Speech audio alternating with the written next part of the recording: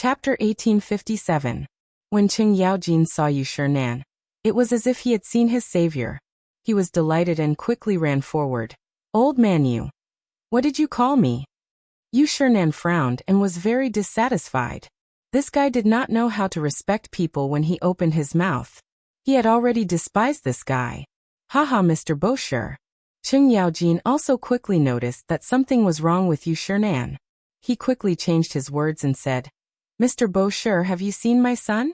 He had completely thrown Zhang Feng to the back of his mind and was only thinking about his son. "Your son?" Yu Shinan frowned and said doubtfully, "You should go home to find your son. Why did you come to the academy?" He had never liked this rude guy. He even called him old man just now. He did not have a good impression of him. Now he was looking for his son and found the academy? How improper. Although he was dissatisfied, he still responded with his mouth. "Oh, my son is missing." Cheng Yaojin was so anxious that he stamped his feet, but he could do nothing. He knew that the old man in front of him did not even need to salute to his majesty. He could not do anything to him. "Go home to find your son. Don't yell in the academy. Otherwise, old man will report you." Yu Shinan snorted and turned to leave. He did not want to stay with this illiterate guy for another quarter of an hour. "Old man Yu." Cheng Yaojin stretched out his right hand and called out unwillingly. However, Yu Shinan did not intend to look back. Looking at the disappearing figure, he glared at him and was somewhat dissatisfied. When he was about to walk to the other classrooms, a figure slowly walked towards him. "Haha, there's a chance." Cheng Yaojin smiled and was somewhat proud. He crossed his hands and blocked the door of the classroom. "Boy, wait." The person suddenly looked up and was somewhat puzzled. "You are?" "Don't ask who I am first." Cheng Yaojin waved his hand and put on an intimidating look. "Let me ask you, are you from the academy? Why do I feel like I've seen you there before?" "That's right. My name is Yuan Hong. I was the flag bearer for the previous basketball match." The person replied timidly. He knew that the academy often came to look for the dean. The person in front of him was probably one of them. He couldn't afford to offend him. Perhaps he could use the basketball game to suppress his arrogance. "Yuan Hong?" Cheng Yaojin raised his head and muttered to himself. Then he looked at Yuan Hong and revealed a malicious expression. "Let me ask you, where did your dean go?" Now that old man Yu was out of the question, he had already offended him. He could only find some clues from these students. "Dean?" Yuan Hong scratched his head as if he was thinking about something. After a while he said slowly, "I remember now. The last time the dean went to the research institute, he hasn't returned until now. There were also a few people from the workshop who went with him." Research institute. Cheng Yaojin's eyes darted around. He finally found some useful clues, but it wasn't enough. "Do you know what they went to do?" "I don't know. How can we ask about the dean's business?" Yuan Hong shook his head and was a little nervous. "If you don't know, why are you talking about it?" "Seriously." Cheng Yaojin secretly spat. He glared at Yuan Hong and walked straight to the entrance of the academy. Only a petrified back view was left. So he was the one who told the other party the news and got scolded? What was this? Yuan Hong shook off the dissatisfaction in his heart and walked to the classroom. Looking back at Cheng Yaojin, he took the reins from the servant and ran straight to the research institute. Now that there was news, he couldn't slack off. What if his son was in danger? What if Zhang Feng had some bad idea to bring his son along? Then his Cheng family would be ruined. Thinking of this, he became even more anxious. He whipped the back of the horse and galloped away. A moment later, Cheng Yaojin arrived at the entrance of the research institute. He jumped off the horse and rushed in. "Is there anyone? Is there anyone?" He shouted at the top of his lungs, trying to find someone he knew. Coincidentally, Ma Zhou and Hao Chujun were on the field. When they heard the shout, they subconsciously glanced over. "Who is it? What are you shouting about?" "Haha, it's you too." Cheng Yaojin looked in the direction of the voice. It was as if he had discovered a new continent. This was because he still remembered the scene of Zhang Feng scolding these two fellows. "Who are you? Do we know you?" Hao Chujun looked at Ma Zhou with a face full of question marks. The two of them were waiting here for their teacher. In the end, this person came over. They didn't know him at all, but he was still trying to worm his way into being friends. You don't need to know who I am? Cheng Yaojin waved his hand generously as if to say that he didn't care. Then he quickly said, Where did your teacher go?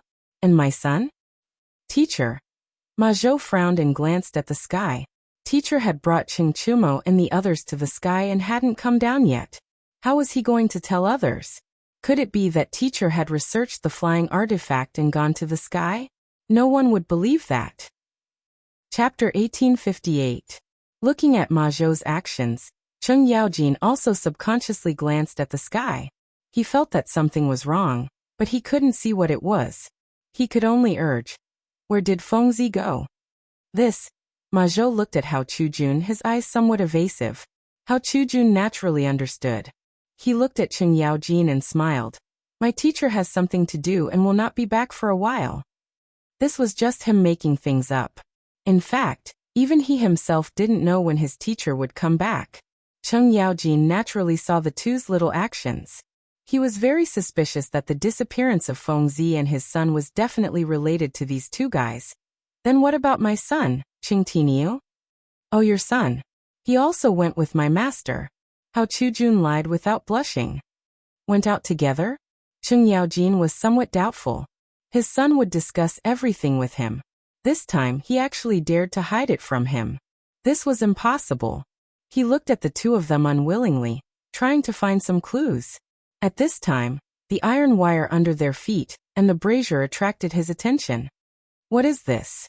Cheng Yaojin pointed at the iron wire on the ground and asked. This is something we got to play with. Hao Chujun laughed and was about to pick up the thing on the ground. This thing belonged to his teacher. He couldn't let this guy ruin it. Let me see. Cheng Yaojin snatched the iron wire from Hao Chujun's hand. He had a feeling that Fengzi's disappearance was related to this guy in front of him. Moreover, these two guys were protecting the iron wire. Maybe there was some conspiracy. I can see that you two are not honest. Were you lying to me just now? Tell me. Why would we lie to you? Hao Chujun smiled. You are Brother Tinia's father, which means you are our father. After saying that, he gave Ma Zhou a look, wanting him to say something good. Ma Zhou understood and quickly stepped forward. He smiled and said, Yes, you are Tinio's father. Why would we lie to you? As he spoke, he reached out to grab the iron wire in Cheng Yaojin's hand, trying to take it back. However, this guy was too strong and couldn't move it at all, so he could only give up. Stop trying to bewitch Lao Tzu. Lao Tzu won't fall for it. Cheng Yaojin glared at the two of them and waved the wire in his hand. Lao Tzu thinks that the disappearance of Fengzi and my son is related to the two of you. If you don't tell me, Lao Tzu will punish you right now. We really don't know. Ma Zhou pulled a long face and said in a pleading tone. You just said that Fengzi went on a long trip, and now you say that you don't know. There is indeed a problem. Cheng Yaojin sneered. After saying that, he put down the iron wire in his hand and rolled up his sleeves. It seemed that he was about to go all out. What are you doing? You can't mess around. Ma Zhou's expression changed and he stepped back. This is the Research Institute. You can't behave atrociously here. Yes, this is the Research Institute. You can't mess around. Hao Chujun was also a little scared and stepped back. Can't mess around? Cheng Yaojin sneered and said indifferently. Lao Tzu doesn't care about you. After saying that, he strode forward, grabbed Ma Zhou's arm, and threw him over his shoulder. Ma Zhou was a scholar. How could he withstand Cheng Yaojin's torment? He immediately fell to the ground and wailed. Seeing this, Hao Chujun's face changed. He was about to run away when Cheng Yaojin used total annihilation. Hao Chujun fell forward and fell on his face like a dog eating mud. Lao Tzu could beat 10 of you back then. Cheng Yaojin glanced at the two people on the ground with disdain. After saying that, he pulled Ma Zhou's left leg with his left hand, and Hao Chujun's right leg with his right hand. He pulled the two people together, then picked up the iron wire on the ground and tied their left and right legs together. Okay, are you willing to talk now? Cheng Yaojin sat on the ground and looked at the two people in front of him who were somewhat aggrieved. He smiled. Brother, please let us go. We really don't know anything. Hao Chujun wiped the dirt from the corner of his mouth and begged. Shut up. Qing Yaojin roared. Just now he was trying to talk nicely to these two guys. In the end, these two guys refused to listen to him. Now that they had been defeated, they were still so stubborn. Did they not know the feeling of losing a son? They really had a heart of stone. You two dogs. Now that my son is missing, of course you are not worried. But I am. I don't care if you are Feng Zi's disciples or not. If you don't talk, Lao Tzu will throw you under the tree for 3 days and 3 nights. I guarantee that you will become dry corpses. After saying that, he glanced at the locust tree on the side of the field and said with a fierce look, "How about it? Are you going to talk or not?" This. Ma Zhou trembled and looked at Qing Yaojin. He didn't know what to say. He was very afraid that this guy in front of him would really hang him under the tree. How could he establish a foothold in the institute in the future? However, he was afraid that if he said it, his teacher would be unhappy and expel him from the institute. Chapter 1859. What are you talking about? You motherf***, are you a scholar again? Qing Yaojin glared and slapped Ma Zhou's face. As he slapped him, he said unhappily, "Lao Tzu asked you to stay here. Hurry up and say it." "Stop hitting me. I'll say it." Hao Chujun looked at Ma Zhou, who was being abused. He couldn't bear it because he wasn't sure if he would be the next one. It was better to say it earlier. However, he couldn't say everything. He decided to leave out half of it. "You want to say it?" Qing Yaojin glanced at Hao Chujun and was delighted. Then he looked at Ma Zhou and put down his half-swollen face. "See, you should have said it earlier. You just like to be abused." After he said that, he looked at Hao Chujun and smiled. "Hurry up and say it. Lao Tzu doesn't wait for anyone." Hao Chujun glanced at Ma Zhou, who wanted to cry, but had no tears. He seemed to have made up his mind and said, "We only know that our teacher has been researching something that can fly into the sky. These few days, Tang and the others have been helping our teacher. Then he disappeared. We don't know what happened to him. We don't dare to ask about our teacher." After he said that, he glanced at Ma Zhou as if to say, "Look, what did I say?" Ma Zhou gave him a look of disdain. "Something that can fly into the sky." Qing Yaojin raised his head and glanced at the sky. He was a little confused. What could fly into the sky? Was this AF** King dream? He didn't believe it. He turned and stared at Hao Chujun. "Are you F** King lying to Lao Tzu? What can fly into the sky? Unless it's that jinx. How would we dare to lie to you? Look, Ma Zhou has been beaten up to this state. I wouldn't dare to lie to you even if I had 8 guts." Hao Chujun looked troubled. He said it as if he was more wrong than Ma Zhou. Qing Yaojin nodded. He also believed that this guy wouldn't dare to lie to him. However, this was a little unbelievable. Something that could fly into the sky. What kind of F** King genius could do this? However, the jinx in the sky was also something that could fly into the sky. It was hard to say. Jinx. Could the thing that Feng Zi created be related to the thing in the sky? If this was true, then it would be terrible. Right now, the entire country thought that it was the vengeful spirit of the Black Marital School. If Feng Zi and Tainyo were up there, would they be in any danger? Thinking of this, he was a little uneasy. He turned around and walked towards the entrance of the research institute. He had to go back and report to Her Majesty about such an important matter. "Don't go. Untie us." "Wait." Hao Chujun and Ma Zhou's screams came from behind him, but it did not affect his determination to return to the palace. Qing Yaojin quickly walked out of the research institute, jumped onto the back of a horse, and galloped in the direction of the palace. Now that his son was in danger, all the more he couldn't slack off. If the two of them fell from the sky, then the Chung family's bloodline would end. With that thought in mind, he whipped his horse and arrived at the palace in no time. Within the imperial study, Li Shimin was sitting on the dragon throne, thinking about what to do next. Now that the commoners had been pacified, the punishment had already been announced, and it would probably cause another storm. What should he do then? This was giving him a headache. Just as he was worrying, there was a rush of footsteps outside the door. Your Majesty, something has happened." Qing Yaojin began to shout as soon as he stepped into the imperial study. "What happened?" Li Shimin slowly raised his head, looking listless. For him, there was nothing worse now.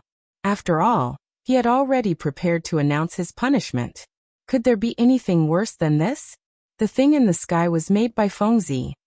Cheng Yaojin quickly stepped forward with a face full of impatience. What? Li Shimin suddenly stood up and widened his eyes. What did you just say? Say it again? Your Majesty, the thing in the sky was made by Fengzi. He is now in the sky, and even my son is there. Cheng Yaojin looked embarrassed and said in a wrong tone. What the hell is going on? Li Shimin frowned, his hands trembling. How did you know? He still found it hard to believe because he didn't dare to believe that people could go up to the sky, and more than one person. He also didn't know why Fengzi made this thing. Your Majesty, I heard it from his disciple. It is all true. Cheng Yaojin had a long face, as if something had happened to his son. He had always treated his son like a treasure, and now that something like this had happened, he was actually more anxious than anyone else. How could this be? What does Fengzi want to do? Li Shimin seemed to have lost all his strength as he sat on the dragon throne. He had always thought that the thing in the sky was the vengeful spirit of the Xuanwu Gate. But now he was being told that it was man-made? He really couldn't accept it. Moreover, the punishment had been announced, the water and land assembly, and the sacrificial ceremony had already begun. To say this now was simply a blow. These things had already begun to be prepared, and it was impossible to take them back. If he had known about this earlier, he might have had a chance to salvage everything. Now there was no chance at all. Chapter 1860. But there were both good and bad things. Since there were no vengeful spirits in the sky, he was no longer so worried. He let out a long sigh and glanced at Cheng Yaojin. Do you know what Fengzi wants to do with all this? Your Majesty, this lowly subject also does not know. I only heard from his disciple that he wants to do some research. Cheng Yaojin spread out his hands. He was also very helpless. Not only had his son been kidnapped, he had also worked for nothing. Since you don't know, then forget it. Li Shimin helplessly replied. Then he seemed to think of something and hurriedly said, immediately send someone to find Yu Qigong and see where Fengzi is preparing to go. Also, inform Li Jing and have him lead an army to investigate. Yes, Your Majesty. Cheng Yaojin nodded and walked out the door. He needed to find Fengzi's tracks as quickly as possible. Even if His Majesty had not given the order, he still needed to do this. This was both for Fengzi and for his son. The palace did not stop him, so he quickly walked out of Vermilion Bird Gate. Leaping onto his horse, he charged toward the Duke of the estate. Out of the way. Everyone in front, out of the way. Cheng Yaojin waved the whip in his hand as he constantly shouted. When the people on the street saw the large horse charging over, they hurriedly got out of the way. They were all commoners, so they did not dare to bump into the horse of an official. A few moments later, Cheng Yaojin arrived at the Duke of the estate. Leaping off his horse, he walked toward the estate. The guards at the gate basically all recognized him, and did not dare to stop him. Cheng Yaojin arrived at the empty hall and began to shout, Big old black, big old black. Who is it? Who dares to curse Lao Tzu? Yu Qigong walked out of the side hall, his eyes wide open. When he saw that it was Cheng Yaojin, his eyes widened even more. Old Cheng, is your King skin itching for a beating? Instead of staying at home, you've come to my place to make a fuss. Are you seeking death? Big old black, I don't have time to joke with you. Cheng Yaojin hurriedly stepped forward and said with a serious face, the thing in the sky was made by Fengzi. Now His Majesty wants us to find him. Hurry up and bring the troops and horses with me. With that, he grabbed Yu Qigong and was about to pull him out of the door. Wait a moment. Yu Qigong shook off Cheng Yaojin and asked in surprise. What did you just say? That thing in the sky was made by Fengzi? Are you King still asleep? He found it hard to believe that humans could ascend to the heavens. Wasn't he just bragging? Moreover, this old man often made all kinds of jokes with him. 9 out of 10 of his words could not be trusted. Lao Tzu didn't lie to you. Cheng Yaojin pulled a long face and said with a serious face, Big old black, Lao Tzu knows that you don't want to believe it, but this is the truth. His Majesty has already ordered us to find Fengzi with Li Jing. Yu Qigong looked at Cheng Yaojin's expression. It didn't seem to be fake, but he still had doubts in his heart.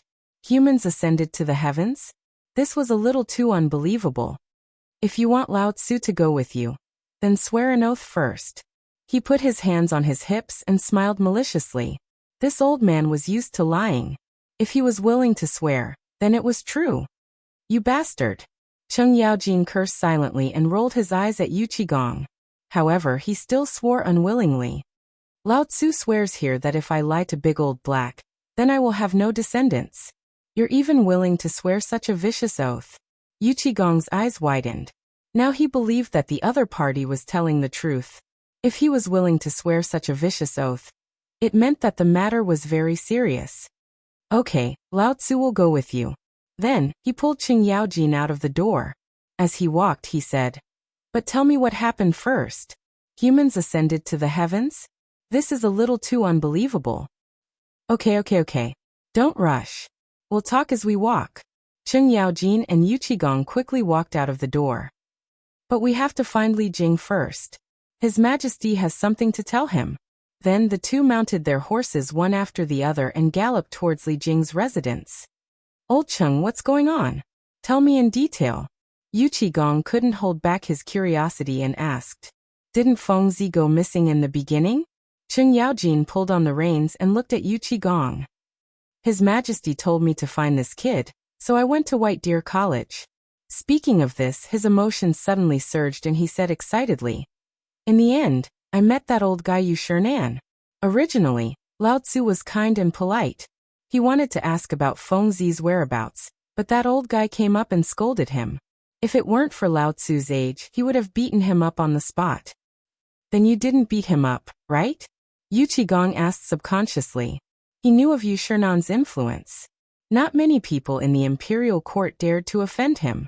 If old Cheng dared to beat up Yu Shernan, a lawsuit would be enough to make him suffer. Is Lao Tzu that kind of person? Cheng Yaojin pursed his lips, clearly unconvinced. He thought to himself, how could I, old Cheng, do something like digging my own grave? However, his mouth was still unforgiving. Although that old guy said a few words to Lao Tzu, I'm not the kind of person who would casually beat people up. Chapter 1861. Yu Qigong's mouth twitched as if to say, aren't you the kind of person who beats people up? How many people have you beaten up? However, he didn't want to argue with him, so he continued to ask, what happened after that? How did Fengzi get into the sky? After that, Cheng Yaojin glanced in the direction of Shao Mountain, and a smug look flashed across his eyes. I met a student from the academy, and he told me that Fengzi went to the research institute. Lao Tzu went all the way to the research institute to take a look. Guess what? What? You saw Fengzi fly into the sky? Yu Qigong widened his eyes and looked at Cheng Yaojin curiously. That's not it. Cheng Yaojin smiled awkwardly, but he quickly covered it up and smiled. Lao Tzu saw Fengzi's two students fiddling with the things in the sky. Damn, Lao Tzu thought you were going to say something. Yu Qigong waved his hand disdainfully. He thought there would be some good news, but this guy was talking nonsense. Why are you in such a hurry? Let's listen to Lao Tzu first. Cheng Yaojin rolled his eyes at Yu Qigong and said angrily, at first, those two students didn't want to say where Fengzi went. Lao Tzu saw that they were acting weird, so he taught them a lesson. Only then did those two guys say that Fengzi was researching flying things. How was it? Lao Tzu did well, right? He raised his eyebrows and looked proud as if to say, look at how good Lao Tzu is. However, Yu Qigong ignored all of this and sneered. How was it? How embarrassing. You beat up two weak students, and you still have the nerve to show off in front of Lao Tzu? Lao Tzu was trying to find out where Fengzi was. Cheng Yaojin widened his eyes and looked unconvinced. Lao Tzu's Tainyo and Fengzi disappeared together. How can Lao Tzu not be worried? Iron Bull is gone too. Yu Qigong frowned as a bad premonition struck him. Yeah, it's not just Tainyo. There's also Zhang Sun Wuji's kid and Old Man Du's kid. Cheng Yaojin added. So many people have disappeared? Yu Qigong muttered to himself. He didn't expect so many people to disappear. It seemed like things weren't as simple as they seemed. With that, he whipped his horse and galloped forward. A hurried voice came from the original spot. Old Cheng, run faster. Wait for me, Big Blackie. Cheng Yaojin urged the horse's belly and hurriedly followed. The two of them dashed through the streets and soon arrived at Li Jing's residence. Yu Qigong dismounted from his horse and rushed straight into the mansion. Behind him, he could hear Cheng Yaojin's shouts. "Big Blackie, wait for Lao Tzu." However, Yu Qigong acted as if he didn't hear him. He walked wholeheartedly towards Li Jing's residence. As soon as he entered, he began to shout, Medicine Master Li, where did he die?" Just as he finished speaking, Cheng Yaojin stumbled in, panting. "Big Blackie, don't you know how to King wait for Lao Tzu? Why should I wait for you?" Yu Qigong rolled his eyes at Cheng Yaojin and said in a bad mood, "Look at you. All you do is drink all day. You ride a horse like a woman who just gave birth. You're so weak." "Lao Tzu," Cheng Yaojin was unconvinced. Just as he was about to scold him, a figure walked over. Upon closer inspection, he saw that it was Li Jing. He had no choice but to suppress his anger. He threw Yu Qigong aside and walked towards Li Jing. "Medicine Master, we've been looking for you for a long time. Come with us. There's something important." With that, he grabbed Li Jing's right hand and prepared to leave. Thinking of this, Li Jing threw him aside and said unhappily, "If you have something to say, say it. Don't drag me around." He didn't have a good impression of the two in front of him. They were both big and burly. The moment they came in, they shouted. If they weren't officials of the same court, he would have thrown them out. Hee. Cheng Yaojin smiled awkwardly. He wanted to get angry, but when he thought of His Majesty's decree, he suppressed his anger. He rubbed his wrist and said, "Medicine Master, His Majesty just ordered you to track Fengzi. That's why we came to find you. We'll move together." "Why track Fengzi? Isn't he at White Deer College?" Li Jing didn't doubt Cheng Yaojin's words. He knew that although Cheng Yaojin was bold, he wouldn't dare to fake an imperial decree. However, he didn't understand. Why track Zhang Feng? Was His Majesty going to put Zhang Feng under house arrest? Was that why he wanted him to track him? "You still don't know, right? Fengzi is missing." Cheng Yaojin looked at Li Jing. He thought that Li Jing knew, but it seemed like that wasn't the case. "What? Fengzi is missing?" Li Jing was shocked. He grabbed Cheng Yaojin and asked anxiously, "What is going on?" "Don't be anxious. Listen to me first." Cheng Yaojin pushed Li Jing's right hand away and said solemnly, "I just received the news today. His Majesty told me that Fengzi was missing. Later on, I went to look for him and found out that the thing in the sky was created by Fengzi. Later on, His Majesty asked you and Big Black to track down Fengzi's traces, which is the thing in the sky. You're saying that the thing in the sky was created by Fengzi?" Chapter 1862. Lord Li Jing's eyes widened in disbelief. "That's right, and he's already in the sky." Cheng Yaojin nodded and looked at the sky. "Even my iron bull has gone up. Why are you only telling me such an important thing now?" Lord Li Jing frowned, clearly unhappy. With that, he glanced at the sky and turned to walk out of the residence. "Let's go. Follow me to the barracks to gather the troops." "Oh, I'm coming." Cheng Yaojin pulled Yu Qigong and quickly followed. The three of them hurriedly walked out of the door and rode their horses to the barracks. Since they were tracking that thing in the sky, the more people there were, the better. With one more person, they would have one more pair of eyes and one more strength. The three generals who led troops to war knew this very well. After rushing all the way, the three of them finally arrived at the barracks. They hurriedly gathered 20,000 troops and left the barracks. "Yaojin, in my opinion, we should split up." Lord Li Jing glanced at the blurry hot air balloon in the sky and said solemnly. The hot air balloon was drifting further and further away, and it was easy to get lost if they followed it together. The best way was to split up. Moreover, this fellow was a veteran commander, so there was no problem with this. "All right, I'll go with Big Black. You go alone. Is that okay?" Cheng Yaojin nodded and immediately agreed with Lord Li Jing's opinion. As a veteran commander, he naturally had such strategic foresight. "All right, then I'll go first." Lord Li Jing nodded and then looked at the soldiers behind him. He shouted, 10,000 men come with me." As soon as he finished speaking, he waved his horsewhip and rushed forward. The soldiers behind him followed closely behind, raising a cloud of dust. Looking at the gradually disappearing figures, Yu Qigong looked at Cheng Yaojin and said solemnly, "Old Cheng, let's go too." "All right, let's go." Cheng Yaojin nodded. With that, he pulled the horse's head and shouted, "Everyone follow me." The soldiers immediately opened up a path in the middle. Cheng Yaojin whipped his horse and galloped off. Yu Qigong followed closely behind. Seeing that the two commanders had already set off, the soldiers followed behind. Although the hot air balloon had drifted far away, its speed was not very fast. Occasionally, one could still see the shadow of the hot air balloon. Looking at the image, Cheng Yaojin and Yu Qigong led their troops and charged towards the hot air balloon. They did not dare to be negligent. This was not only because of His Majesty's imperial edict, but also because of some personal reasons. Both of them were on good terms with Zhang Feng, especially Yu Qigong. His cousin even had some sort of entanglement with Zhang Feng. If something happened to Zhang Feng in the sky, what would happen to his cousin?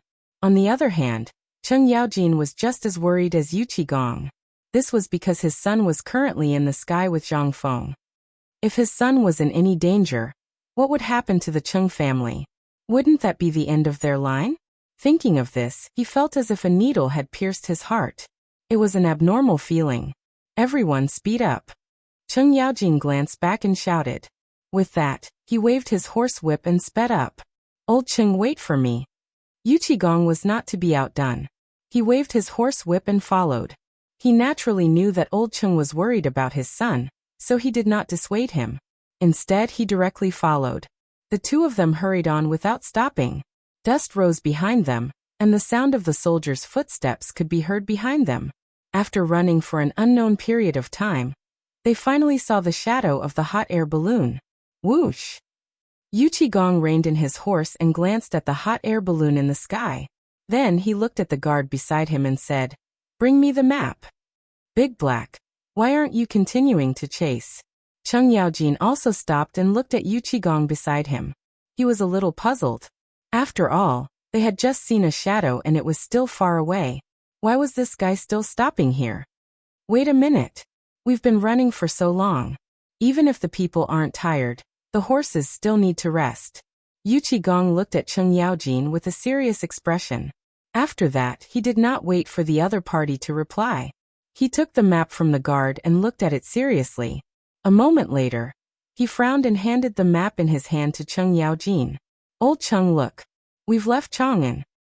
"Left Chang'an?"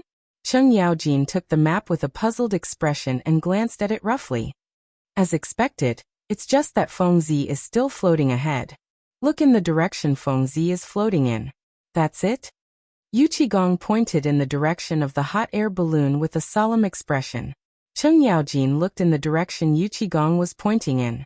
At first, he did not notice it. After looking for a while, he suddenly felt that something was wrong and exclaimed, "That's the direction of Shenzhou?" "That's right. I looked at the map just now. Fengzi is going in the direction of Shenzhou." Yu Qigong took a deep breath and furrowed his brows as if he was worried about something. If it's really in the direction of Shenzhou, then we're in trouble. There are 200,000 Xiongnu soldiers stationed there. Cheng Yaojin looked ahead and widened his eyes. He had been to Shenzhou with Big Black before. Not only was it barren, but there were also Xiongnu soldiers stationed there. If Fengzi and Tainyo went there, it would be very dangerous. Chapter 1863. Thinking of this, he couldn't wait any longer. He said impatiently, "We can't rest anymore. We have to go to Shenzhou immediately and save them." With that, he prepared to whip his horse and gallop in the direction of Shenzhou. Unexpectedly, Yu Qigong pulled him back. "Big Old Black, what the hell are you doing?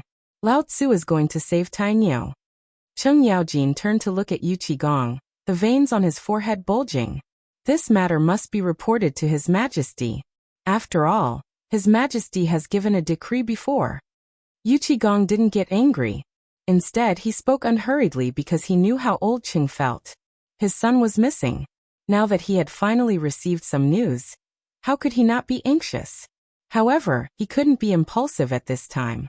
Cheng Yaojin panted heavily, trying to suppress the anger in his heart. However, on second thought, Big Old Black was right. This was His Majesty's decree. Now that he had received the news, he had to report it. After a pause, he said, All right then. Quickly send someone back to the palace to report to His Majesty. Don't waste Lao Tzu's time. Yu Qigong nodded. He glanced at the guard leading the horse and said, Lu Tian, give me the reins. Then pick a horse from behind. Take my token and enter the palace to meet His Majesty. Tell His Majesty everything that has happened here without leaving out a single word. After he finished speaking, he took out a military order from his waist and tossed it to Lu Tian. This military order was a symbol of status. As long as one had this military order, they could enter the palace at will and would not be stopped. It was the most suitable thing for a messenger. Yes, General. Lu Tian cupped his hands and handed the reins to Yu Qigong. Then he turned and walked away. Seeing that everything had been settled, Qing Yaojin hurriedly said, Can we go now? He was already very anxious. He knew that if he went a moment later, his son would be in more danger. He didn't dare to take such a risk. Let's go. Yu Qigong nodded. He waved the horsewhip in his hand and galloped forward. Qing Yaojin also hurriedly followed, galloping in the mountain road. At the side, Lu Tian also obtained a horse. He immediately turned it around and galloped in the direction of Chang'an. He was only a guard, so he did not know much about these matters. However, he could tell the severity of the situation from the general's expression. Therefore, he did not dare to be negligent. With a wave of his whip, he left in a cloud of dust. In less than a moment, he arrived at Chang'an City. As soon as he entered the city, waves of wailing could be heard incessantly.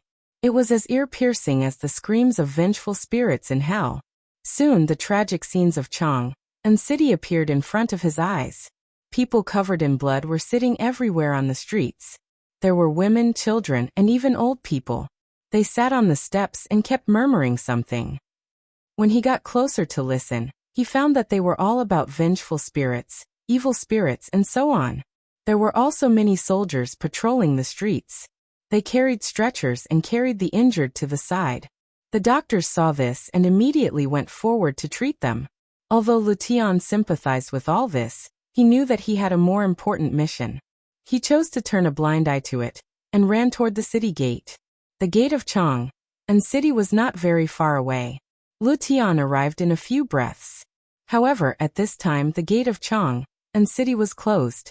The gate was full of guards, each of them holding a spear and looking serious. Guards of Chang'an, open the gate immediately. I have important military information to report to the emperor. Lu Tian took out the token at his waist and shouted with his head held high. With his status, he would definitely not be able to persuade these guards. The most effective way was to take out the token. This was the direct reason why the general gave him the token. When the guards saw the token in Lu Tian's hand, their expressions changed drastically. They thought that some great general had come. They bowed together and said, General, please. After that, the leader of the guards gave the crowd at the gate a look. The latter immediately understood and opened the gate. Seeing this, Lu Tian spurred his horse and left. After galloping all the way, Lu Tian finally arrived at the gate of the palace. With the experience at the gate of Chang'an City, he took the initiative to take out the token. The guard hesitated for a moment, but still chose to let him in. This was because people who could hold such a token usually had important information. They did not dare to stop him privately. There were no obstructions at the gate. Lu Tian was led to the imperial study by the guard. At this time, two strong men were standing at the gate of the imperial study. They were Li Shimon's personal eunuchs. Little Gizi was serving Li Shimon inside, so they needed to serve him outside. Strong men, I have urgent military information to report to His Majesty. Can you let me in? Lu Tian bowed and smiled at the two strong men. In the palace, he had to be careful. Who knew what kind of people were in front of him? They might be able to kill him with a slap, so it was better to be careful. When the two heard the sound, they turned their heads and glanced at him with a trace of disdain. They seemed to be sizing him up. After a while, one of them slowly said, Do you have proof? Yes, yes, yes. Lu Tian quickly replied. Then he took out the token at his waist and handed it over. This is General Yuqi's token. He ordered me to see His Majesty. Chapter 1864. The strong man took the token and looked at it as if he was looking for something. After a while he seemed to have confirmed something and put the token into his sleeve. He then looked at Lutian. However, the disdain in his eyes lessened. Wait here. I'll report to His Majesty. With that, the strong man turned and walked towards the imperial study without waiting for Lutian's reply. In less than half an hour, the strong man walked out again. He glanced at Lutian and said calmly, "Go in. Be careful not to say anything." "Thank you, strong man." Lutian cupped his hands and walked towards the imperial study. As soon as he entered, he felt an oppressive atmosphere that made it hard for him to breathe. At this moment, a hoarse duck's voice was heard. "Halt! Why don't you bow when you see His Majesty?" Lutian was startled and subconsciously looked up. He saw a man in a dragon robe sitting on the dragon throne. However, this person did not look too good, as if he had not slept for a few days. He shook his head and threw away the distracting thoughts in his mind. When he realized that the person in front of him was His Majesty, he quickly bowed. "Greetings, Your Majesty. General Yuchi ordered me to report the military situation. Please forgive me for my rudeness." Lutian lowered his head tightly and said in a trembling voice. He did not bow immediately, which was a little rude. However, Li Shimin was not in the mood to care about this. He slowly raised his head and said tiredly, "What military situation did Yuchi Gong ask you to report?" Hearing that His Majesty did not care about his rudeness, Lutian was delighted and blurted out, "Your Majesty, General Yuchi and General Cheng followed Your Majesty's imperial edict to track that thing in the sky. They have been rushing all the way and have already left Chang'an. General Yuchi has a premonition that the thing in the sky is heading towards Shenzhou." "What?" Li Shimin stood up from the dragon throne and widened his eyes.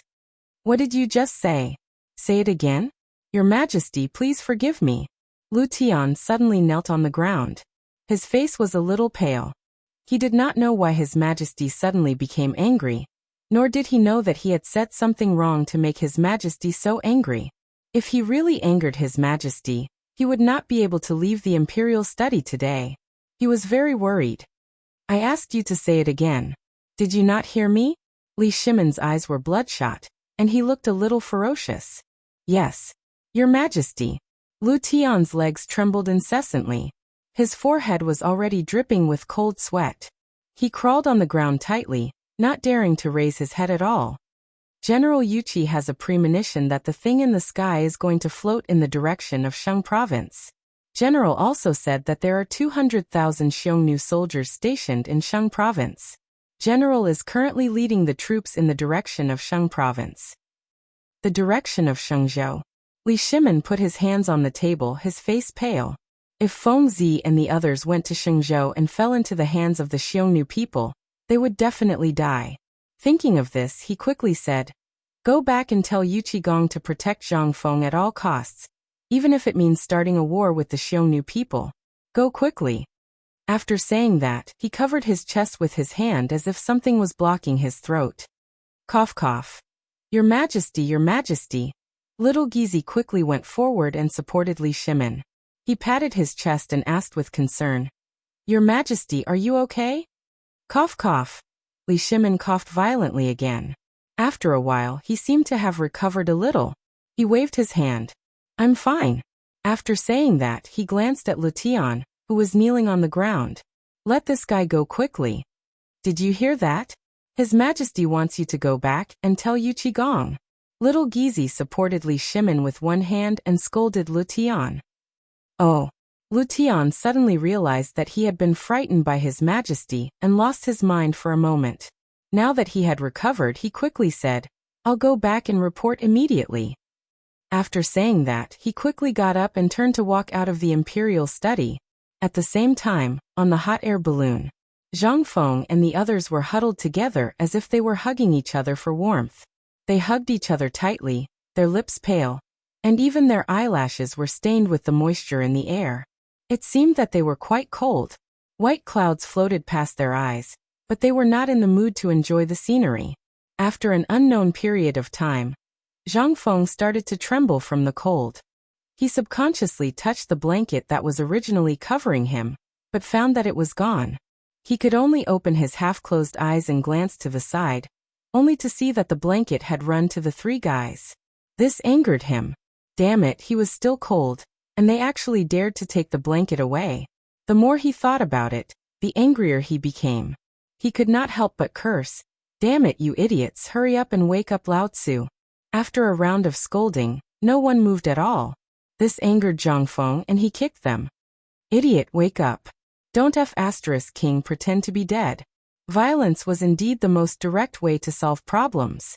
Under Zhang Feng's torture, everyone woke up one after another. The first to wake up was Cheng Chumo. He rubbed his sleepy eyes and was somewhat puzzled. Fengzi, I dreamed that someone kicked me. What do you think is going on? Chapter 1865. Yeah, I dreamt of it too. Not only did he kick me, but he also kept scolding me. Zhang Sun patted his butt. He also felt it deeply. Du Go spread his hands, indicating that he didn't know. He wanted to get rid of the suspicion first. Besides, he was also kicked. It was Lao Tzu who kicked me just now. Zhang Feng put his hands on his hips and glared at the crowd. Motherf ***, you idiots. Lao Tzu said he was going to sleep for a while. Where did the blanket that covered his body go? Are you trying to rebel? Recently, the hot air balloon in the academy had caused him to not have a good night's sleep. Now that he finally had some time, he wanted to sleep for a while and let these guys look after the hot air balloon. They readily agreed, so he didn't care. However, when he woke up, not only were these guys lying beside him, he didn't even know where the hot air balloon had drifted to. How could he not be angry? These fellows were simply incapable of accomplishing anything but good at spoiling things. Blanket. Du Go subconsciously looked at the blanket on his body and scratched his head awkwardly. Fengzi, we saw that you were too hot just now, so we borrowed it to cover you. Don't be angry. Borrowed? Zhang Feng opened his mouth wide in disbelief. He instantly had a new understanding of these guys. He fell asleep and took his things. This was called borrowing. Hearing these words, he was instantly furious. He pointed at the three's noses and scolded. Are you Motherf *** shameless? Is this called borrowing? This is called stealing. Lao Tzu was sleeping well, but you took away Lao Tzu's blanket. Now you're in the right. Do you believe that Lao Tzu will immediately deflate the hot air balloon? Will he drop all of you to death? As he spoke, he held the iron wire and took out a lighter from his waist. He really did look like he was going to deflate the air. This scared the three of them. They quickly grabbed Zhang Feng's thighs and begged, Fengzi, don't be impulsive. If you let go, we'll all go see the king of hell. Yeah, Fengzi, isn't it just a blanket? When we get back, I'll compensate you with 10, no 100. I'll give you as many as you want. How about that? Fengzi, please don't do this. This is one corpse and 4 lives. Zhang Feng naturally wouldn't do something like digging his own grave. He only said that to scare the three of them. Now that the three of them had given in, he naturally felt greatly relieved. He deliberately coughed twice and said, Ahem, you guys are used to being dandy. You actually dared to steal from Lao Tzu. This time, I'll teach you a lesson. If you do it again, Lao Tzu will kill you. Definitely not. Fengzi, don't worry. If it happens again, we'll jump down ourselves. Yeah, I won't. The three of them kept nodding and bowing, as obedient as they could be. Seeing this, Zhang Feng proudly glanced at everyone before putting away the fire starter in his hand with satisfaction. You even gave me a blanket. Are you trying to freeze me to death? He glared at Du Go, his gaze not leaving the blanket in the other's hand. Here, here, here. Du Go hurriedly handed the blanket over, afraid that the other party would be dissatisfied and prepare to release the gas again. If that happened, they would all be wiped out. After all, he hadn't lived long enough yet. That's more like it. Zhang Feng took the blanket with satisfaction and immediately wrapped it around his body. Instantly, he felt a wave of warmth. However, Cheng Chumo and the other two felt uncomfortable. The three of them could only curl up together and shiver. There was nothing they could do. The air in the sky blew, forming waves of cold wind that were bone-chilling. The three of them hugged each other and shivered non-stop. Their lips were turning blue. Just like this, after the time it took for a stick of incense to burn, Zhang Sun, who was outside, couldn't stand it anymore. He said with a trembling voice, Tainyo, when you came up, didn't you bring a package? Go and see if there's anything that can keep out the cold. Yeah, I brought something when I came up. How could I forget? Look at my dog head. Ching Chimo suddenly stood up and patted his head. He then went to rummage through the package beside him. After rummaging for a long time, he seemed to have seen something and exclaimed, "Why is this thing in the hot air balloon?" With this roar, everyone's attention was focused on him. What is it? Zhang Feng looked at Ching Chimo with a puzzled face. Come and see for yourself. Ching Chimo pulled at the package, as if unwilling to say more. Trying to be mysterious, Zhang Feng secretly spat. He frowned and walked towards the package. When he glanced at it, he felt unwell. The package was filled with gunpowder. He roughly estimated that there were 10 stones. One stone was equivalent to 120 kilograms. That would be 1,200 kilograms of gunpowder. He subconsciously exclaimed, "Gunpowder? Why is there so much gunpowder in the package?" He remembered that when he went up the hot air balloon, he didn't bring any gunpowder. Why was there this thing now? If it was other things, it would be fine. However, gunpowder was very dangerous, especially in the sky. If there was any danger, there would be no way out. Moreover, there was a lot of gunpowder. If they weren't careful, everyone could be smashed to pieces. I don't know either. Ching Chimo pulled a long face, expressing his innocence. Of course, he knew the pros and cons of this, but if it wasn't him, he would definitely not admit it. Chapter 1866. You don't know? Zhang Feng frowned, then looked at Zhang Sunchong and Du Go. If Cheng Tiniu really didn't know, then it was these two guys who did it. Tell me, did you two do it? It wasn't me. Zhang Sunchong's face changed, and he quickly waved his hand to get rid of suspicion. When we got on the hot air balloon, we followed your instructions and moved some things up. How would we dare to move this thing that could kill us? Moved some things. Zhang Feng held his chin and began to recall what happened before they got on the hot air balloon. He did ask these guys to move some sandbags to stabilize the hot air balloon, but he didn't ask them to move gunpowder. With these guys' courage, they shouldn't dare to do such a thing privately. After all, this wasn't a joke. Could it be that they accidentally moved it up? He kind of believed this because these people didn't have the courage to joke with their lives. Fortunately, he didn't smoke because he was afraid of hydrogen. Otherwise, he wouldn't know where he became fertilizer. Forget it, forget it. Since we've already moved it up, let's not bother about this. Zhang Feng waved his hand, indicating that he was letting them go. Just as he was about to turn around, he suddenly remembered something. He glanced at everyone and said with a serious face, "Now that the gunpowder is on the hot air balloon, you can't play with fire or smoke. Just in case, let me take care of the matches." After saying that, he reached out and asked for the matches from everyone. Everyone didn't hesitate and handed the matches to Zhang Feng. After all, they all knew the power of the gunpowder. If it was ignited, it would be a total annihilation. Zhang Feng put the matches in his waist and glanced at the exposed gunpowder. He said with some worry, "You guys hurry up and pick up the gunpowder. What if something happens? Lao Tzu doesn't want to die." Hearing this, the three of them didn't dare to delay. They quickly wrapped the gunpowder in 3 layers and tore it to make sure there was no problem. Only then did they stop. Zhang Feng nodded with satisfaction, then glanced down and looked back at everyone. "Do you guys know where we are?" The 3 of them were puzzled. Weren't they in Chang? And just now? You don't recognize me now? They hurriedly glanced down and looked at the high mountains and hills below. Almost in unison they said, "This is Shang province."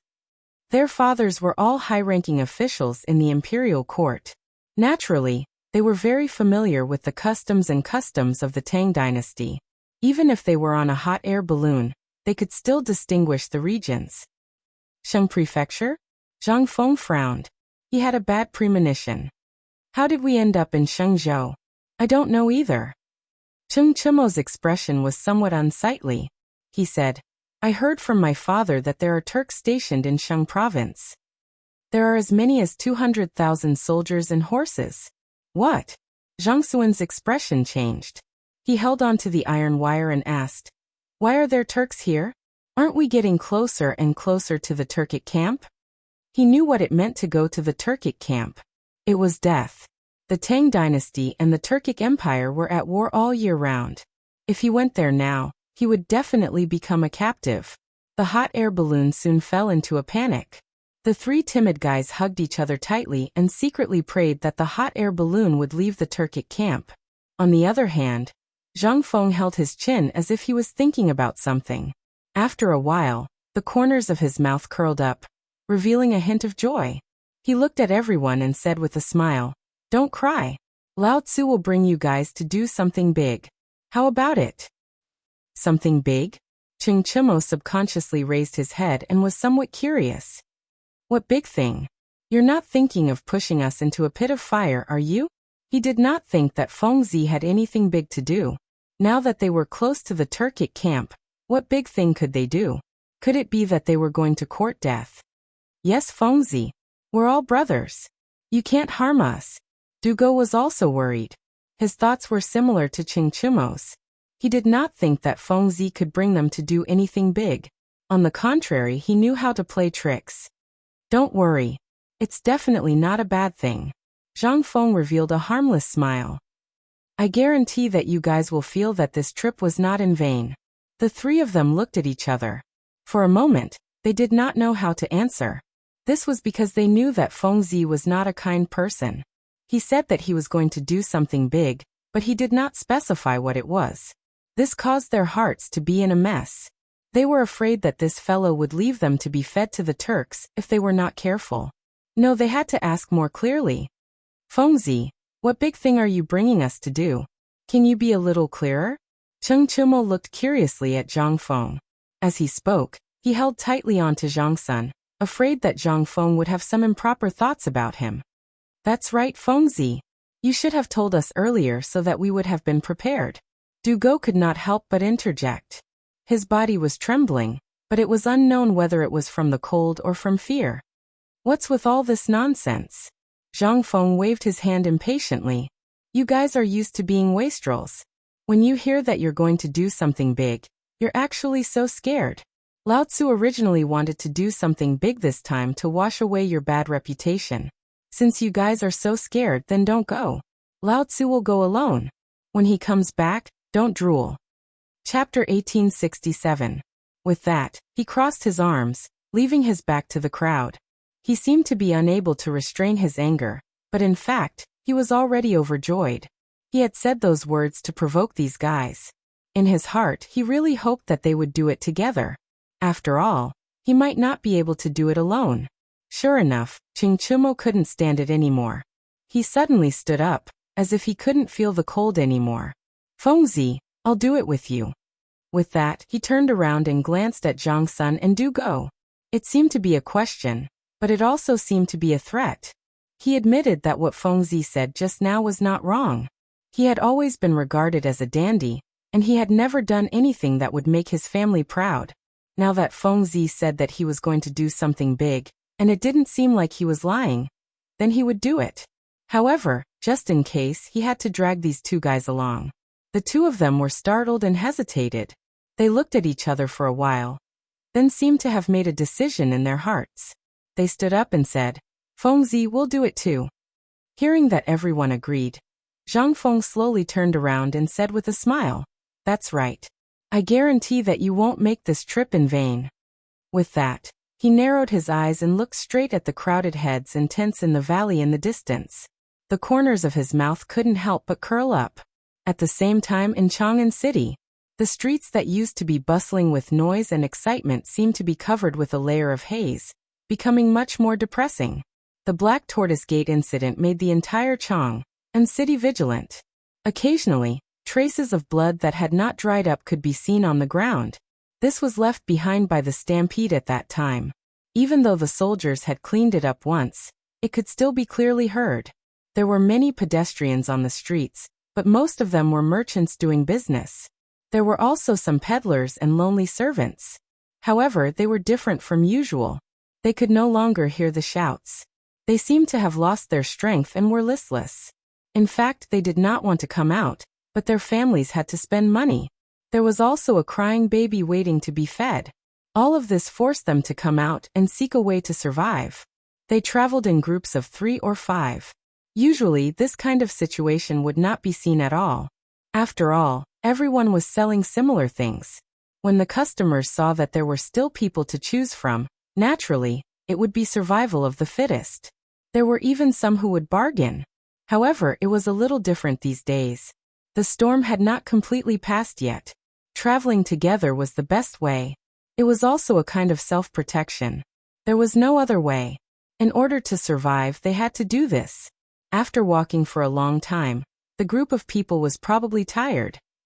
Among the crowd, Huzi proposed to take a break. Seeing that this thing could not be sold, they might as well take a break. Thus, they simply agreed. Everyone seemed to have lost their strength and sat down on the steps, complaining incessantly. Old Wang, when do you think this Black Tortoise Gate incident will pass? Huzi put down the load in his hand and glanced at the white-bearded old man in the crowd. Be careful with your words. The old man called Old Wang glared at Huzi. He put his finger to his mouth and looked cautious. Then he glanced at the side of the street. Seeing that there were no soldiers, he slowly looked at Huzi. You bastard! You really don't know the immensity of heaven and earth. How dare you talk about this kind of thing? Do you want your whole family to be buried with you? He was the oldest in the group. Back then, he was lucky enough to be a study companion of a rich family. He could recognize a few words and could be considered half a cultured person. In the village, he taught the children to read. Thus, everyone called him Old Wang out of respect. Usually, when people did not understand something, they would ask him. However, the things they asked this time seemed to make him a little angry. Huzi seemed to have noticed Old Wang's anger, but he did not dare to talk back. He could only take out a steamed bun from the basket and chew it to vent his anger. Old Wang, don't be so angry. Zhu Zi's eyes were sharp. He quickly scooped out a bowl of fermented glutinous rice from the jar and handed it to Old Wang. He said with a smile, Old Wang, Brother Huzi was just curious. Don't blame him. Moreover, you can see through our little thoughts. After speaking, Zhu Zi glanced at the crowd. His gaze paused on Huzi for a moment. Finally, he looked at Old Wang. Old Wang, you also know that we rely on selling these steamed buns and fermented glutinous rice to support our family. Now that the imperial court has cut off our livelihood, you have to think of a way. After speaking, he glanced at Huzi and signaled with his eyes. Then, he handed the bowl of fermented glutinous rice to Old Wang. Huzi instantly understood. He quickly took out the steamed bun in his mouth and took out a new one from the basket. He handed it to Old Wang and smiled. Old Wang, I said something wrong just now. I apologize. However, Zhu Zi's words are not without reason. Now that the storm is so big, we can't sell our things. Are we waiting for death? Yes, Old Wang, you are experienced and knowledgeable. Give us an idea. If we really can't do it, let's change our profession. We really can't do this anymore. Everyone discussed and prepared to find a way out for themselves. Chapter 1868. Don't quarrel. Old Mr. Wang glanced at the crowd and gradually quieted down. Then he slowly said, I know what you are talking about, but we can't solve it in a hurry. As long as the crisis in the imperial court is not over, we will not have a good time. But we don't know when the imperial court will solve this crisis. As soon as he finished speaking, the depressed mood of the crowd immediately rose. What? Then won't our families starve to death? Yes, then when can we make money? The discussion of the crowd made old Mr. Wang feel very uncomfortable. He had watched these young people grow up. Now that there was no way to survive, he was also anxious. But it was useless to be anxious. All of this was Li Erlang's sin, and he needed to solve it. At this time, he was very disappointed with Li Erlang. Why did the ghosts of the Xuanwu Gate involve the people? Wasn't this King harming people? If the emperor hadn't done that absurd thing, there might not be today's disaster. But then again, if he hadn't done that, Li Erlang wouldn't have been able to ascend the throne. He squinted his eyes and looked in the direction of the imperial palace, but there was nowhere to vent his anger. This group of brats in front of him could talk about it, but he was an elder. How could he comment on this with them?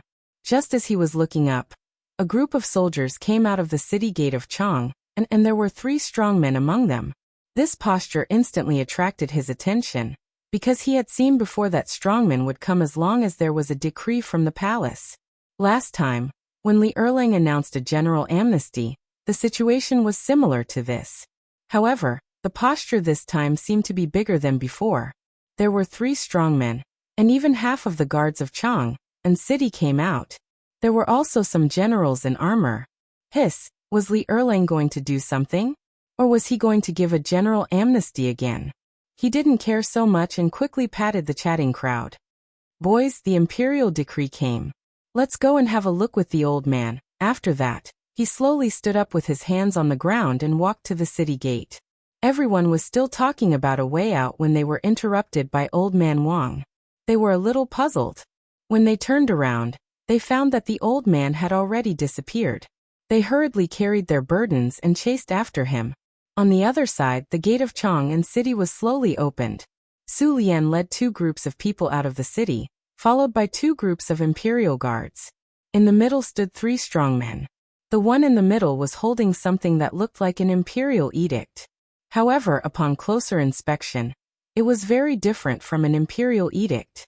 His face was serious, as if the thing in his hand was extremely precious. The group quickly arrived at the place where the notice was posted at the city gate. Si Lian waved his hand, and the guards immediately formed a circle and isolated the area within a radius of 20 meters, leaving only the notice wall in the middle. At this moment, Old Wang led Huzi and the others to the periphery. However, they were not the only ones. There were many merchants who also noticed this phenomenon. They put down their business and rushed over. They stretched their heads and looked at the guards curiously. "Elder, what do you think they are doing?" A kid came out and pointed at the guard. "This." Old Wang frowned and stroked his white beard. "It should be an imperial edict from the palace." This was just his guess. As for the specifics, he would have to see it. Everyone looked up and scrambled to look at the guard. They were very impatient. Everyone wanted to watch a show, and no one was an exception. Looking at the anxious crowd, Su Lian took half a step forward and bowed to the strongman behind him. "Strongman, can we post it now?" The strongman in the middle did not answer. Instead, he glanced at the 2 people beside him and nodded slightly. Then, he handed the thing in his hand to Su Lian and said in a sharp voice, "Be careful." Su Lian took it and handed it to Sangfeng. "Sangfeng, post the edict on the notice wall and send 2 soldiers to guard it." "Yes, General." Sangfeng took the edict and picked 2 soldiers at random. Then he walked directly to the notice wall. The notice wall was where the government usually issued announcements. All the edicts would be posted here for the people to read. After posting the edict, Su Lian waved his hand and ordered the soldiers to withdraw. The guards immediately rushed back into the city and closed the city gates. Seeing that the soldiers had left, everyone rushed forward, wanting to see what the decree was about. Old Wang also slowly squeezed his way forward with the help of Huzi. Someone in the crowd shouted, "Crimes have been decreed."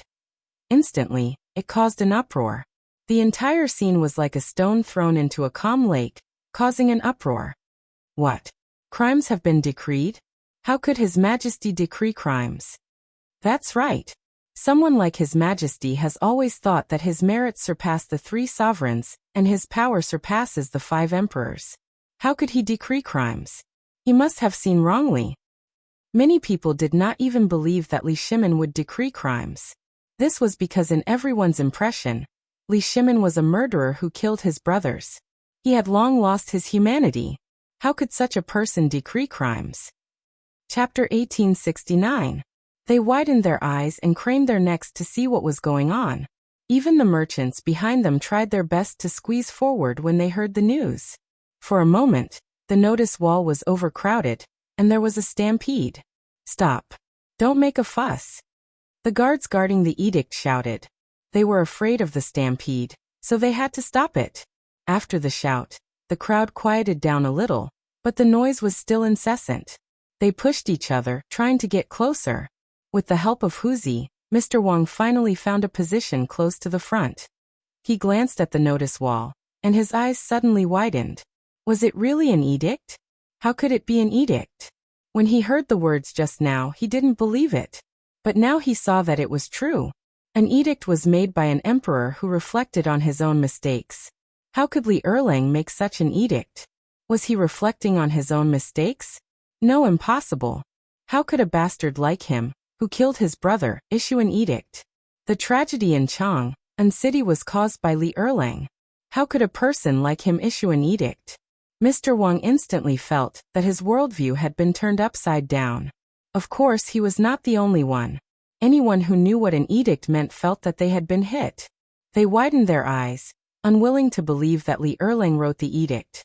Because in their eyes, Li Erlang was already an emperor who brought disaster to the country. Without him, how could there be such a tragedy in Chang'an City? Without him, how could their relatives and friends be disabled and die? Without him, how could the ghosts of the Xuanwu Gate come back to take their lives? However, the truth was right in front of them. The edict was right in front of them. Could it be fake? They didn't dare to think about it, so they could only continue to read with a surprised expression. Since the Xuanwu Gate, I have been unable to sleep at night. I know that I am not virtuous. However, I am guilty, but I can't blame 10,000 people. Mr. Wang couldn't help but tremble when he read this. He didn't expect that Li Erlang would dare to talk about the Xuanwu Gate so openly. Didn't he know that the ghosts in the sky were watching? Or since he had issued an edict, he was not afraid of these. However, in the second half of the sentence, Li Erlang was talking about his own sins. Was Li Erlang really going to repent? Getting rid of the thought in his mind, Old Man Wang continued reading. If I cannot protect my children and grandchildren, Li mean, they will perish. The prosperity of a nation depends on one person. The glory of a nation depends on one person's celebration. If the year is plentiful and the world is at peace, I will remove the calamity from my body and save all nations. That is my wish. I am willing to be unstingy. If I do not give myself to a wasp, I will ask to be stung. As soon as he finished speaking, the crowd started to quarrel again. Your Majesty, are you really counting your sins? His Majesty's crime has been decreed. He speaks very sincerely. Could it be that he is truly repentant? Everyone was bewildered. They couldn't believe that Li Erlang was truly remorseful. However, the letter was written so sincerely that it didn't seem fake at all. How was he going to explain this? Could it be that Li Erlang was using a delaying tactic to temporarily stabilize the hearts of the people? No, that was unlikely. The emperor's reputation was obviously more important than stabilizing the hearts of the people. At least Li Erlang and the royal family thought so. They would not damage the royal family's dignity for such a matter. That meant that Li Erlang was truly repentant. Even the emperor of a country was repentant. It seemed that the people were still very important to Li Erlang. Everyone's eyes kept glancing at the decreed crime and slowly calmed down. They began to recall Li Erlang's merits. Although this guy killed his brother, even if the dethroned crown prince, Li Jiancheng, was still alive, he might not have done better than Li Erlang. Think about it. Li Erlang led the army to war and almost half of the Tang dynasty was conquered by him. Li Jiancheng didn't have any outstanding achievements. Instead, he colluded with King Qi. Not only colluded, but the two of them were no match for Li Erlang. What was the use of such an emperor? On the other hand, Li Erlang led the army to quell the chaos of the former Sui dynasty, beheaded the bandits, and bravely dominated the region. After becoming the emperor, he became much more diligent. He never missed a court meeting and reviewed memorials every day. He did not slack off. Not only that, he also appointed talents and was kind and thrifty. There were not many emperors like this in the past. However, they were still complaining here. It was really inappropriate. Everyone lowered their heads. Every time they thought of His Majesty's achievements, they blushed. Since His Majesty has already decreed crime, we should not harp on this matter. After all, His Majesty has also done a lot for the people. Everyone here is a merchant, and should have a deep understanding of this. A merchant stood up. He spoke with emotion. In the past, the Sui dynasty was in constant war and business was not good. Now that His Majesty was on the throne, although there was no war, it had reduced a lot. His life was gradually getting better. As soon as this was said, everyone nodded secretly. Most of the people present were merchants and naturally knew the relationship between the two. That's right. Everyone, don't harp on it. Chapter 1870. Old Wang stroked his beard, but soon he frowned again. The crime has been committed, but this matter will not pass so easily. Think about it, the Black Tortoise Gate incident involves the royal family. I'm afraid it won't work if no one can speak up. The retired emperor? A young merchant stepped forward and glanced at the crowd. Only the retired emperor can resolve this matter. I heard that he has reconciled with the emperor. If the retired emperor is willing to speak up, I believe it can be resolved immediately. At the same time, he can shut the mouths of the people and we can do our business smoothly. Old Wang nodded. The only person who could speak up now was the retired emperor. The one who died in the Black Tortoise Gate was his son. It was impossible to say that he did not mind. Everyone in the world knew this. However, if the retired emperor was willing to speak up, he could shut the mouths of the people in the world. After all, this was the royal family's matter. No one had the right to interfere. If the retired emperor spoke up, who would dare to say anything? However, the retired emperor was not stupid. Would he speak up for such a matter? The eldest son and the second son fought for the throne. The second son killed the eldest son. This was not something to be proud of. Just as the crowd was in doubt, someone in the crowd shouted, "The retired emperor is preparing to worship heaven." This sentence brought everyone's attention back. They looked in the direction of the voice and saw a middle-aged man standing in the crowd. He was the one who said this. "How do you know?" Old Wang asked with a serious face. This was a matter of great importance to the world. It was related to the survival of their entire village. He did not dare to be careless. This news came from a brother of mine who works in the palace. The middle-aged man raised his head and looked proud. I travel extensively, and am very well informed. This kind of news is just a rumor. As soon as he finished speaking, the entire street was silent. One could hear a pin drop. What shocked everyone was not the identity of this person, but the words that this person had just said. The retired emperor was preparing to sacrifice to the heavens. Originally, everyone had some doubts that this person was boasting. However, since the news came from the palace, then it might be true. Since the news was true, the retired emperor would appear to worship heaven. The storm would be over. Then Tang would be able to regain its peace and they could make a living again. Since the retired emperor is preparing to offer sacrifices to heaven, when exactly will it be? Someone couldn't help but ask. Offering sacrifices to the heavens was a major event, and it would be best if they could go and take a look. Who knows, they might be able to benefit from the imperial aura. Probably in a few days. The middle-aged merchant frowned, and he seemed to be deep in thought as he said, "I wonder if Dean Zhang of White Deer Academy will be participating. It's such a big matter. President Zhang should be involved, right?" Most of them had received favors from Zhang Feng, so they still wanted to meet Zhang Feng. Yes, not bad. President Zhang is young and promising. She should attend such a grand event. Old man Wang stroked his beard with a smug look on his face, as if he was talking about a junior. The crowd didn't mind and just nodded vigorously. They all felt that old Wang's words made sense. Obviously, Zhang Feng had already left a good impression in their hearts as a young and promising man. At this moment, they felt that anything good they said about Zhang Feng was right. At the same time, in Shaoshan White Deer College, following Zhang Feng's departure, the crowd didn't notice anything wrong at first. However, as time passed, some people realized that something was wrong. The first person to notice was Yuan Hong. He would usually go to the dean's place after class and ask some questions. However, when he went to look for the dean today, not only was there no one, he didn't even eat the food that was delivered. This made him very puzzled. Hence, he waited in his residence. After waiting for about 4 hours, he finally realized that something was wrong. Usually, even if the dean went out, he would be back in 2 to 4 hours at most. However, he wasn't back after so long. There was something wrong. Furthermore, the food on the table was untouched. This didn't seem like the dean's character. Could it be that he encountered some danger? Or was he kidnapped by some criminals? He shuddered and didn't dare to think about it anymore.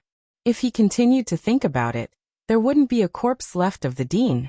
Hence, he hurriedly went to look for Yu Shinan and the rest. Now that the dean wasn't around, only these few teachers could take charge of the situation. After rolling and crawling all the way, Yuan Hong finally arrived at the classroom. Say, "Teacher, the dean is missing." He panted heavily and said with a flushed face. Yu Shinan was teaching in the classroom. When he heard the commotion, he wanted to reprimand them. However, when he heard that Fengzi was missing, he immediately perked up. "What did you just say? The dean is missing." Yuan Hong swallowed his saliva and said with difficulty, "Why is Fengzi missing?" Yu Shinan put down the book in his hand and walked quickly to Yuan Hong. He said with a serious face, "Hurry up and explain the matter clearly." He treated Fengzi as his disciple. Now this disciple was missing? How could he not be anxious? This student went to look for the dean just now.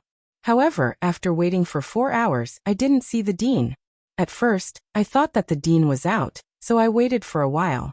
However, the more I waited, the more I felt that something was wrong. I realized that the dean didn't even touch his food. Chapter 1871. Yuan Hong had a troubled look on his face. Halfway through his sentence, he realized that Yu Shinan was already preparing to leave. He hurriedly chased after him. "Sir, wait for me." Immediately informed Xueji, Chu Suiliang, Ouyang Xiu, and the other old men to come over. After Yu Shinan finished his sentence, he rushed straight to Zhang Feng's residence. His speed was not any slower than an ordinary person's. This shocked Yuan Hong. Didn't they say that these teachers were all old? Why were they still so fast? It seemed that the dean's magic was great. A single message was enough to make the teachers run like they were flying. Yuan Hong did not care about the many thoughts in his mind. He turned around and ran to the other classrooms. Although Yu Shinan was already old and his stamina was not as good as a young person's, when he heard that Fengzi had gone missing, he was extremely anxious. He strode toward his residence. Fortunately, there were no stones on the road. Otherwise, he would have been thrown off his feet. After rushing all the way, he finally arrived at Zhang Feng's residence. He pushed open the door and rushed in. When he went in, there was indeed no one. There was still some food on the table, but no one had touched it. That kid really went missing. Yu Shinan frowned. His face was a little pale. Where can he go? After saying that, he seemed to have thought of something and hurriedly walked out of the door. Just as he stepped out, he saw Chu Suiliang and the others walking toward him. "Brothers, you're finally here." Yu Shinan quickly stepped forward and said impatiently, "Fengzi is missing." Chu Suiliang had his hands behind his back. When he saw that it was Yu Shinan, he immediately stopped and frowned. "We already know the news. The most important thing now is to find Fengzi."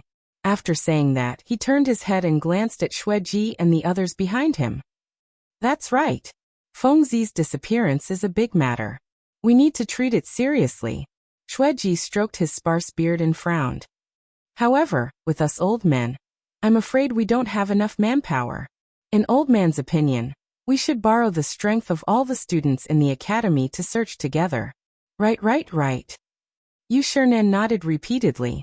Then he looked at Yuan Hong and said hurriedly, "Yuan Hong, immediately mobilize all the students to search for Fengzi's whereabouts. Remember, don't let go of the entire Shao Mountain." Yuan Hong nodded and turned to run towards the classroom. Xueji still felt that it was not safe enough. He waved his hand and added, "Remember to look for it in the Forging Workshop and Research Institute." After saying that, he turned to look at Yu Shinan and the others. "Let's go look for him too. Maybe that kid ran over there? Not bad."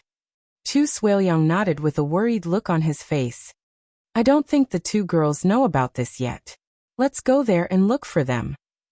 We'll tell them while we're at it." Jingshu and Zhang Yuyao were both Fengzi's unmarried wives. She had to inform them of such a big event. This, Ouyang Xiu frowned and stroked his beard. "I'm afraid it's inappropriate. If we old men go to the girl's residence, what if we bring gossip to Fengzi?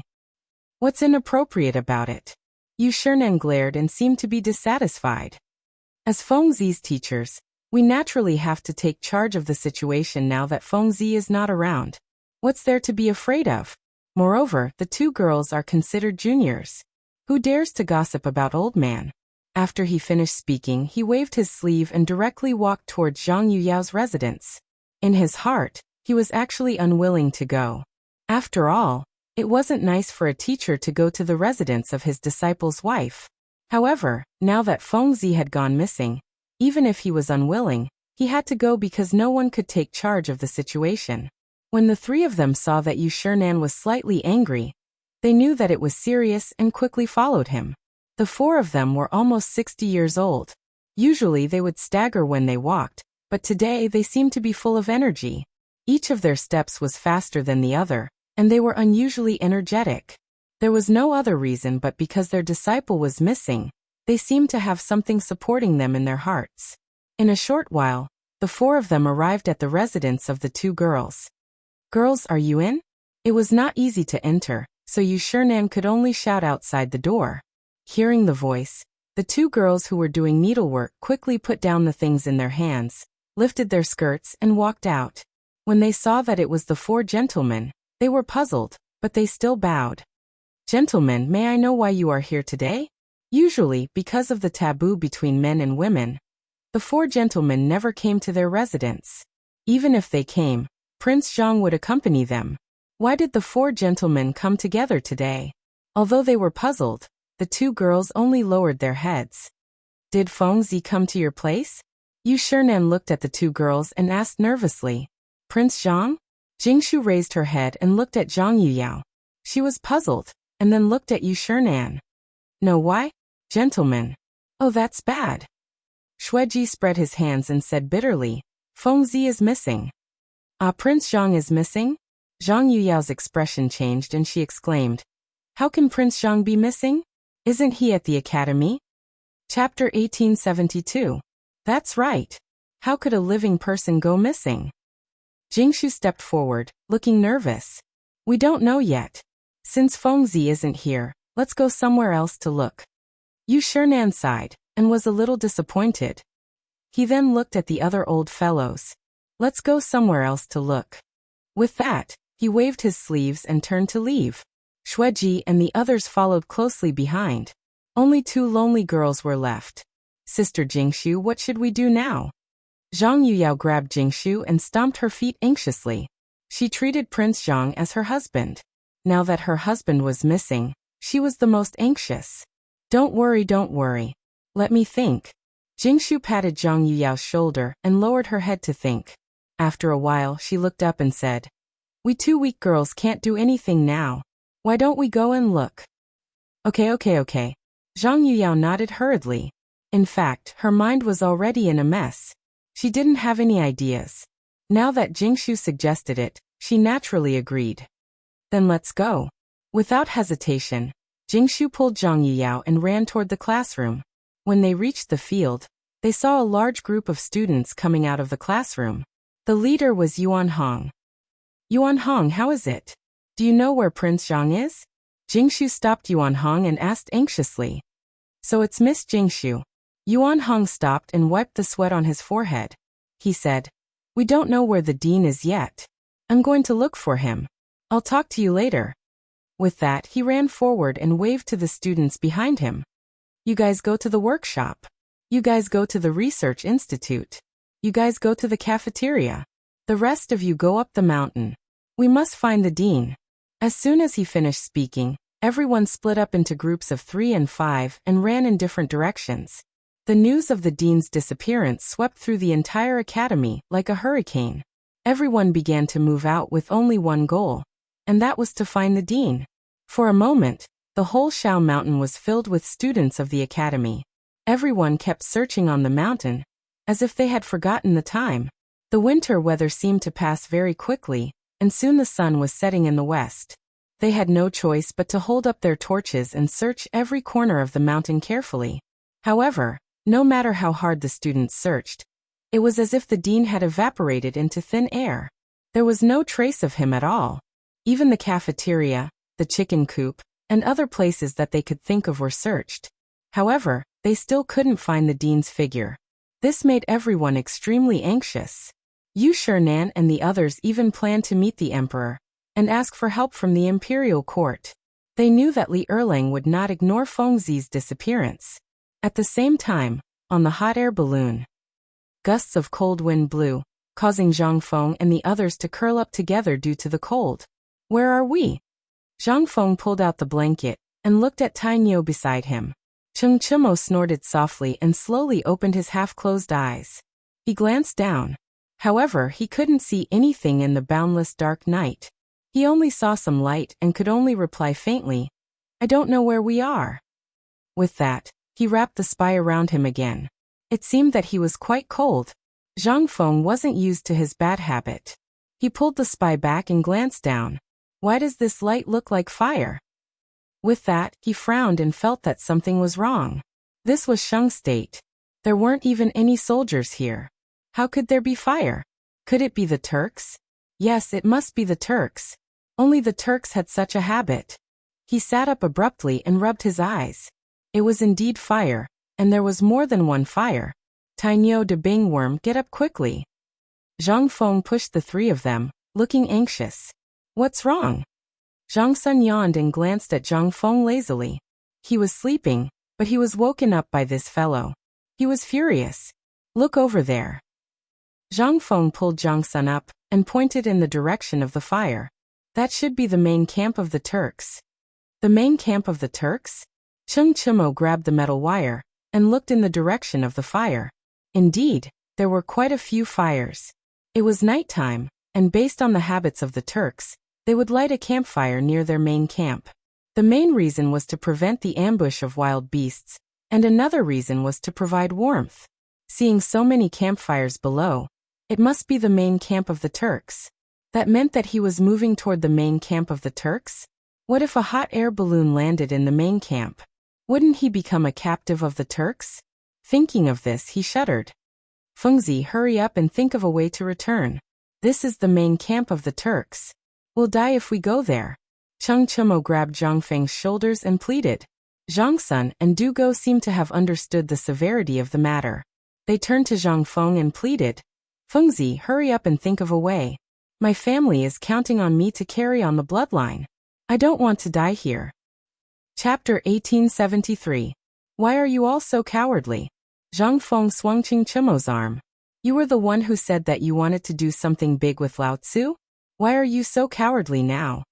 He thought that these fellows would have some guts, but he didn't expect them to wet their pants before they even reached the Turkic camp. Fengzi, you can't say that. Du Go said with a sullen face. You only said that you wanted to do something big, but you didn't say what it was. We didn't expect you to come to the Turkic camp. That's right, Fengzi. Didn't you say that you wanted to do something big? Let's go back to Chang'an. Zhang Sunchong pulled Zhang Feng and tried to change the topic. After saying that, he glanced at Cheng Chimo and signaled him with his eyes. Cheng Chimo immediately understood and pulled Zhang Feng back. Fengzi, let's go. Let's go back to Chang'an. Even if you want to blow up the imperial city, I'll go with you. Wait. Zhang Feng waved his hands and pushed their arms away. He sneered. The big thing I said just now is to blow up the Turkic camp. As soon as he finished speaking, the three of them were stunned. They stared at Zhang Feng as though they were looking at an alien. At this moment, their first reaction was that Fengzi was crazy. He wanted to blow up the Turkic camp with just 4 people? If that wasn't crazy, then what was going on? Fengzi, are you okay? Did you freeze? Cheng Chimo stepped forward and took off his clothes as he spoke. He was very nervous. Come Fengzi, put on my clothes. Don't talk nonsense. If Fengzi really went crazy, they wouldn't be able to explain themselves when they returned. They could only take off a few clothes to protect this fellow. Zhang Sunchong and Du Go were also nervous. They hurriedly picked up the blanket in the basket and passed it to Zhang Feng. They were also worried that Fengzi had gone crazy. After all, they were all in the same boat. If this fellow went crazy, how could they get off the pirate ship?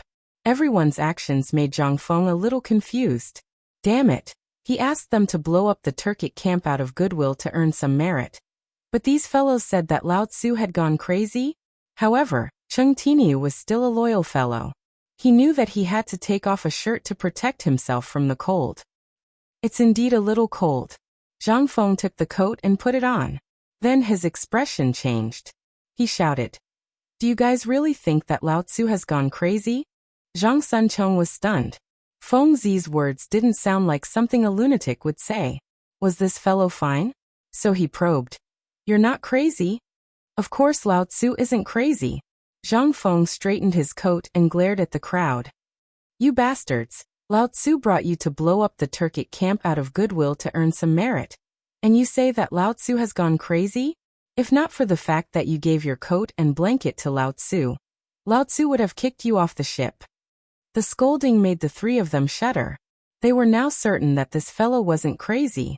A lunatic wouldn't say so much at once, not to mention Lao Tzu. But why did this fellow want to blow up the Turkic camp? Wasn't he courting death? After all, there were only 4 of them.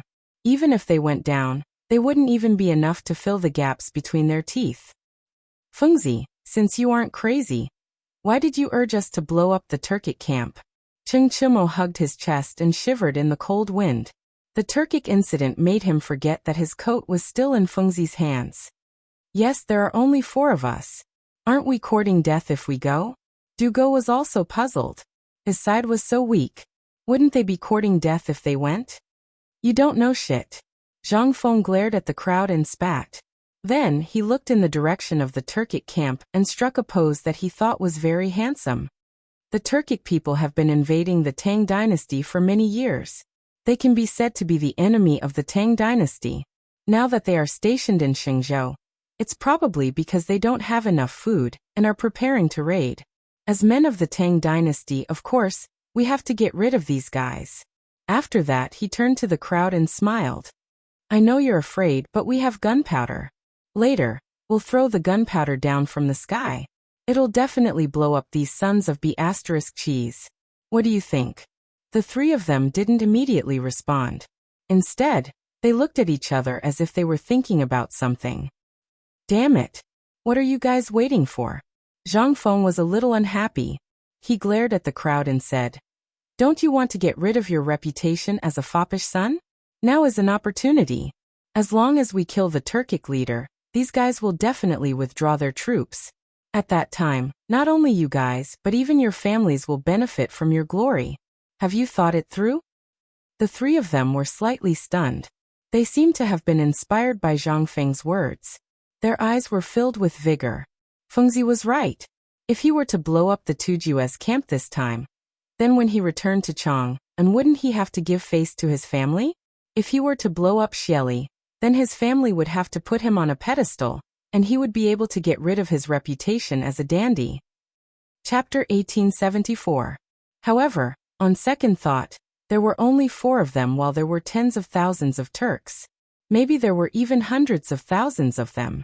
How could they blow up this small amount of gunpowder? They couldn't even move a hair of the Turks. No, this method wouldn't work. The 3 of them looked at each other and talked for a while as if they had reached some kind of agreement. Wait, let us think about it first. Ching Chimo said casually. After that, he waved his hand and pulled Zhang Sunchong and Dugo to one side. Come here. This was a big matter. He wanted to discuss it with these 2 guys. Humph, you still need to discuss such a small matter. Zhang Feng looked disdainful and turned to look at the Turk camp. At first, he didn't want to blow up the Turk camp in Xingzhou. However, the hot air balloon kept floating in the direction of Xingzhou. Moreover, Cheng Tinu even took out the gunpowder. This terrible idea slowly emerged. The Turks were the enemies of the Tang dynasty. Even if they didn't blow up today, these guys would still come south after a while. Therefore, it was better to take action before they came to plunder. After a while, the 3 guys finally finished their discussion. They came to Zhang Feng and said, Fengzi, we've decided to do it. In fact, they didn't want to do it, but they found a very serious problem. They had boarded a pirate ship and couldn't get off. Yes, this was a hot air balloon. They couldn't land now unless they jumped down. It was better to fight than to fall into the hands of the Turks. That's my good brother. Zhang Feng chuckled and patted the 3 on their shoulders. Come, take out the gunpowder. Let's get ready. Ching Chimo smiled bitterly. Who was your good brother? Was this how good brothers should be? However, he naturally didn't dare to say these words. He looked in the direction of Chang, and then found that he suddenly missed old Cheng. His father was still the best. He usually taught him to march and fight at home. He also said that a real soldier wasn't a hothead, but someone who could eat and sleep. Once on the battlefield, don't rush to charge first. You must hide at the back and fight for the head. Although he was afraid, when he thought of his father's teachings, he couldn't help but feel more confident. Back then, his father treated him very well. He heard from his mother that when he was just born, his father boasted to everyone about how amazing the sons of the Chung family were. He said that they would definitely do great things in the future. When he was 3 years old, his father taught him how to drink. When he was 4 years old, he taught him how to ride a horse. When he was 7 years old, his father told him what kind of woman would give birth to the best children. Thinking about it carefully, it would be pretty good if his father didn't beat him often. But now he was going to accompany this guy to his death. If his father was here, he would definitely be sad. Not only him, but also Zhang Sunchong. His heart was like a bottle of mixed feelings. No matter what, he was still a relative of the royal family and had countless honors. It was not an exaggeration to say that he could do whatever he wanted on the streets of Chang. And the emperor was his uncle, the empress was his aunt, the crown prince was his cousin, and his father was the Duke of Qi, who dared to provoke Lao Tzu. But now he had to throw his life away with this lunatic. It wasn't worth it. However, he had already boarded the pirate ship. There was no room for regret unless he jumped down from here. Glancing at the height of 1,000 feet, he shuddered. If he jumped down, he would probably be smashed to pieces, right? He would also be trampled by the Turks. It was scary just thinking about it. It was better to obediently pack up the gunpowder. Even if he died, he had these guys with him. It was not a loss. Under the reluctant packing of the three, the gunpowder was finally ready. Hee, with this gunpowder, we can definitely blow these sons of B***cheese to death. Zhang Feng looked at the bundled gunpowder in front of him and couldn't help laughing. Then he glanced at everyone and instructed, "Listen to my orders later. Throw it when I tell you to. Don't throw it randomly. Otherwise, you won't be able to blow Shelly to death." There was only 1,200 caddies of gunpowder, while the Turks had at least 10,000. If they wanted to blow Shelly to death, they had to throw it all into Shelly's main tent. This couldn't be sloppy, so he instructed everyone. "Got it." Ching Chimo reluctantly replied. Right now, he just wanted to end this quickly and return to Chang'an. He didn't want to play with this madman anymore. Every time he played, it was a matter of life and death. He still had to carry on the Chung family's ancestral line, and couldn't bear this kind of torment. Zhang Sunchong and the other two were silent because their thoughts were similar to Ching Chimo's. They just wanted to leave this troublesome place as soon as possible. Moreover, they had already discussed earlier that the three of them would advance and retreat together. If Fengzi was too excessive, then Tai Niu would be the one to resist. After all, this guy was strong and could fight evenly with anyone. Since you guys don't have any objections, then I'll go do some work now. Zhang Feng smiled. He actually knew what these guys were thinking. However, since they had boarded Lao Tzu's ship, there was no reason to disembark. Cough, cough. From now on, the three of you will take turns to keep watch. Once you see Shelly's main tent, notify immediately. The other two rest.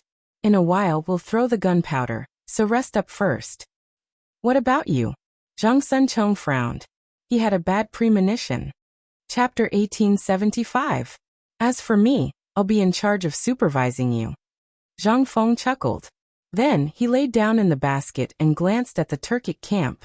You guys monitor them well. Don't slack off. Although he had these fellows monitor the Turkic camp, he was still worried. Thus, he decided to monitor them himself. Otherwise, what if they drifted away? The three had no choice but to follow Zhang Feng's orders. The first to monitor the Turkic camp was Zhang Sunchong. He was pushed here by Ching Chimo and Li Qia. The reason was that he talked too much. If this fellow had not interjected earlier, there might not have been a need to monitor them. Zhang Sunchong had a stomach full of bitterness. He had only said one sentence, and this counted. Helpless, he could only lie down beside the basket and seriously monitor the Turkic camp. At the same time, in the Turkic camp, tents were erected in the hills. Upon closer inspection, there were at least 100,000 tents. There were also 3 campfires beside each tent, illuminating the sky as if it was daytime. The Turkic people sat in groups of 3 or 5 by the campfires to warm themselves. One of the campfires seemed to be particularly lively, with endless laughter. Bao Shan, I heard that your tribe brought 10,000 men this time? A bearded man tore off a lamb leg from the rack, and said with a smile as he chewed, That's right, Kaiki. Our tribe has a strong army this year. 10,000 men is nothing. The man called Bao Shan picked up the wineskin in front of him, and clinked it with the person beside him. Then he drank it in one gulp, his face filled with pride. No matter how strong the army is, isn't it still the great Khan's? Kaiki looked at Bao Shan with a trace of disdain in his eyes. Seemingly sensing the other party's displeasure, he turned his gaze to the others and said with a smile, Come, let's drink and eat. He was Xieli Khan's subordinate. As the subordinate of the overlord of the grassland, he naturally had the right to look down on others. No one was an exception to this. However, he did not notice the trace of coldness in Bao Shan's eyes. Bao Shan was naturally not an ordinary person. He was Tuli's subordinate. These past few years, on the surface, Tuli and Xieli seemed to have a very good relationship, as if they were blood-related uncle and nephew. But he knew that the two of them were secretly scheming against each other. He had long been dissatisfied with this Xieli's lackey in front of him, but it was not good for him to flare up, because the other party's influence was really much greater than his own. He could only pick up the wineskin on the ground and drink alone. At this moment, a man beside him quietly stepped forward and whispered into his ear, Don't be angry. Xieli is powerful now. Bao Shan glanced at the man, snorted, picked up the wineskin and drank again. Everyone also felt that the atmosphere was a little strange. They could only laugh dryly and drink silently. At this time, a burly man led a group of people into the big tent. Seeing this, Bao Shan promptly got up to greet him. She crossed her right hand over her chest and said respectfully, Little Khan Tuli, Khan Xieli has been waiting for you for a long time. Tuli only nodded slightly without saying anything. He then walked toward the campfire and asked, Kaiki, what were you guys talking about just now? Reporting to the little Khan, your subordinate did not talk about anything. We were just drinking. Kaiki hurriedly stood up, crossed his right hand over his chest, and said respectfully, That's good. Tuli snorted coldly and waved his hand. Let's go into the tent. Seeing that Tuli had left, Kaiki slowly got up. However, a trace of coldness flashed in his eyes. Inside the tent, as soon as Tuli led the group into the tent, they saw many people sitting high up in the tent eating meat and drinking wine.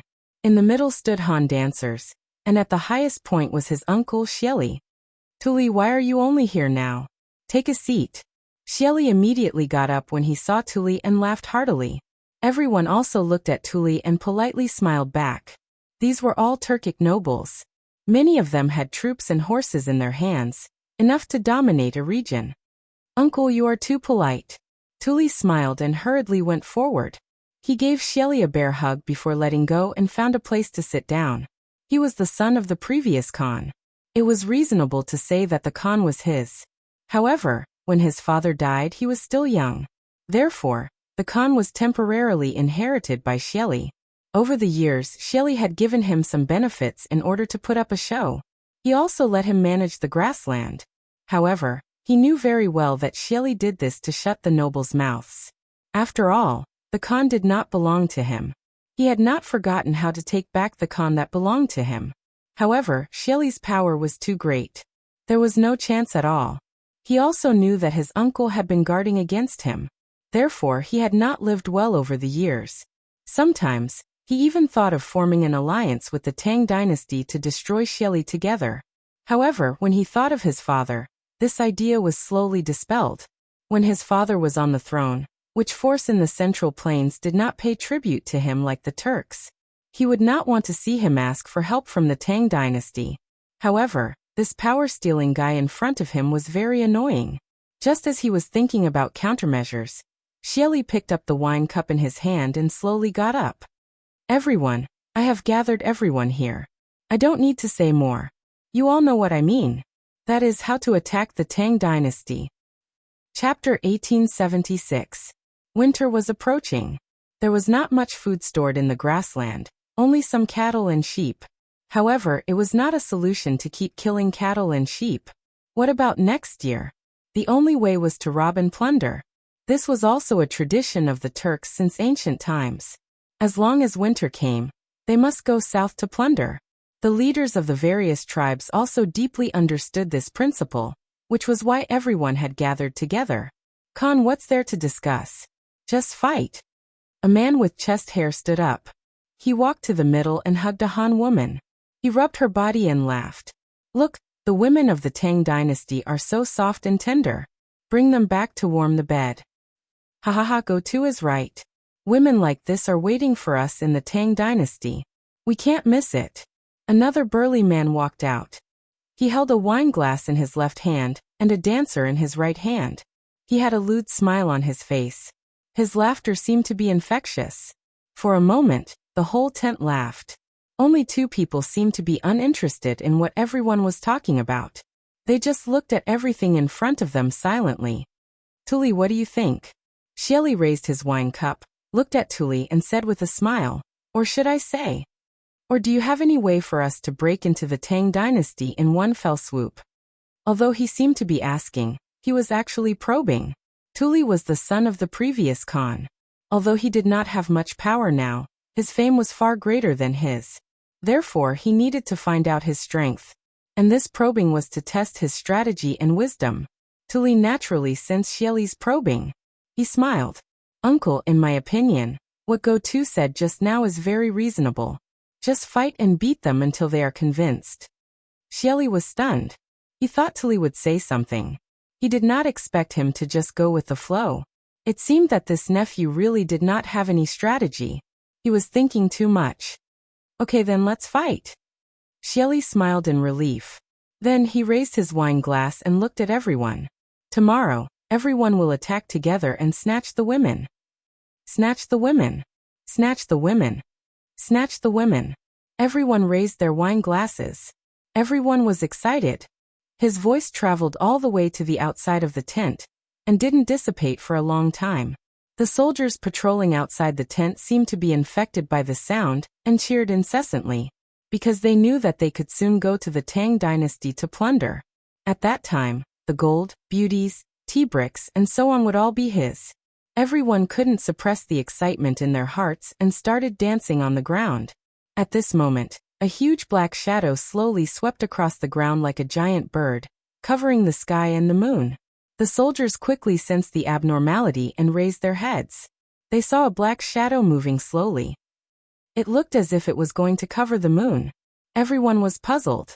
The thing in the sky didn't seem to be small, so much so that it left a huge shadow on the ground. For a moment, everyone was pointing at the thing in the sky and talking about it. What is this thing in the sky? How can it be so huge? Yeah, and he can even fly in the sky. It's really incredible.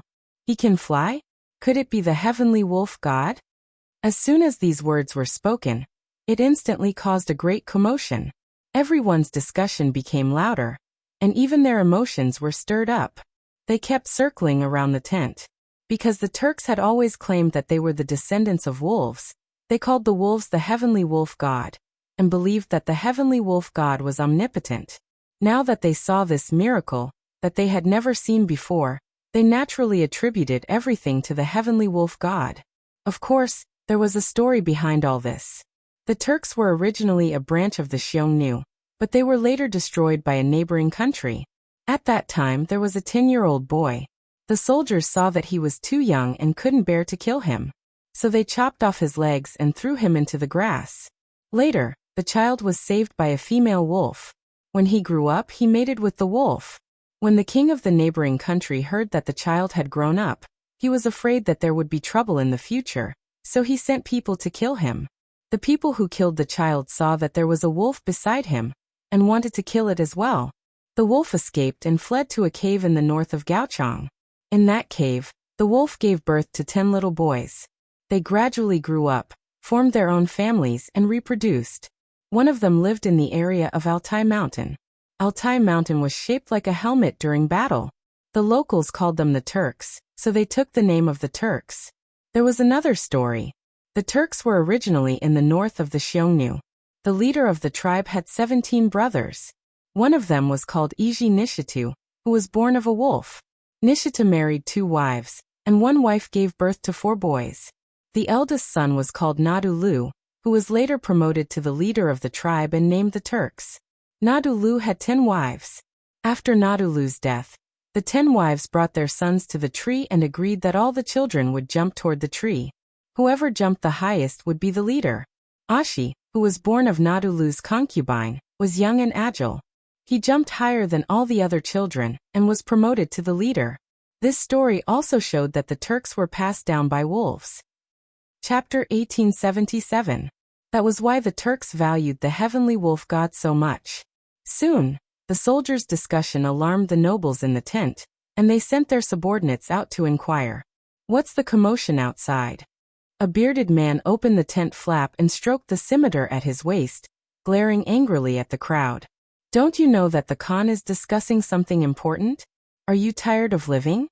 The flickering light shone on the man's face, making him look sinister and terrifying. The crowd wasn't in the mood to care about that. They all pointed to the sky and looked at the man. General Yashin, look at what's in the sky. Everyone is saying that the heavenly wolf god is here? Take a look. Heavenly wolf god? Yashin frowned. He was also a Turk and also believed in the heavenly wolf god, but he had never seen it before. Now the heavenly wolf god had actually appeared? He couldn't hold back his curiosity and glanced at the sky. With just one glance, he felt like his world was about to collapse. Something was flying in the sky. And it wasn't small either? Could it really be the heavenly wolf god? Yes, it had to be the heavenly wolf god. Only the heavenly wolf god had such magical powers. He could no longer suppress the joy in his heart, and scrambled into the tent. Because he was too excited, he almost stumbled. Fortunately, he steadied himself in time and hurriedly prostrated himself on the ground, shouting, "Great Khan Shieli, the heavenly wolf god has appeared outside." At this point, everyone's eyes suddenly widened. The tent was so silent that one could hear a pin drop. Only Yashin was still talking to himself. After a while, Shieli seemed to have sensed something. He slammed the table and stood up, looking at Yashin excitedly. What? What did you just say? When he heard Yashin mention the heavenly wolf god, he thought that this guy was drunk and talking nonsense. But the more he heard, the more he felt that something was wrong. The heavenly wolf god had appeared? How the hell was that possible? As the ruler of the grassland, he had never seen the heavenly wolf god. How could a small general like you see the heavenly wolf god? Not only Shieli, but everyone else also sensed that something was wrong. They all stood up and looked at Yashin seriously. What did you just say? Say it again? That's right. If you dare to blaspheme the heavenly wolf god, Lao Tzu will exterminate your entire clan. They were all nobles and overlords of the grassland. In their hearts, they had supreme reverence for the heavenly wolf god. They believed that everything they had was bestowed upon them by the heavenly wolf god, and that the heavenly wolf god was their ancestor. Even a person of his status had never seen his ancestor. How dare a small general like you talk nonsense here? At this moment, almost all of them thought that Yexian was either crazy or trying to blaspheme the heavenly wolf god. The heavenly wolf god held a supreme position in their hearts. Anyone who dared to blaspheme the heavenly wolf god would die without a doubt. Obviously, everyone doubted the veracity of Yexian's words. After all, no one had ever seen the serious god. Now this guy was saying that the serious god had appeared? Moreover, it was so sudden. Who would believe it? It was like you were praying to Buddha. As you prayed, someone said that Buddha had appeared. Would you be able to accept it immediately? Of course not. His first reaction was to be dumbfounded. However, Yexian didn't think so. He had seen the heavenly wolf god with his own eyes. Khan nobles, everything I said is true. Yexian looked around at everyone. He kept waving his hands and pointed outside the tent from time to time. He was very emotional. When I went out to take a look just now, I saw something flying in the sky. It had already covered the moon. Tell me, if that isn't the heavenly wolf god, then what is it? As soon as he finished speaking, the tent fell silent. Everyone was silent. Shieli frowned. This guy didn't look like he was lying. Moreover, this guy had no reason to lie and wouldn't dare to do so. But let's go. Everyone, follow me out and take a look. He waved his hand and decided to go out and take a look. Everyone didn't hesitate. They got up and followed him. After all, Yexian didn't have the guts to lie to everyone. After listening for so long, they might as well go out and take a look. For a time, almost everyone in the tent had left. Only one table was left. That was Tuli. He felt that something was wrong and was hesitating whether to go or not. Little Khan, what should we do? Bao Shan whispered in Tuli's ear. Tuli frowned. Although he felt that something was wrong, everyone had gone out. It seemed a little inappropriate for him to not go. So he said, let's go and take a look too. After saying that, he stood up, waved his sleeve, and walked out of the tent. Outside the tent, as soon as Xieli led everyone out, he found a dark shadow on the ground. The soldiers were dancing as if they were cheering for something. They kept shouting, "Long live the heavenly wolf god." He sensed the abnormality and suddenly looked up. He vaguely saw some shadow floating in the sky. The shadow actually covered the moon. What was that? How could it fly in the sky? And it could even cover the moon? It seemed a little too magical. Could it be that it was the heavenly wolf god like everyone said? He wasn't the only one who had this question. The nobles also had this question. Chapter 1878. They all looked up at the shadow in the sky. For a moment they didn't know what to say, because they had never seen such a scene before. A shadow that could cover the moon. This was the King heavenly wolf god. Tuli was the slowest. At this moment, he was also deeply shocked by the scene in the sky. His eyes widened, as if he didn't want to believe it, but he didn't think it was a problem. Because everyone said it was the heavenly wolf god, he had no reason to refute. Moreover, this thing was indeed flying in the sky. Wasn't it compatible with the heavenly wolf god's influence? Also, other than the heavenly wolf god, who else had such divine power? Could it fly in the sky? For a moment, everyone seemed to tacitly agree that the shadow in the sky was the heavenly wolf god. Many people had already knelt on the ground and began to pray, blurting out things like "bless the grassland with good weather." Fortunately, Xieli was still rational. He didn't kneel like a soldier, but waved his hand. Call the shaman. He wasn't doubting the heavenly wolf god, but there was a tradition in the grassland. If there were any miracles, incomprehensible signs, or signs that weren't man-made, they needed to find a shaman for divination. Just like now, this thing in the sky was a miracle, but no one knew why it appeared. Or what instructions did it have? This required a shaman to divine and communicate with the heavenly wolf god, to express the heavenly wolf god's intentions. The shaman soon arrived. He wore strange clothes and held all kinds of magic tools in his hands.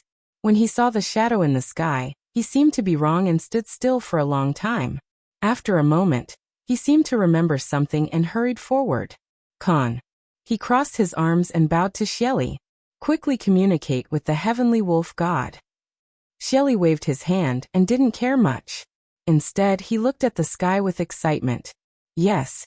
The shaman nodded and then waved his hand. Two people stood behind him. They were holding a skeleton, which looked like a wolf skeleton. It had been air-dried and was embedded with all kinds of gems. When the wolf skeleton was carried out, everyone present seemed to have changed into another person. Facing the wolf skeleton, they crossed their arms across their chests. Even Xieli and Tuli were no exception. Tungri. Their faces were solemn as they cheered loudly. Tungri was the Turkic people's word for blessings. The general idea was that the god of heaven was protecting them. In this case, it was the heavenly wolf god protecting them. After praying for blessings, the wizard began to perform the ritual. He danced around the wolf bone, shaking his magic weapon and muttering, Tungri, Tungri, please bless the people of the grassland to never go hungry. Tungri, please bless the invincible warriors of the grassland. Tungri, please bless the underground Khan ever victorious. Everyone looked at the magus, and for a moment, tears welled up in their eyes. At this moment, they seemed to be resonating with each other. Everyone began to dance with joy. After about 15 minutes, the shaman's prayer finally stopped. He crossed his right hand over his chest and looked at Xieli with a sincere face. My most respected Khan Xieli, the Sky Wolf God told me that the grassland warriors will definitely win this war. Hearing this, Xieli could not help but tear up. His right hand crossed over his chest as he looked at the hot air balloon in the sky. He said emotionally, "Thank you, Heavenly Wolf God." How many years had it been? Back then, at the end of the Sui dynasty, the Turks were so powerful. Didn't those aristocratic brothers in the Central Plains scramble to give them big gifts? The Turks even dominated a region. What could they not get? Did they want to go there? However, with the establishment of the Tang dynasty, these guys became more and more arrogant. Were they not willing to pay tribute? In addition, the weather on the grassland was changeable. Once winter came, the herdsman could not survive at all. He did not pity the herdsman. It was just that the herdsman did not have cattle and sheep to graze. What could they eat? Therefore, he decided to go south and teach Li Shimin, this arrogant guy, a good lesson. He would rob all the treasures of the Tang dynasty, take all the women of the Tang dynasty to the grassland, and turn all the men of the Tang dynasty into slaves to graze for him. Only in this way could he vent the hatred in his heart. He was not the only one who had this idea. Basically, all the nobles present had the same idea. Each of them had troops and horses under their command, enough to dominate a region. It was just that Xieli had more troops and horses, and he had smoothly ascended the throne. Otherwise, they would have rebelled and established themselves as kings. However, there was no harm in following Xieli this time. At least they could go to the Tang dynasty and plunder. In this way, their troops could be replenished, and this damn winter could pass peacefully. The public's thoughts always went with the flow, but there were always others who had different thoughts. As the son of the previous Khan, Tuli had been eyeing Xieli's Khan position for a long time, because this position was originally his. It was only because he was young at that time that Xieli took it. Watching Xieli govern the grassland, he was unconvinced. However, he could only suppress this unwillingness in his heart, and did not dare to say it out loud. Xieli's troops were the largest in the grassland. As long as he showed a trace of disobedience, this guy would kill him. Therefore, he had been very careful. Chapter 1879. Until now, the wizard actually said that Xieli would lead the grassland to win this war? This was undoubtedly a blow to him. It was not that he did not want the grassland to win, but that he did not want Xieli to win. Once Xieli won, this guy's reputation in the grassland would be higher, and the hope of his revival would be even slimmer. Thinking of this, Tuli felt as if a thorn had pierced his heart, and the pain was unbearable. He glanced at the cheering Xieli, and resentment grew in his heart. Xieli knew all this, but at this time he was not in the mood to care about this. Instead, he opened his arms and looked at the hot air balloon with a sincere face, trying to accept the blessing of the serious god. This was the wizard's method.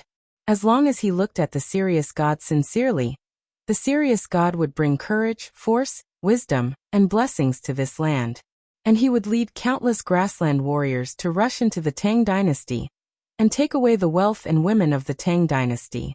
He would let this group of lowly Han people remember that the land under their feet was a gift from the serious god. Once the serious god was angry, the grassland warriors would raise their butcher's knife again and use the blood of all the people of the Tang dynasty to worship the serious god. At the same time, on the hot air balloon, Zhang Feng patted Cheng Chimo, who was half asleep, and said angrily, "Wake up, we have arrived at the Turks' camp." He did not even blink just now, for fear of missing the Turks' camp, but Cheng Tiniu could fall asleep as soon as he lay down. He really did not know if he was a pig in his previous life. "Fengzi, why did you disturb me again?" Cheng Chimo slowly opened his eyes and rubbed them. Then, as if he had realized something, his face changed as if he had been frightened. "Fengzi, what did you just say? We have arrived at the Turks' camp? Where? Where?" As he spoke, he suddenly got up and leaned against the basket. He looked down and only saw a dense crowd. "Oh my God, so many people? What? Are you scared?" Zhang Feng crossed his arms and sneered. "If you are scared, I will throw you down now. Then it will be fine." "How could that be?" Cheng Chimo hurriedly turned his head to look at Zhang Feng, revealing a fawning smile, as if he was afraid that the other party would really throw him down. Seeing that the other party did not speak, he said, "Fengzi, what do we do now?" In truth, he was very afraid, but now that he was in the Turkic camp, there was no point in being afraid. Even if he jumped down, he wouldn't have an intact corpse. Besides, the Turks shouldn't be able to do anything to him while he was in the sky, right? Thinking of this, he didn't know where his courage came from, but it was as if he wasn't afraid anymore. Zhang Feng saw that this guy had finally regained some of his manliness, so he didn't pursue the matter any further. He turned to Zhang Sun, Chong, and Du Go. You guys should be fine as well, right? Then, without waiting for the two to answer, he said, since there are no problems, let's begin the preparations. Zhang Sun was furious with Du Go. Originally, the two of them wanted to say that they were scared and let Iron Bull throw them.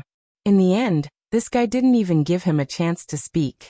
They could only curse in their hearts that Feng Zi's son wouldn't have any eyes in the future. Cursing was one thing, but work still had to be done. The two of them reluctantly began to prepare the gunpowder. Seeing that Zhang Feng didn't call him, Cheng Chimo leaned on the basket and enjoyed the scenery. However, good things didn't last long. Zhang Feng shouted again. Cheng Tini, do you want to die? Do you think that you won't work if Lao Tzu doesn't call you? Hurry up and prepare. Hearing this, Cheng Chimo hurriedly covered his head and scurried away. He worked with Zhang Sun, Chong, and the others to prepare the gunpowder. At this time, Zhang Feng's anger finally subsided. He looked at the crowd and said, wait a moment. When I give the order, throw the gunpowder. Don't be confused. After saying that, he walked to the basket and observed the situation again. He was very curious. Why were so many Turks gathered together? Furthermore, they were all looking at him with their heads raised. Could it be that these fellows liked hot air balloons? However, this was a good thing. The more people there were, the more destructive the gunpowder would be. Originally, he wanted to look for Xieli's tent. Now it seemed that Xieli might be among them. Then he would blow this place up. After making up his mind, Zhang Feng turned his head and waved his hand behind him, indicating for the people to bring the gunpowder up.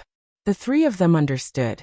Each of them hugged 2 bundles of large explosives and slowly walked forward. Look over there. When I tell you to throw it, throw it. Zhang Feng glanced at the crowd with a serious face. He didn't know how many times he had reminded them. He was really worried that these fellows would ruin things. Oh, I know. You've said it 800 times. Cheng Chimo rolled his eyes at Zhang Feng impatiently. Then he glanced down and was somewhat puzzled. Why are these dogs all gathered together? What are they doing? Isn't it obvious? Zhang Sun curled his lips as if he understood very well. They are looking down on us. We brought so much gunpowder, and they didn't even dodge. They are looking down on us.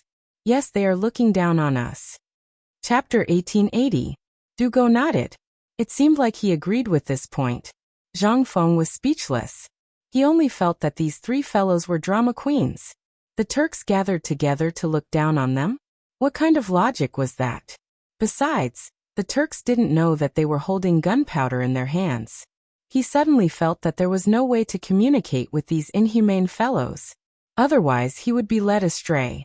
Just as he was about to explain, Cheng Chimo spoke.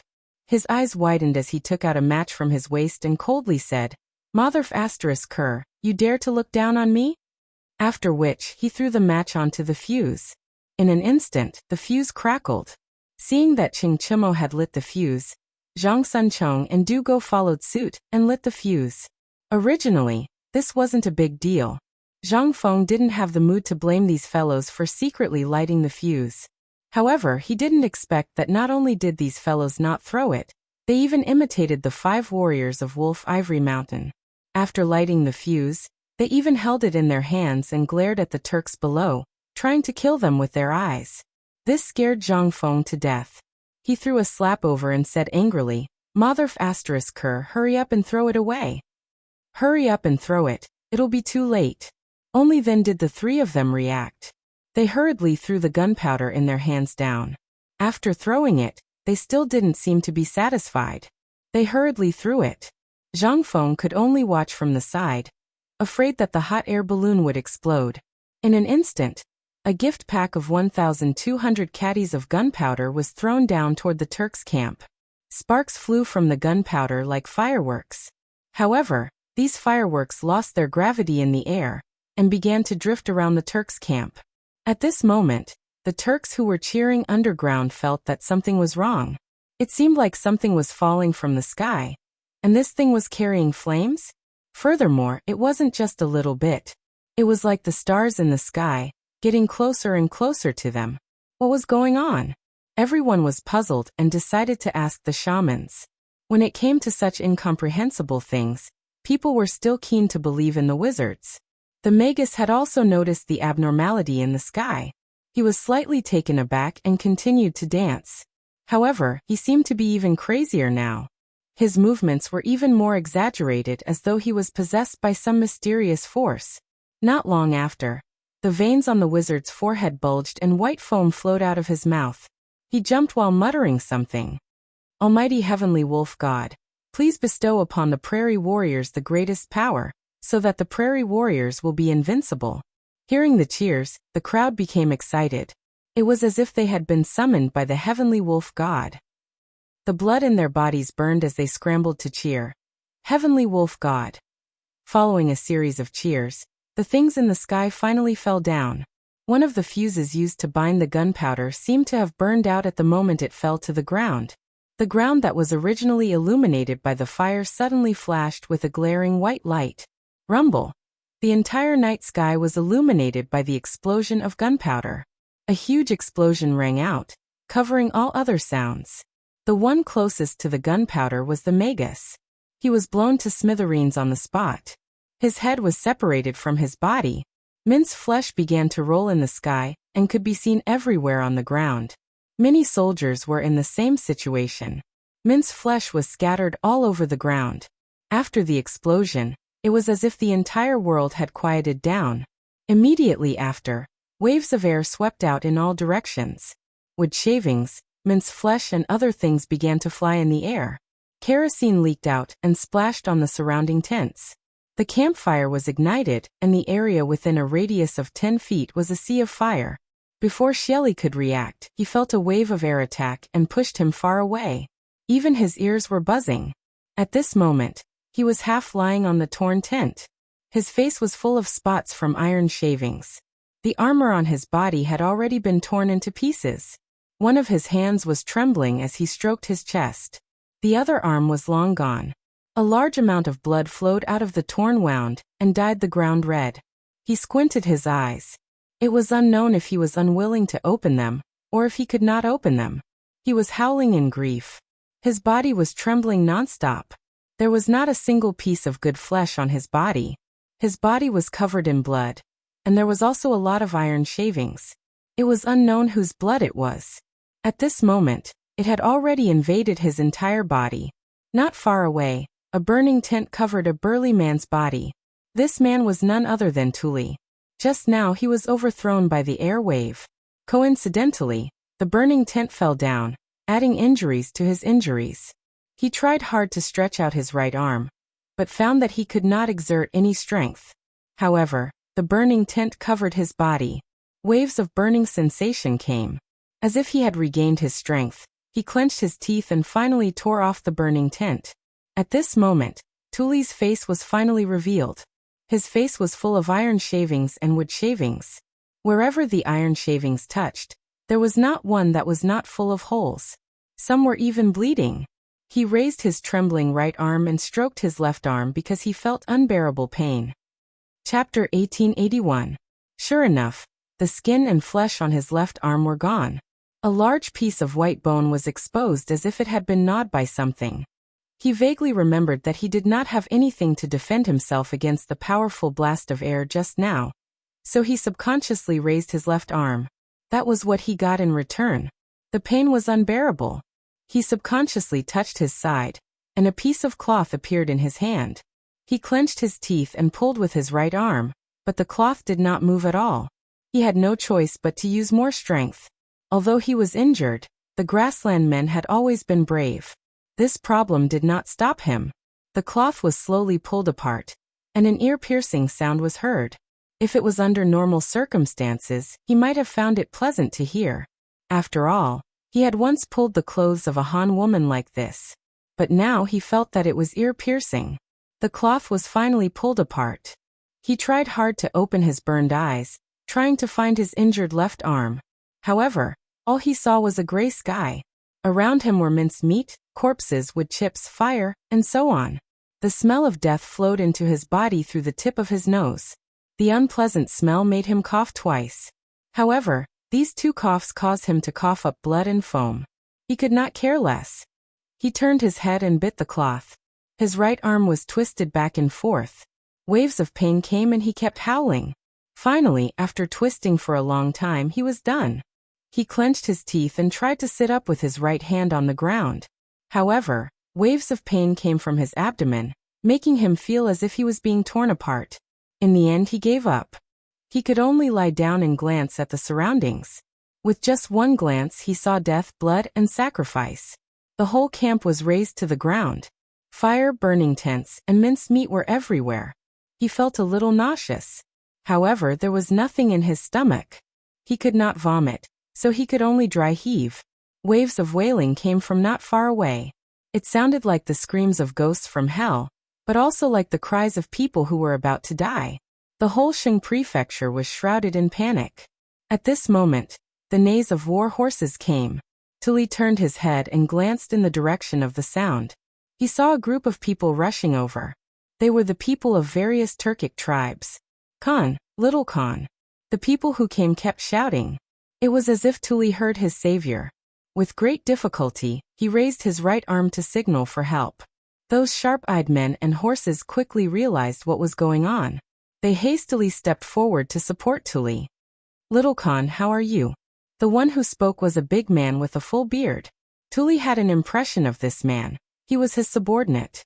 Although he was his subordinate, he could not say anything at all. He could only point into the distance. The place he was pointing at was the grassland. This big man was quite smart. He immediately understood Tuli's intention and said, Little Khan, do you mean to return to the prairie immediately? Tuli still didn't say anything. Instead, he nodded slightly in response. The burly man nodded in response. Then he glanced at the crowd and shouted, Get a group of people to make a stretcher and escort Little Khan back to the grasslands. The rest of you, follow me to find Khan. After saying that, he carefully placed Tuli on the ground. After giving him a meaningful glance, he turned around and left. However, from beginning to end, Tuli's arm did not lower, as if he still had something to say, but that big man had already disappeared. A moment later, that big man found Shelly in the same way. Surprisingly, Shelly and Tuli said the same thing. They also wanted to return to the grasslands. Therefore, the uninjured Turkic soldiers made several stretchers and escorted Shelly and Tuli back to the grasslands.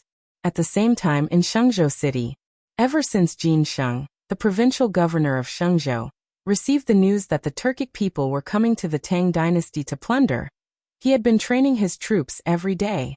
He knew that he was no match for the Turkic people. Therefore, while training, he asked the imperial court for reinforcements. However, something strange happened. The war had not started yet, but the Turkic people had already started fighting among themselves. To be more precise, the heavenly thunder struck over the Turkic people, and a fire broke out overnight. Did they withdraw their troops overnight? Not a single soldier was left behind. This made Jin Sheng a little confused. Why would the heavenly thunder strike where the Turkic people were stationed without any reason? Taking a step back, even if there was a heavenly thunder, why didn't these Turkic people know to avoid it? Moreover, the Turkic people claimed to have 200,000 troops this time. No matter how powerful the heavenly thunder was, it was impossible to annihilate 200,000 troops overnight. Strange.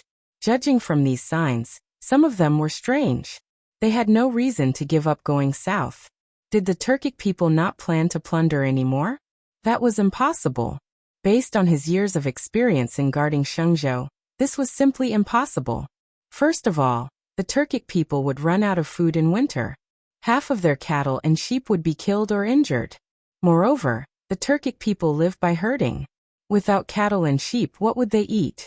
Moreover, the Turkic people and the Tang dynasty had always been enemies. Going south to plunder seemed to be engraved in their bones and had become a tradition. They would do it every year. It was even more impossible to cancel it this year. All these were true. Could it be that the Turkic people were plotting something? Chapter 1882.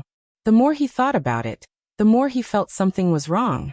Jin Sheng glanced at the guard beside him and said, Wu Pu, immediately count 10,000 troops. I think something is wrong. I have to go personally. Wu Pu frowned. The news of the Turks' withdrawal was checked by his men. He did not believe it at first. He ordered people to check it 5 times before he could confirm it. After telling the general did not believe it even more. He had already sent 5 groups of people to check. Now he wants to check again? He wanted to refuse, but thinking that the general wanted to go personally, he cupped his hands and said, Yes, General. After that, he turned around and began to select the troops. After a while, the troops were finally counted. Wu Pu cupped his hands and said, General, the troops have been counted. There are 10,000 people in total. General, please check. Okay. Jin Sheng turned his head and glanced. Seeing that there was no problem, he waved his hand and said, Everyone set off. The destination is the Turks' camp. After that, he mounted his horse and galloped toward the city gate. Wu Pu saw that the general had set off. He did not hesitate and led his men to catch up with Jin Sheng. The guard at the gate of Shengzhou City was on duty. Seeing a large group of people rushing over, he wanted to scold them. But when he saw that it was the general, he did not dare to be negligent. He quickly ordered the people to lower the drawbridge. There were no obstacles along the way. Jin Sheng led 10,000 people and smoothly arrived at the Turks' camp. Before he even got close, a pungent smell wafted over. Wu Pu covered his nose. His face was a little ugly. General, what is this smell? Jin Sheng frowned and did not answer immediately. Instead, he squatted on the ground and picked up a handful of red-hot soil to smell it. However, he could not tell what it was. He could only say, I don't know either. However, this should be the smell of the heavenly lightning you mentioned. After that, he immediately got up and waved his hand. Everyone speed up. He now believed that the thunder was real. Otherwise, how could he explain the soil? The soil under his feet was yellow, but now it was red. Without powerful fire, it was difficult to do. The group sped up. After a while, a desolate scene appeared in front of everyone. There were pieces of flesh everywhere. Blood dyed the ground red. Burnt cloth could be seen everywhere, and there were even large words written on it. Xieli Khan. The sawdust that had not been completely extinguished glowed in the dark night like fireflies in summer. At this moment, they seemed to be cheering for freedom. The broken scimitars and spears were stabbed into the ground in disarray. They seemed to have decayed and were covered with a layer of yellow and white matter. It looked incomparably desolate. Not far away, a few vultures were circling above a few corpses that had not been completely buried. There were many iron scraps on the corpses, but the broken spears were still in the hands of the corpses, as if these spears would take their souls to hell and slaughter them again. There was also a pack of wild wolves that had come to look for food. They were gnawing on a fragmented corpse, and their cold-blooded eyes emitted a dim light. They were like the soul reaper of hell, terrifying and horrifying. Looking at the crowd that was getting closer and closer, the wild wolf became more alert. It put down the pieces of meat in its mouth and opened its bloody mouth, revealing its fangs. Halt! Jin Sheng waved his right hand and glanced at the wolves and vultures. He said coldly, Drive the wolves away and form an encirclement. Investigate the situation here. Although the situation now was roughly clear, it still needed to be investigated to prevent the Turks from plotting. As the general of Shang province, everyone's lives were in his hands. He had to be very careful. Yes, General. Wu Pu cupped his hands. He also knew the importance of the situation. He then turned his head and looked at the soldiers.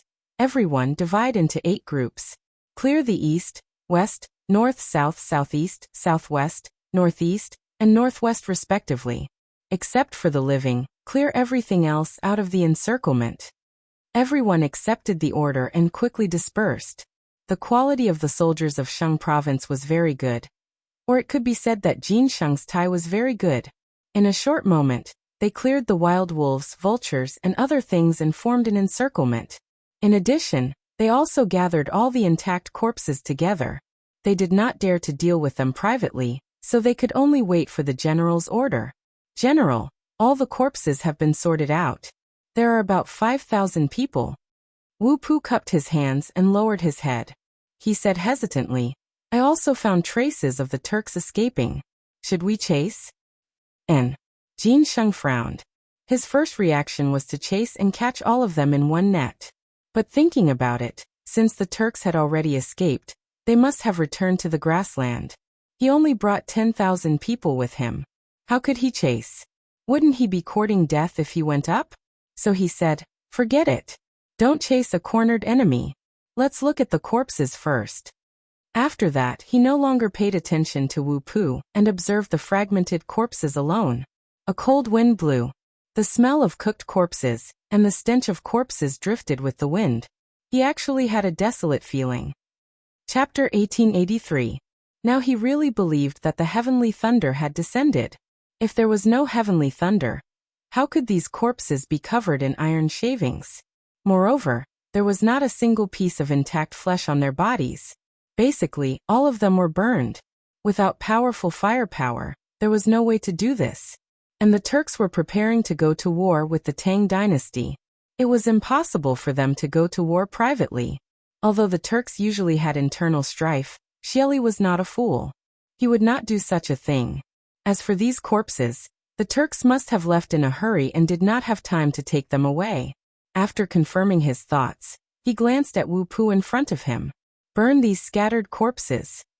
Since the Turks had left, there was no use keeping these corpses. Burn them on the spot to prevent future trouble. Otherwise, once they rotted, it would be another plague. Wu Pu obviously understood this. He cupped his hands and said, "Yes, General." Then he arranged for people to pile the corpses together, and found some unburned cloth to wrap them up. With the light of a firework, a huge fire suddenly rose, directly reflecting half of the sky. A gust of cold wind blew. The stench of corpses mixed with wood shavings and the smell of decay floated above the station. It was very pungent. As Jin Sheng watched the feast, his heart was filled with mixed emotions.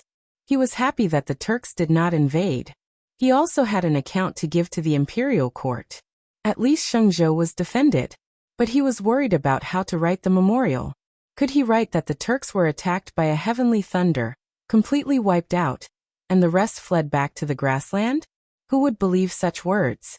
Not to mention the emperor, even the officials of the imperial court would not believe it. It was not easy to win the battle, but it became difficult for him to submit the memorial. It was ridiculous. Just as he was immersed in how to deal with the imperial court's question, Wu Pu's voice came from not far away.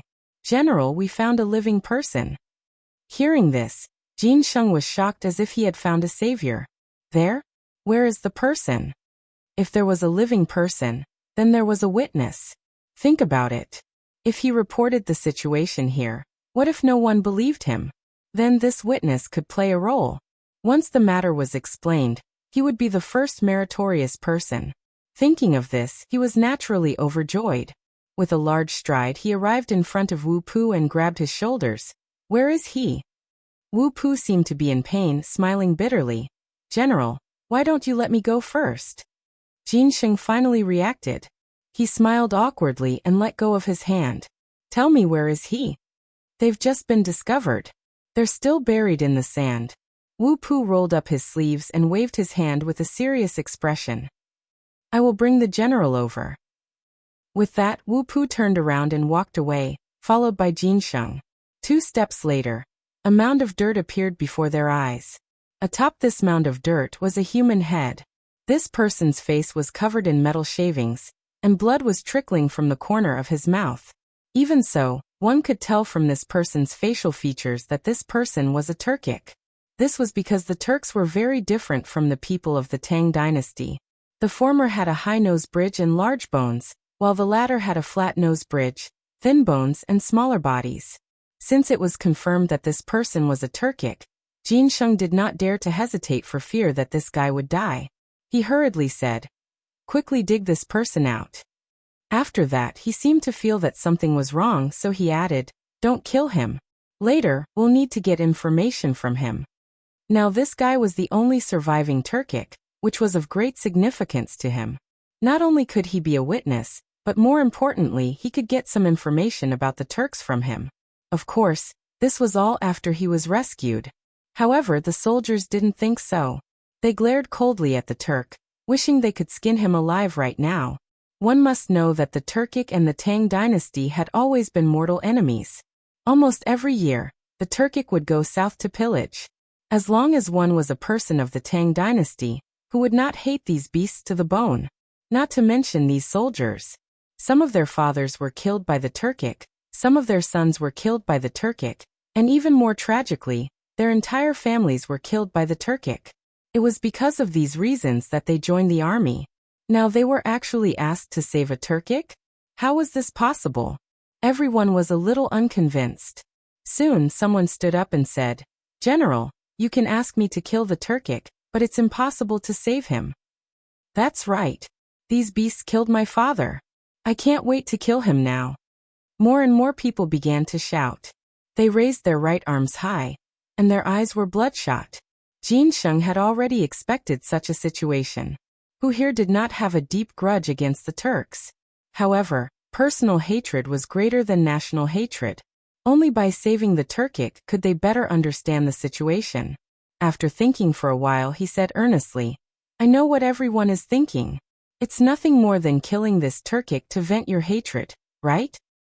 "Yes." Chapter 1884. Everyone answered in unison. Their voices seemed to be able to break the sky. But have you ever thought about it? What's the point of killing a Turk? Will the Turks not come after you kill him? Jin Sheng glanced at everyone and said indifferently, "Right now, the most important thing for us is to figure out what happened. Also, we need to understand the Turks' way of life so that we can take revenge in the future. Right now, this Turk is our best tool. If you kill him, how are we going to get information?" Everyone was speechless. Some lowered their heads, some stared at the Turk, but no one spoke. Because they all knew that what the general said made sense. Only by knowing yourself and your enemy could you win 100 battles. It was indeed inappropriate to kill this Turk rashly before they figured out the situation. Moreover, this Turk might have some important information. Once they got it, it would be beneficial to the Tang dynasty. Although they all understood the reason, they did not stand up because their hatred for the Turks had been deeply rooted in their bones. It was impossible for them to pull it out, let alone take the initiative to save a Turk. Jin Sheng seemed to see through them, and did not care about their rudeness. He just smiled and said, "Since everyone has no problem, let's start. It's fine as long as he doesn't die." He knew that they were unwilling to lower their heads. Since his subordinates were unwilling to lower their heads, he as the general, naturally had to give them a way out. Moreover, his words were very vague. It was fine as long as he didn't die. The implication was that as long as he didn't die, they could do whatever they wanted. Everyone looked at each other. Obviously they understood. They nodded and then began to dig the soil with their swords and knives. After digging for a while, the Turk's upper body was exposed. "Give him some water." Wu Pu glanced at the crowd with a serious face. Only then did the soldiers react. They picked up the water bag and poured it into the Turk. Maybe these guys wanted revenge, or maybe they really wanted to kill this Turk. Perhaps it was because the Turk had choked on the water, or because he had regained his vitality. He slowly opened his eyes and scanned the crowd before him. Suddenly, he shuddered and began to mutter something under his breath. However, his voice was too soft, so it was hard to make out what he was saying. However, Jin Sheng did not have time to care about this now. He hurriedly said, "Continue to dig.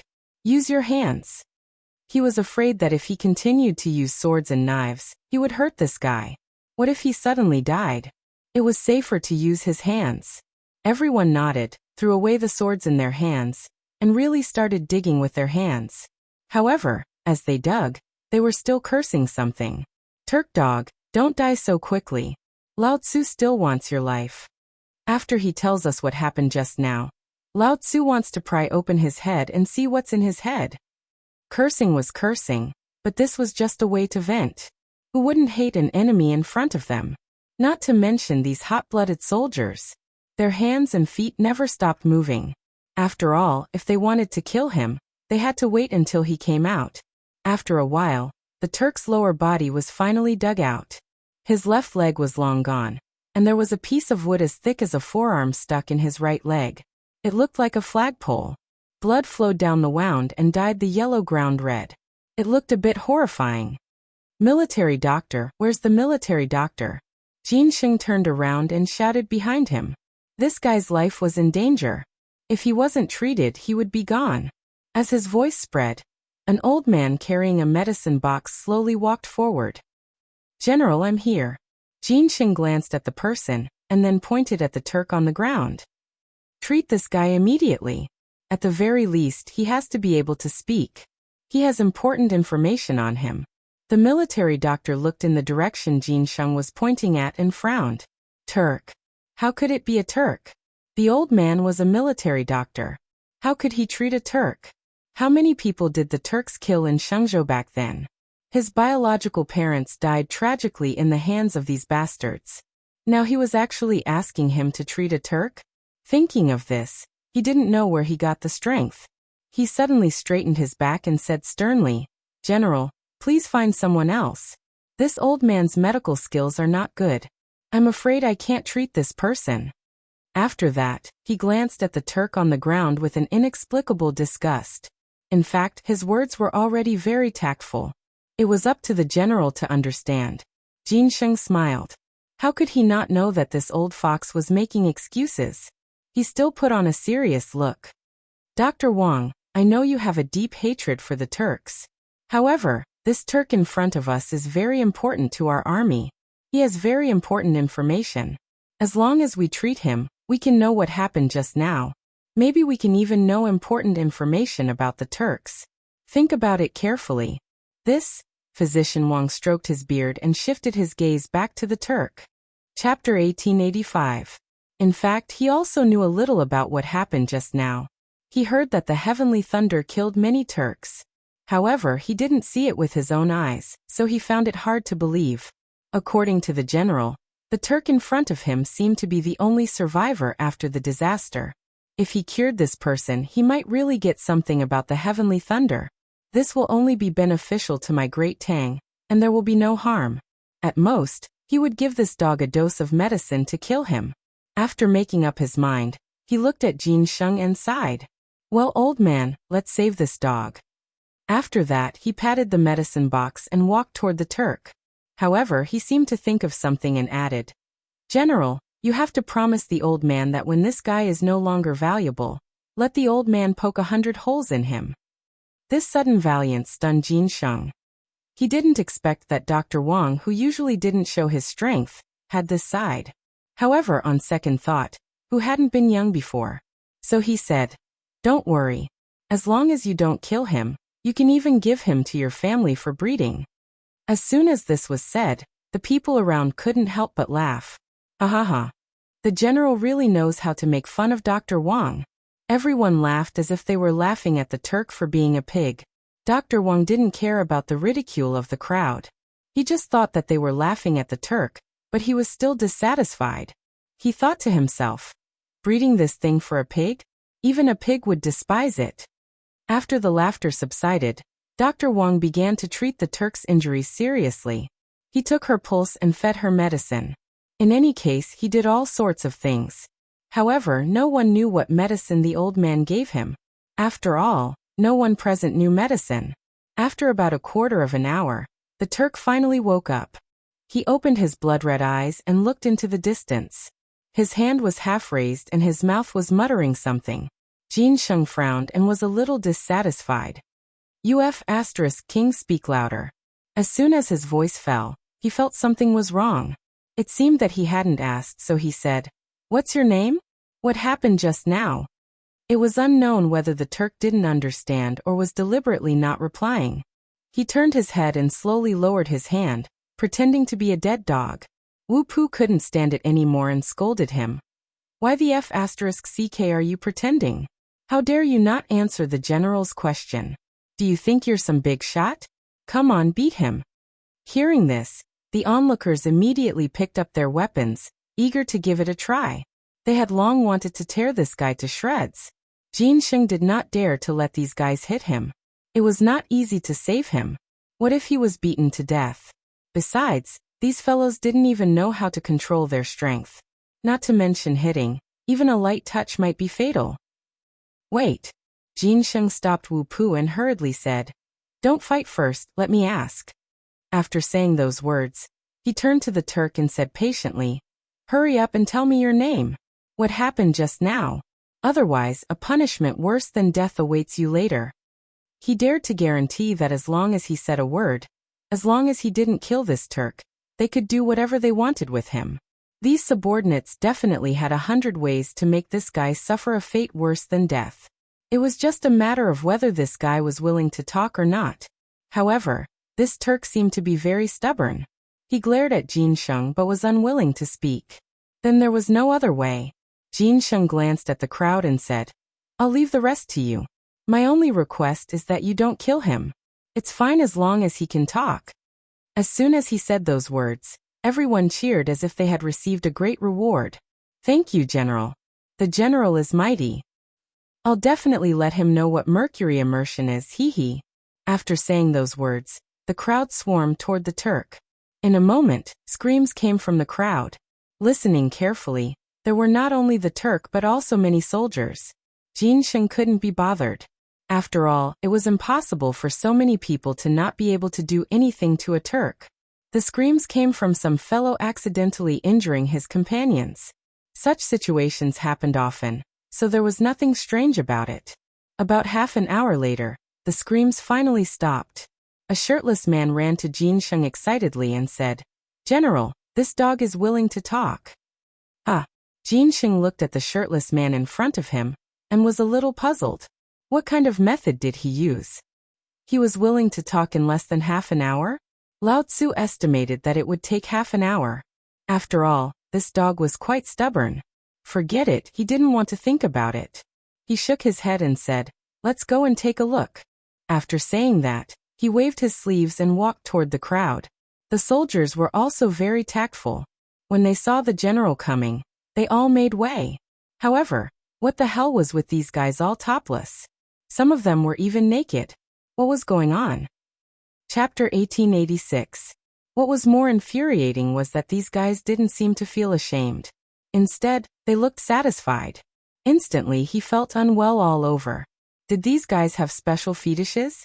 He didn't dare to think about it and quickened his pace. The Turk was half lying on the ground. He was also naked.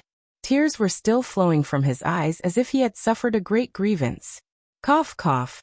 Jin Sheng deliberately coughed twice and glanced at the Turk. "Are you willing to talk now?" He purposely ignored these soldiers so that he wouldn't embarrass himself later. Unexpectedly, this Turk seemed to have changed into a different person. When he saw Jin Sheng, it was as if he had seen his savior. He wiped his tears and sobbed. "General, your soldiers are not human. Cut the crap. Hurry up and talk." Jin Sheng's face darkened. He was a little impatient. He naturally didn't want to listen to others talk about his soldiers, especially a Turk. However, what did these guys do to make people angry?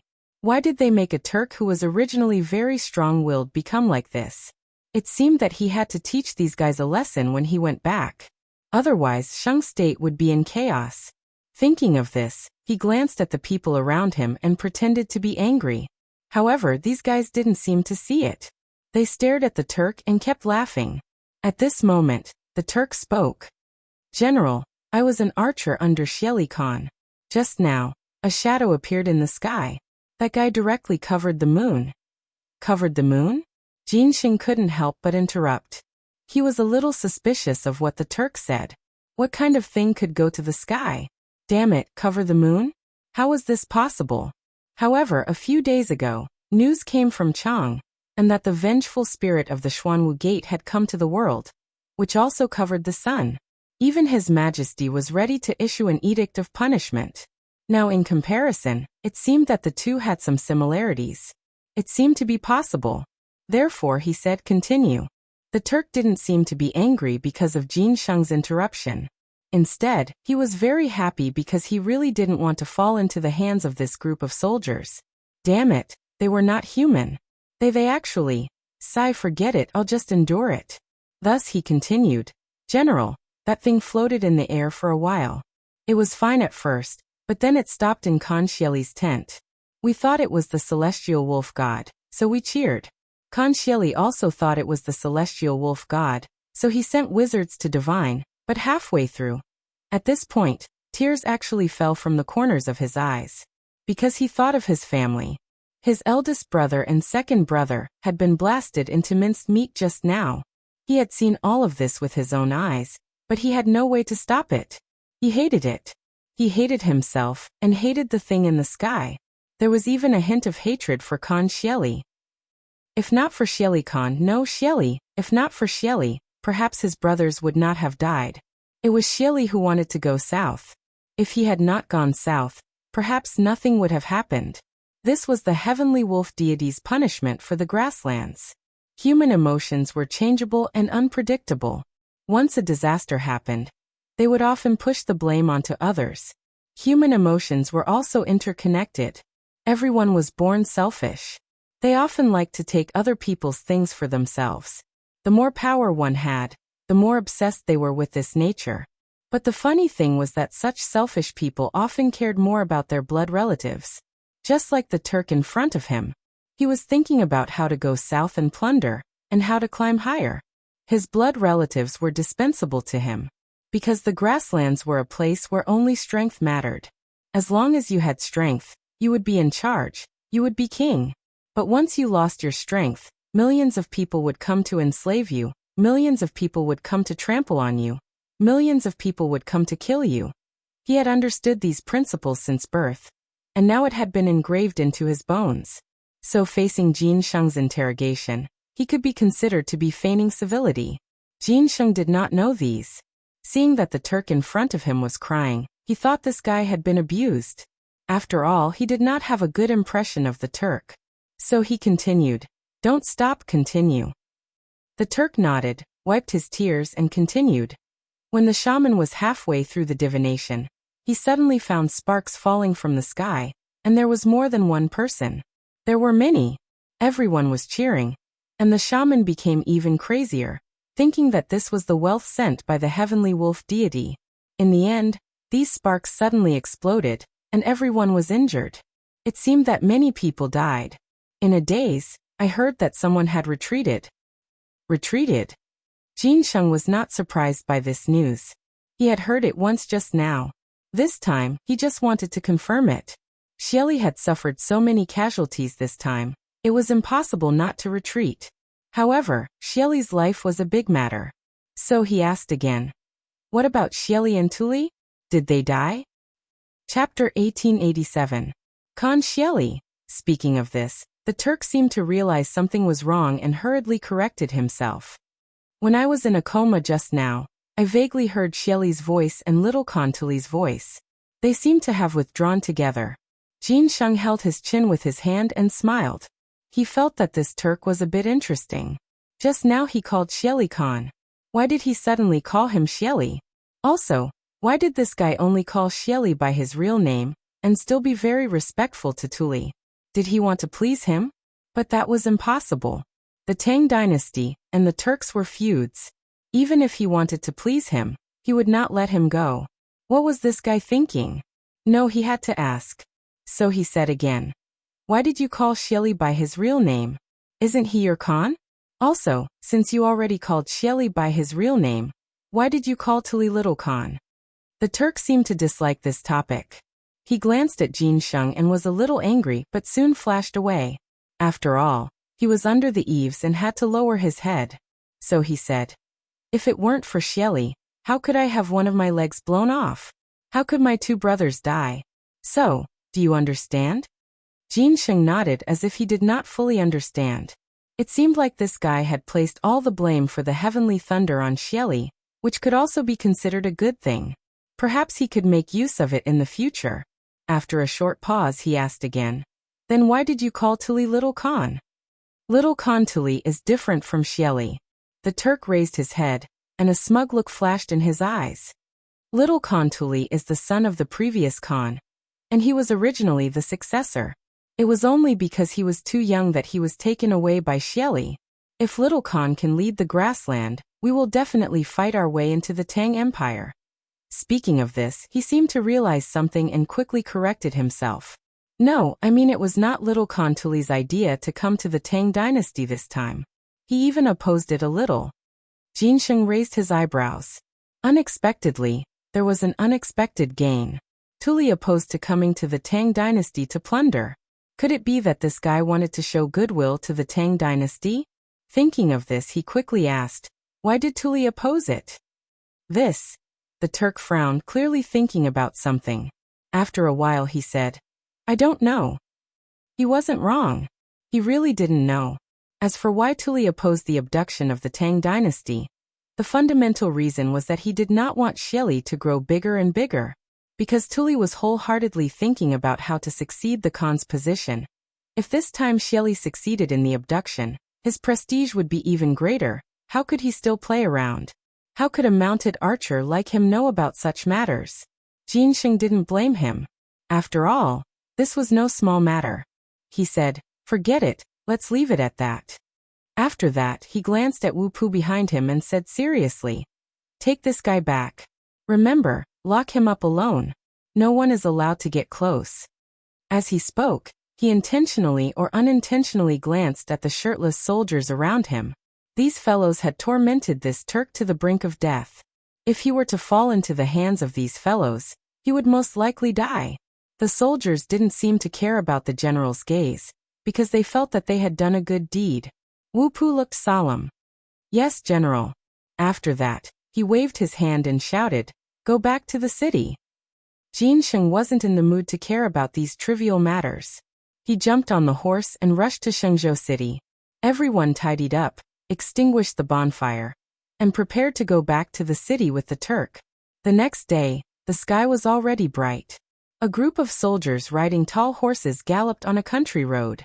They were dusty, their faces were full of dust, and their lips were dry and cracked, as if they were about to faint. However, their strong military consciousness still made them struggle. They held the reins tightly and didn't want to give up.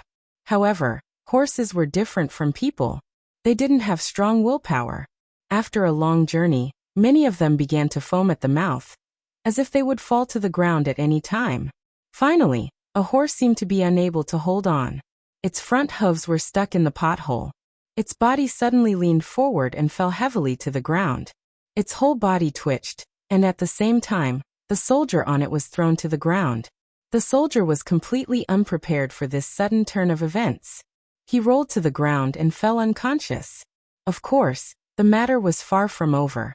The collapse of the first horse immediately affected the second, and the third.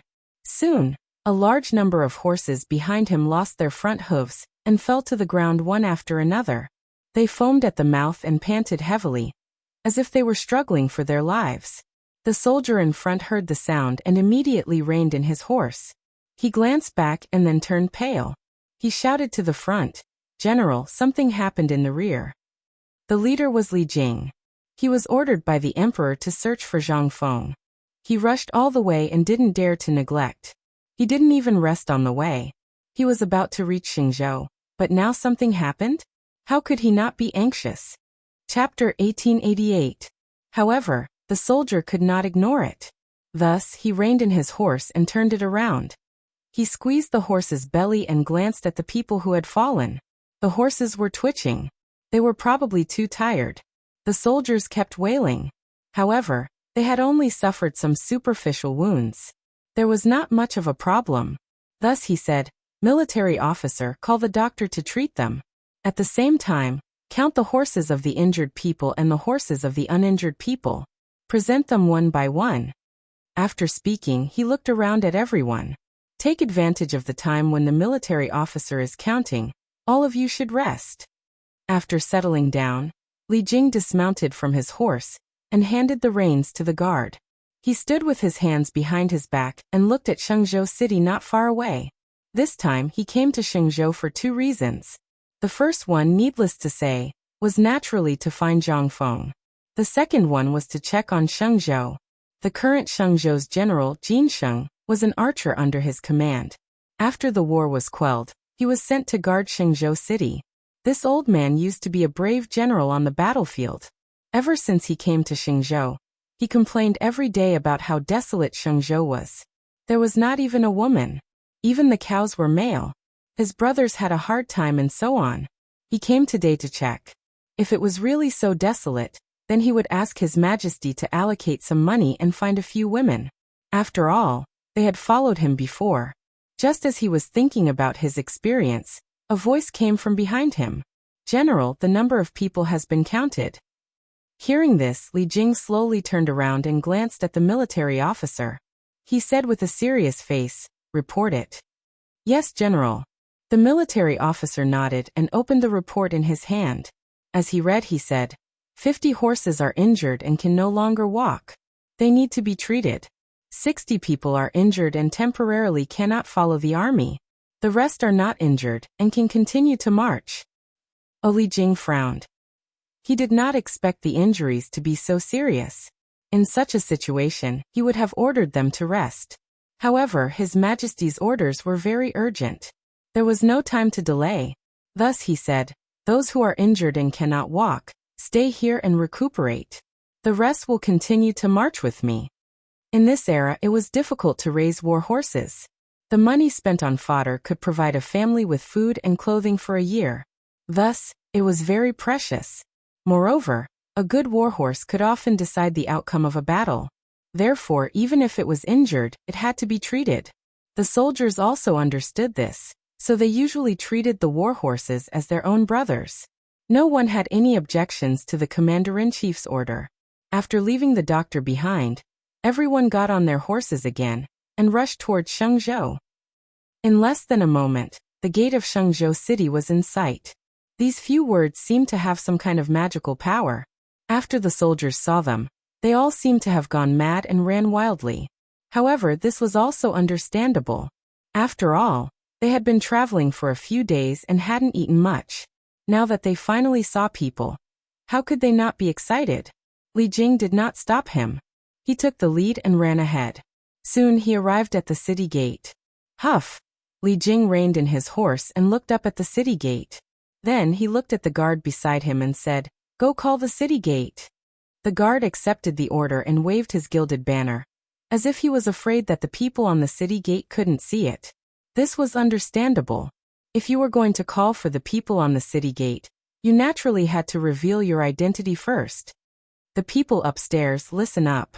The Minister of War, Li Jing, is here. Quickly open the city gate. The banner swayed in the air. The gilded Li word was incomparably eye-catching. Upstairs, the patrolling soldiers heard the roar and hurriedly lowered their heads to take a look. They saw a large banner swaying in the air with the word Li written on it. This frightened everyone.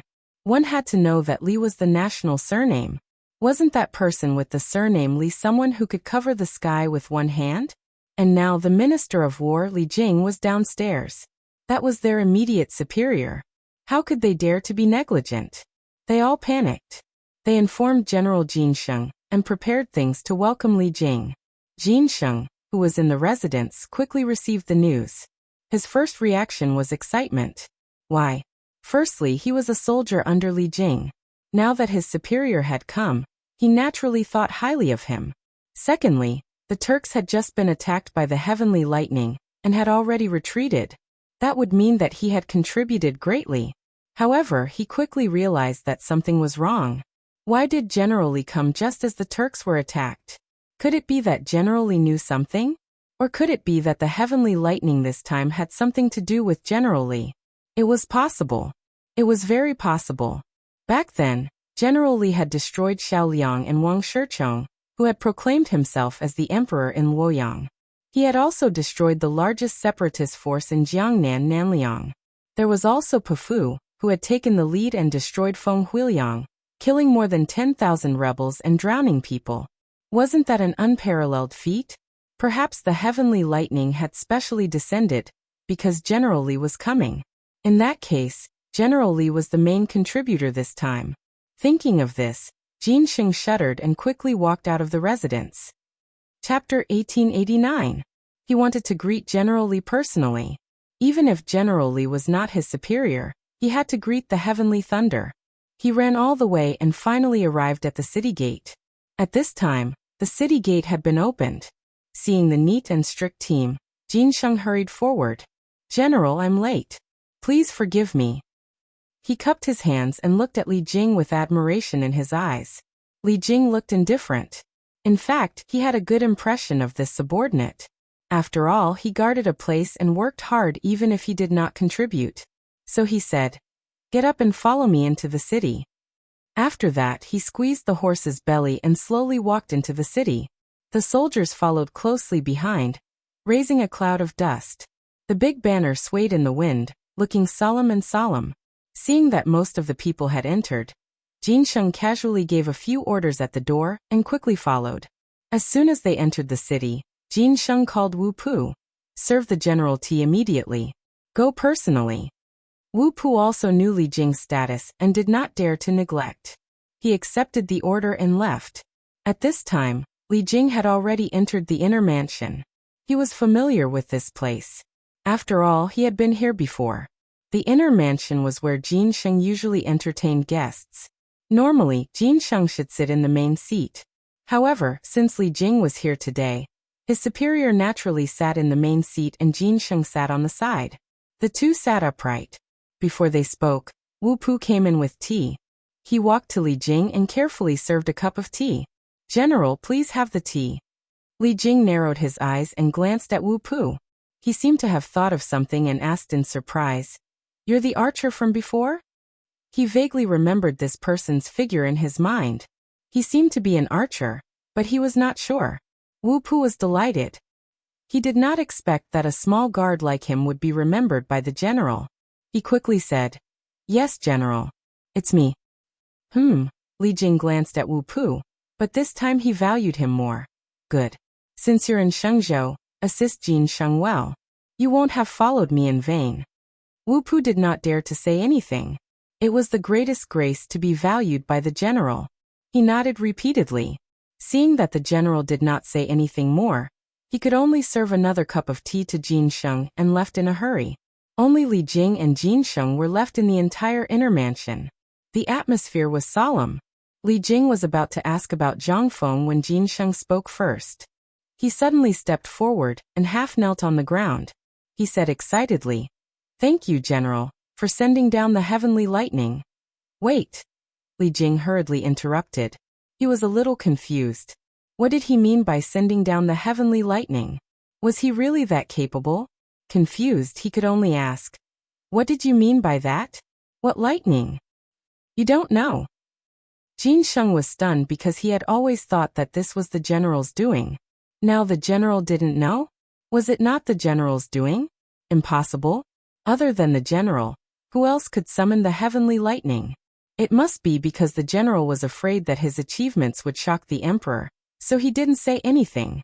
Yes, that must be it. Therefore, he cupped his hands and continued. "General, last night, heavenly lightning struck down and killed the Turks who were stationed outside Shenzhou city. It also caused a big fire and countless casualties." "What?" Li Jing's eyes widened as he slammed the table and stood up. "Oh my God! What kind of explosive news is this? Heavenly thunder descending? And even caused a huge fire? Countless Turks were killed? How could this be? How could such a thing happen?" He instantly felt that his brain was not enough. Frowning, he paced in the hall with his hands behind his back. If these were true, it would undoubtedly be a great thing for the Tang dynasty. But this matter was a little strange. Why would there be heavenly lightning? And it happened to fall in the Turks' camp? The more he thought about it, the more he felt that something was wrong. He stopped and stared at Jin Sheng. "Tell me, are you deliberately trying to take credit? Are you trying to deceive Lao Tzu? What hasn't Lao Tzu seen before? What kind of heavenly lightning is there?" He hadn't cursed for many years. Since the founding of the Tang dynasty, he had been generous to others. Today, what this guy said was so unbelievable that he couldn't help but curse. However, this made Jin Sheng suffer. He had always thought that the heavenly lightning was the general's doing, but now it seemed that it was not at all. Not only was it not, but he was also scolded when he reported it truthfully. Damn it, there was no way to reason with him. However, he was the general, and he couldn't scold him back. Therefore, he continued to be patient and said, "General, what I said is true. Last night, heavenly lightning indeed struck down. Not only did it kill a large number of Turks, but Xieli and the Turks also brought the tribes back to the grassland overnight. I am willing to use my head as a guarantee for what I said." He really had no other way. If the general didn't believe him, He could only use his head to prove his sincerity. Li Jing was certainly not a fool. Seeing this guy's solemn vow, his confidence began to waver. He knew in his heart that Jin Sheng was a steady person and would not deceive him for such a trivial matter. Chapter 1890. Moreover, he was a public official. This kind of thing couldn't be joked about. He knew that. However, this matter was simply too inconceivable. He had to take it seriously. So he said, "Since this kind of thing happened, you must have evidence, right?" This sentence couldn't be more obvious. Since something had happened, there must be evidence to prove it. In other words, if you want to convince me, you can't just say a few words and take out some reliable evidence. Jin Sheng naturally understood the reason. He turned to the door and shouted, "Bring the Turk here." Now, only the Turk could prove what he said. This was also the reason why he left the Turk here. In a moment, the Turk was brought here. However, because of his disability, he could only sit on a stretcher. Li Jing didn't care about so many things. He was now concerned about what happened last night, so he asked directly, "What happened last night?" The Turk didn't know the identity of the person in front of him, but he knew Jin Sheng's identity. When he saw how respectful Jin Sheng was, he quickly told him what happened last night. As he spoke, he cried as if he had suffered a great grievance. In fact, he was also a victim. However, he was considered lucky. At least he was alive. It was unknown whether he was trying to please Li Jing, or he was resentful in his heart. When he spoke, he didn't forget to curse Xieli. His voice was extremely mournful. After listening, Li Jing finally knew the whole story. He waved his hand to signal the Turk to leave. Then, he sat on the chair and carefully digested everything just now. The amount of information that the Turk said just now was too much. First, a big thing covered the moon. Then lightning struck and the Turk camp was in a sea of fire. There were countless casualties. Then Xieli and Tuli returned to the grassland with the army. Wait, what could fly to the sky? And it even attracted lightning? Why was this so familiar? It seemed to have happened in Chang'an City. Something that could fly to the sky. Zhang Feng? Could it be Zhang Feng? This big thing was Zhang Feng on it? According to the Turk's description, it was exactly the same as Zhang Feng in Chang'an. Back then, when Zhang Feng was in the sky, he also covered the sun. And now this thing covered the moon? It was exactly the same. Thinking of this, he no longer dared to be careless. He looked at Jin Sheng and hurriedly asked, "That thing in the sky went to your place?" This? Jin Sheng was at a loss for words. How would he know where to go? There was nothing in the Turkic camp. After thinking about it, he could only honestly say, this subordinate doesn't know. There was nothing in the Turkic camp. Li Jing frowned and thought to himself, "Oh no. If it was really Zhang Feng last night, he might be in danger now that a night had passed. Now that he was here on the Emperor's orders to find this fellow, if something were to happen to him, it would be hard for him to explain himself. What should he do?" His heart was burning with anxiety. He paced a few steps in the hall, then looked at Jin Sheng. "Immediately send someone to find that thing from last night." After saying that, he seemed to have thought of something and added, "Prepare brush and ink for this general immediately." He had to report this matter to His Majesty. Zhang Feng's disappearance and the retreat of the Turks were no small matter. It was just that Zhang Feng, this dog, really knew how to hurt people. If not for him, would this general have accepted this troublesome task? How unlucky! At the same time, on Mount Shao, because of Zhang Feng's disappearance, the entire academy was so anxious that their feet didn't touch the ground. Their only goal was to find Zhang Feng. However, a day and a night had passed, and there was still no news of Zhang Feng. This made everyone very anxious, afraid that something had happened to Zhang Feng. The two women kept visiting Zhang Feng's friends, trying to find some clues. Unfortunately, there was no news at all. They were women and shouldn't be in public. However, their husband was missing, so how could they not be anxious? So they didn't care too much. Unfortunately, the heavens didn't fulfill their wishes. In fact, the most anxious were Yu Shinan and the other old men. In their hearts, they regarded Zhang Feng as their disciple. Now that their disciple was missing, they were also very anxious. Even though they were old, they spared no effort to visit everywhere. However, Zhang Feng seemed to have deliberately hidden himself. They couldn't find any trace of him. After a discussion, these old men decided to enter the palace to meet His Majesty. This was because they knew that Li Shimin would definitely not leave this matter alone. As soon as Yu Shinan and the others returned from the palace, they were blocked by a group of students at the door. Mr. Bosher, what did His Majesty say? Are you willing to help? Mr. Say something. The students were all talking at once, looking anxious. However, Yu Shinan and the others didn't seem to be in a good mood. He frowned and waved his hand. Everyone disperse. We will think of a way to find Fengzi. You kids don't have to get involved. After saying that, Yu Shinan waved his sleeves and walked back to his residence with his head lowered. Before he could take 2 steps, 2 figures blocked his path. I've already told you. Yu Shinan looked up impatiently. However, halfway through his words, he realized that it wasn't the students who came, but Jingshu and Zhang Yuyao. His expression finally softened. 2 girls, why are you here? Chapter 1891. This question was unnecessary.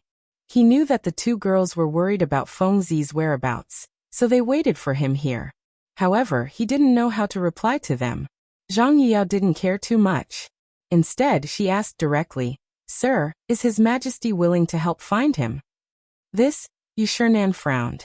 He seemed to have something to say. He glanced at the students walking around and said softly, This matter is more complicated. You 2 girls don't worry about it. After that, he lowered his head and was about to walk back to his residence. Jingshu spoke again. Sir, why don't you come to our place to have some tea? Prince Zhang isn't here now. We sisters should do our duty as disciples. After that, she even bowed. It wasn't that she didn't care about Zhang Feng's whereabouts. She just noticed that Sir seemed to have something to say. It was probably because there were too many students here, so she had to come up with this plan. Yu Shinan stopped and frowned. He seemed to be thinking about something.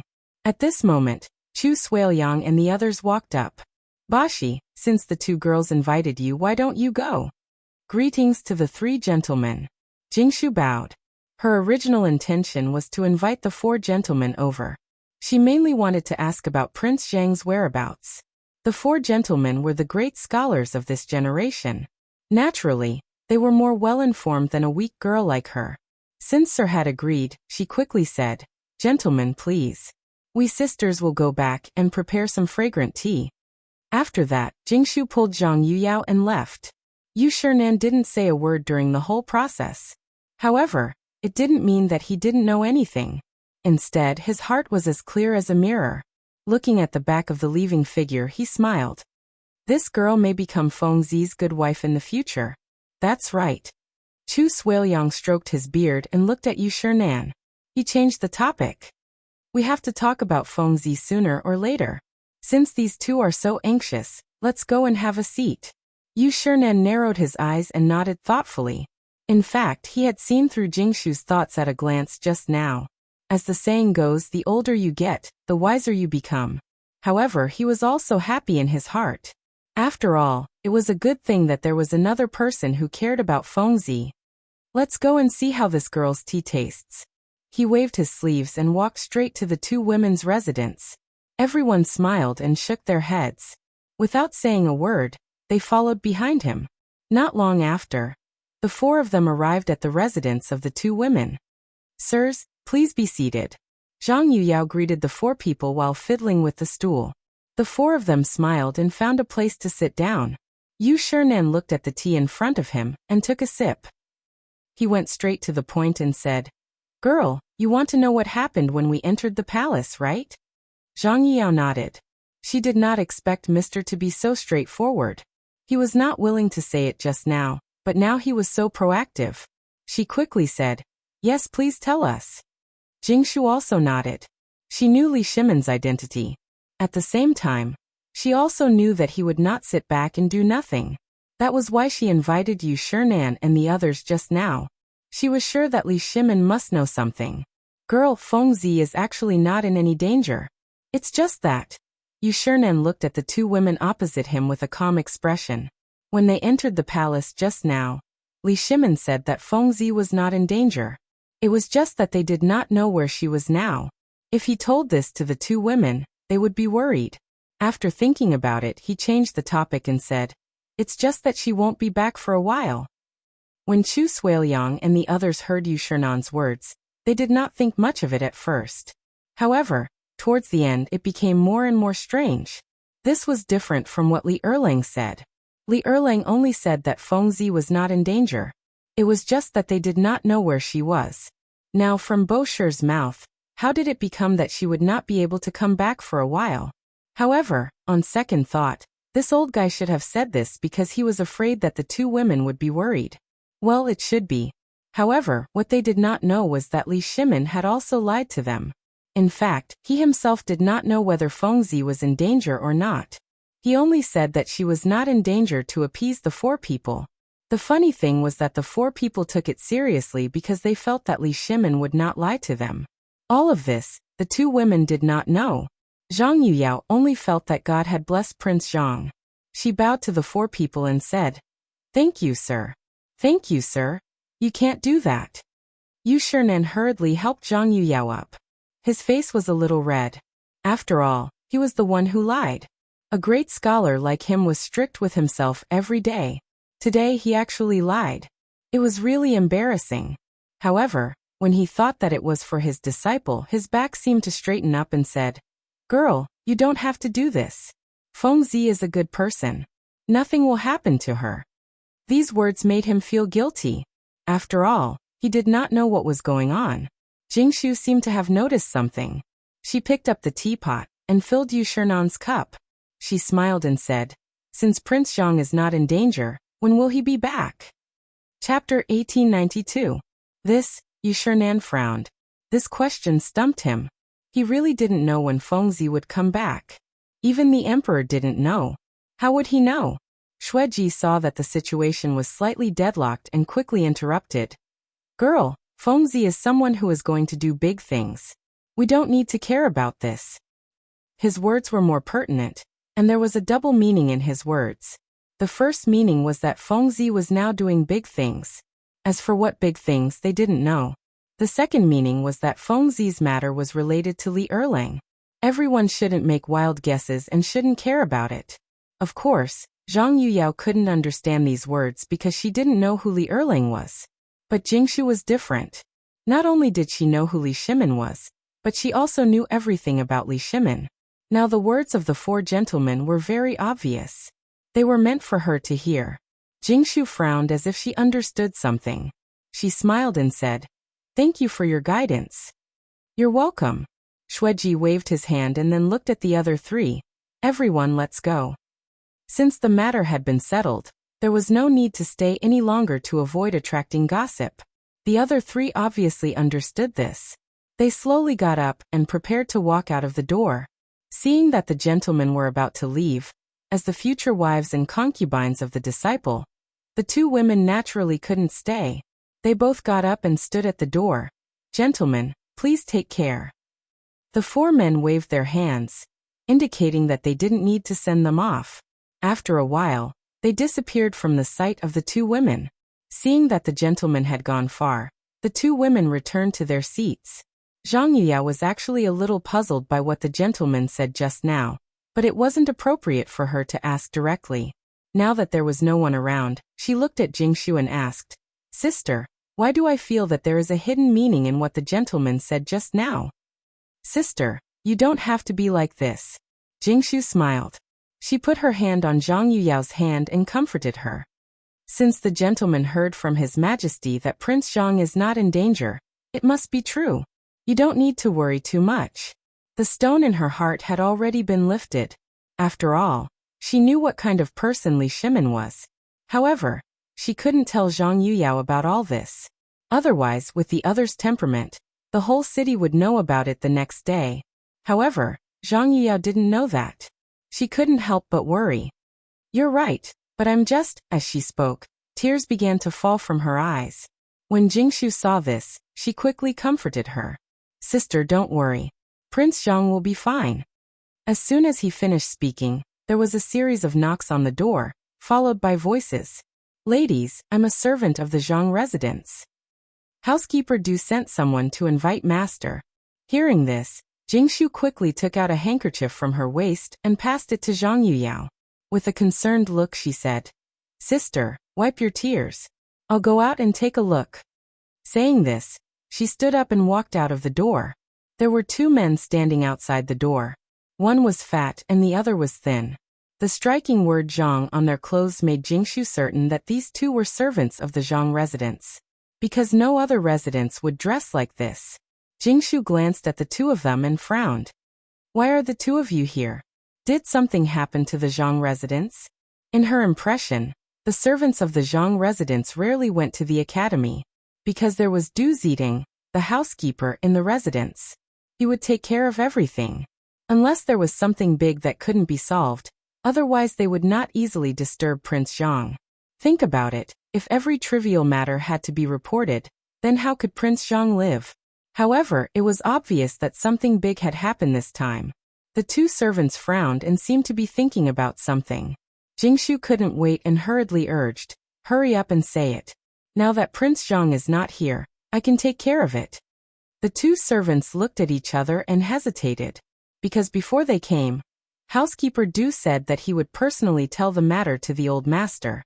In the end, the two of them searched half of Shao Mountain but couldn't find him. So they came here, thinking that the old master should be here. But when they came here, there was still no trace of the old master. And housekeeper Du said that this matter was more important, and must be decided by the old master. Now that the old master was not here, and Miss Jingshu was asking questions, it seemed that they had to tell Miss Jingshu. After all, Miss Jingshu was not an outsider. After making up their minds, the two of them looked at each other, as if they had reached some kind of agreement. The thin servant stepped forward and bowed. Today, a madam called Xie came to the residence and said that she wanted to see the old master. She also brought a lot of dried flowers. Housekeeper Du had seen this woman before, so he sent us to ask the old master what to do. Dried flowers? Madame Xie? Jingshu frowned and vaguely thought of something. At that time, Prince Zhang seemed to have interacted with this woman and bought a lot of dried flowers. Moreover, Prince Zhang seemed to be particularly precious. Could it be this woman? No matter whether it was or not, she hadn't returned to the Zhang residence for a long time. She could take this opportunity to go back and have a look. Chapter 1893. In any case, Prince Zhang wouldn't be back anytime soon. Moreover, this Madame Xie might really be the same woman from before. If that was the case, then she would be very important to Prince Zhang. She had to keep Prince Zhang here. After making up her mind, she said with a serious expression, "Since Prince Zhang isn't here right now, I'll go back with you. Wait here while I tidy up." After saying that, she turned around and walked back to her room without waiting for their reactions. When Zhang Yuyao saw Jingshu coming back, she quickly wiped the corners of her eyes and stood up to ask, "Younger sister Jingshu, what's going on outside?" Jingshu smiled and stepped forward to hold Zhang Yuyao's hand. "Older sister Yuyao, a servant from the Zhang estate, just came to report that a Madame Xie is looking for Prince Zhang." Madame Xie? Zhang Yuyao's beautiful eyes turned as if she remembered something. "I remember that a Madame Xie came to look for Prince Zhang before. She even brought a batch of dried flowers. Could it be this Madame Xie?" She clearly remembered that when this Madame Xie brought a batch of dried flowers, Prince Zhang said that he wanted to do business with her, to make some perfume. Of course, Jingshu also remembered this and smiled. Older sister Yuyao is right. The one who came this time should be this Madame Xie. However, since Prince Zhang isn't here, I think that we should go back and meet this Madame Xie, so that we won't be impolite. Zhang Yuyao couldn't help but nod. Younger sister Jingshu is right. Now that Prince Zhang isn't here, we should go back. After saying that, she changed the topic and continued. However, we should first say goodbye to the four gentlemen. Jingshu nodded. Of course, we can't be impolite. Let's go and say goodbye to the four gentlemen now. Zhang Yuyao naturally didn't have a problem with that, and the two women walked out together. When the two servants saw Zhang Yuyao and Jingshu coming out, they quickly bowed. "Greetings, young ladies." These two young ladies were the future madams of Zhang Mansion, so they didn't dare to slight them. Zhang Yuyao nodded and gestured for the two to get up. "You two prepare a sedan chair and wait at the door. My sister and I will come out in a little while." The two servants looked at each other and wondered if they would be punished for not completing housekeeper Du's order. She thought to herself, but she still agreed. Yes. After giving her instructions, Zhang Yuyao flicked her sleeves and walked towards the classroom. Jingshu followed closely behind. It was class time now, so the 4 teachers should be in the classroom. They couldn't be found anywhere else. As expected, Yu Shinan was checking the students' homework in class. His hands were clasped behind his back, and his gaze was sharp. At this moment he happened to see the 2 women walking over. He knew in his heart that the 2 girls usually wouldn't come to the classroom for no reason. Now that they suddenly came, he thought that there must be something. So he put down the book in his hand and went straight to the door of the classroom. He asked with a smile, "Girl, why are you 2 here? Is there something wrong?" The 2 girls quickly stepped forward and bowed. Zhang Yuyao smiled and said, "Teacher, there's something in the Zhang residence that we need to go back to solve. So we're here to say goodbye to you." Yu Shinan frowned slightly. What can happen in the Zhang residence? Is it very important? He didn't want the 2 girls to go back now. First, Fengzi wasn't here, and it wasn't good for the 2 girls to appear in public. Second, for their safety. The bottom of the mountain had just issued an edict of guilt. It was said that the Waterland Conference would be held soon. There would definitely be a huge crowd. What if there was some danger? How would he explain when Fengzi came back? As a teacher, he naturally had to take care of his students' family. However, the 2 girls obviously didn't think so much. Ever since Zhang Feng disappeared, they had nothing to do on the mountain. In fact, they had long wanted to go back to the Zhang residence. Now that they had an excuse, they naturally didn't want to stay any longer. So Jingshu bowed and smiled. "Teacher, a Mrs. Xie came to the Zhang residence today. She said that she was Prince Zhang's former business partner. This time, she also brought a lot of dried flowers. So, we need to go back." Oh, Yu Shinan stroked his beard. He remembered that Fengzi seemed to have mentioned this before. It shouldn't be a problem. Although he didn't want the 2 girls to go down the mountain, he couldn't say much. So he nodded and said, "In that case you can go. Remember to be careful. If you need help, just send someone to Shao Mountain." Old man doesn't dare to say anything else, but he still has connections. The 2 girls looked at each other and smiled. "Thank you, teacher." Yu Shinan smiled and nodded. "You're welcome. You can go." The 2 women bowed and saluted again. Then they turned around and walked towards the door. At this time, the palanquin outside the door was ready. Seeing the 2 girls coming, the servants quickly went up to greet them. "Hello, Mississippi." Everyone bowed in unison. Zhang Yuyao glanced at the crowd and waved her hand. "Get up and prepare to go back." The servants didn't hesitate. They all got up and pressed the palanquin. The 2 girls entered the palanquin and walked down the mountain. Shao Mountain wasn't very far from the Zhang residence. The servants' legs were quite agile. In a moment, the gate of the Zhang residence was in sight. At this time, a thin figure was standing at the gate of the Zhang residence. His eyes were deeply sunken, as if he hadn't slept for a few days. This person was the Zhang residence's housekeeper, Du Ziting. Chapter 1894. He raised his head with his hands behind his back and paced up and down the stairs as if he was in a hurry. From time to time, he would glance at the direction of Shao Mountain. But he didn't see what he was expecting and continued to pace up and down. At this moment, the servant behind him cheered, "Master is back." Du Ziting turned around abruptly and saw 2 sedan chairs of the Zhang residence slowly walking over. This should be Master. He thought in his heart and quickly waved his hand. "Let's go and welcome Master." After saying that, he took a step forward and ran towards the sedan chair. When the servant who was carrying the sedan chair saw the housekeeper coming, he quickly quickened his steps and stopped at the entrance of the residence. Du Ziting quickly went forward and stood in front of the sedan chair and bowed. "Master." The servant lowered the sedan chair, and a figure slowly walked out. Du Ziting smiled and stood up. "Master." Halfway through his words, he seemed to be choked and his face turned ugly, because he realized that the person who came back was not Master, but Miss Zhang Yuyao. Didn't he ask these fellows to invite Master? Why did these fellows invite Miss Zhang? Of course, it wasn't that he was prejudiced against Zhang Yuyao. But this time, Madame Xie must be met by Master as the head of the household. Moreover, Master seemed to value this dried flower very much and asked him to pay special attention to it. Now that he invited Miss Zhang, could she make the decision?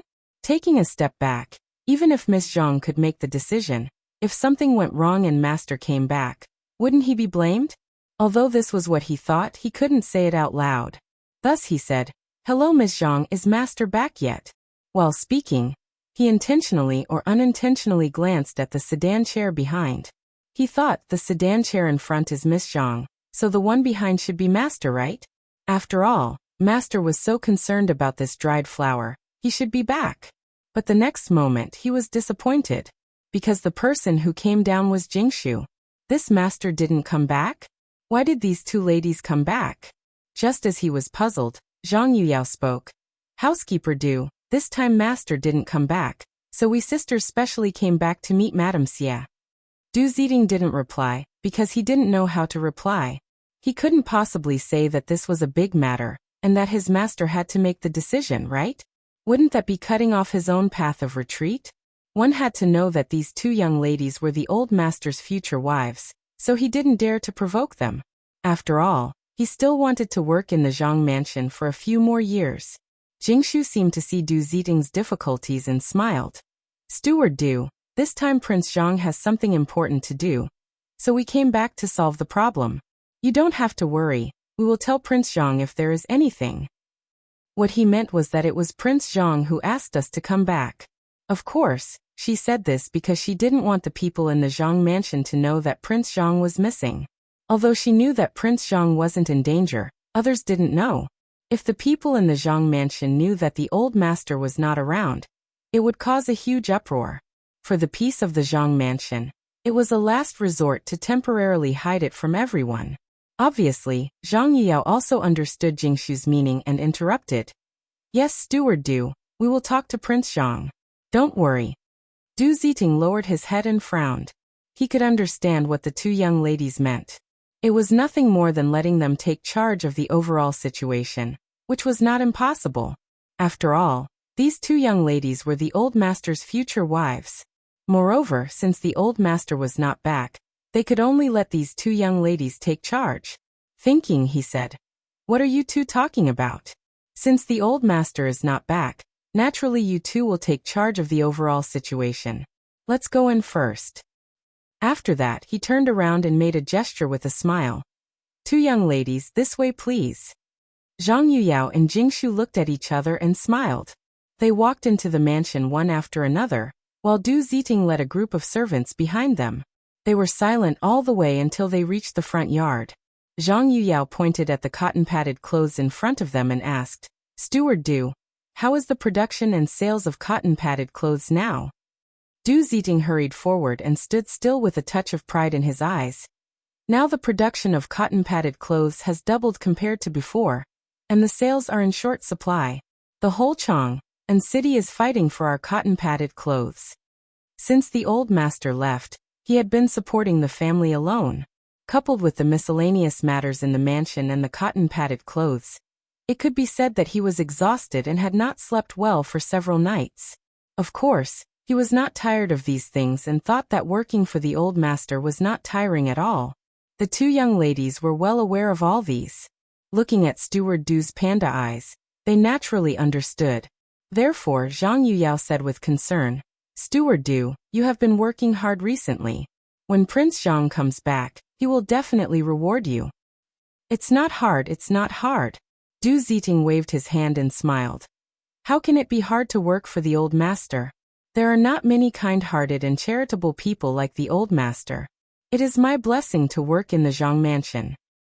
Chapter 1895. The two girls smiled and nodded. They understood Du Ziting's loyalty and did not say anything else. However, a pile of dried flowers in the corner attracted their attention. Jingshu glanced at the dried flowers, then looked at Du Ziting. "Housekeeper Du, are these dried flowers sent by Madame Xie?" "Yes." Du Ziting nodded and glanced at the main hall. "Last time, Madame Xie sent some dried flowers. Master treasured them and reached an agreement with Madame Xie. This time, she sent some again." Jingshu looked at Zhang Yuyao and nodded. They were now certain that this Madame Xia was the one who visited Prince Zhang last time. These dried flowers were used by Prince Zhang to make perfume. Since she was already here, they naturally had to meet her. Thus she looked at Du Ziting. Housekeeper Du, prepare the tea. We will go and meet Madame Xia. Du Ziting nodded slightly and waved her hand to signal the servants to prepare. She then said, this way, Madame Xia is in the main hall. The two girls nodded, brushed their sleeves, and walked to the main hall. Passing through the corridor, a group of servants playing with cotton appeared in front of the two girls. However, they were not in the mood to care about this. They walked straight to the main hall. As soon as they entered the main hall, they saw a woman sitting in the main hall. It was Madame Xia. Madame Xia. The two girls went up to her.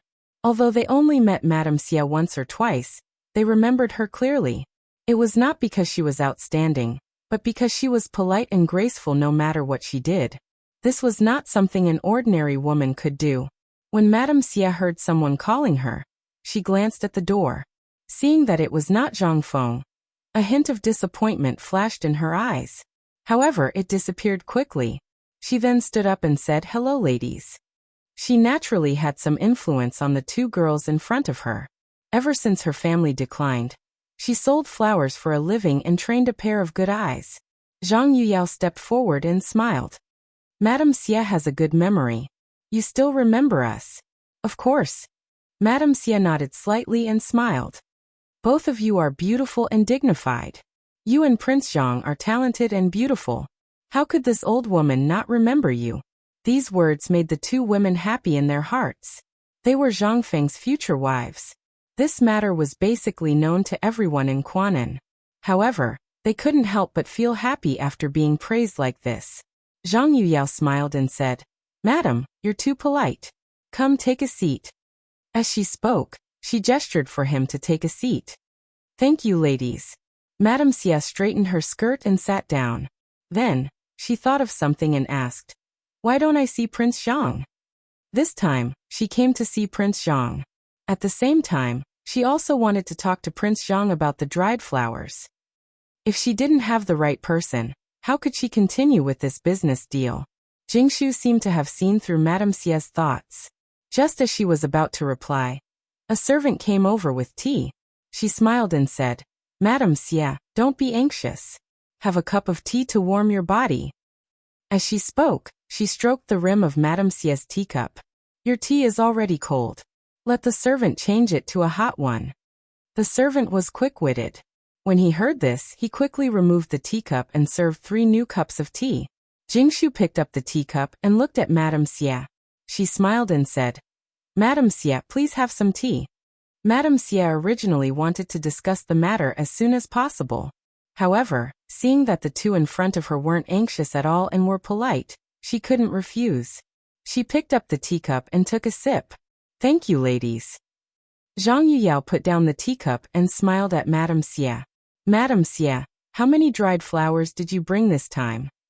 Madame Xia frowned and didn't answer immediately. This was because she was here to discuss business with Prince Zhang. Why did these two ladies come out? Could it be that Prince Zhang didn't want to do business anymore, and wanted these two girls to send her away? However, thinking about it, it was impossible. Even if he wanted to send her away, why would these two girls be so polite to her? After thinking for a while, she still couldn't figure it out. Therefore, she asked in confusion, Ladies, please forgive this old woman's impoliteness for asking, but why hasn't young Master Zhang come out? Hasn't he always been in charge of this matter? The two girls looked at each other as if they were sending a message. After a while, Jingshu smiled and said, Madame Xia, Prince Zhang has something important to deal with at the academy and can't leave the mountain. Thus, this matter was temporarily left to us sisters. I see. Madame Xia nodded. Now she could understand why Prince Zhang didn't appear. It turned out that he had left this matter to these two ladies. Although it was a little abrupt, Prince Zhang must have his own matters to attend to. Thinking about it, she said, In that case, let's go out and check the goods. The dried flowers are in the front yard. I'm sure you've seen it. Since someone had already made the decision, finding Prince Zhang didn't matter. As long as they checked the goods and there were no problems, it was fine. Chapter 1896. All right. Jingshu nodded and glanced at Zhang Yuyao. Seeing that the latter had no objections, she said, Madam, please. The dried flowers were something that Prince Zhang had instructed them to do.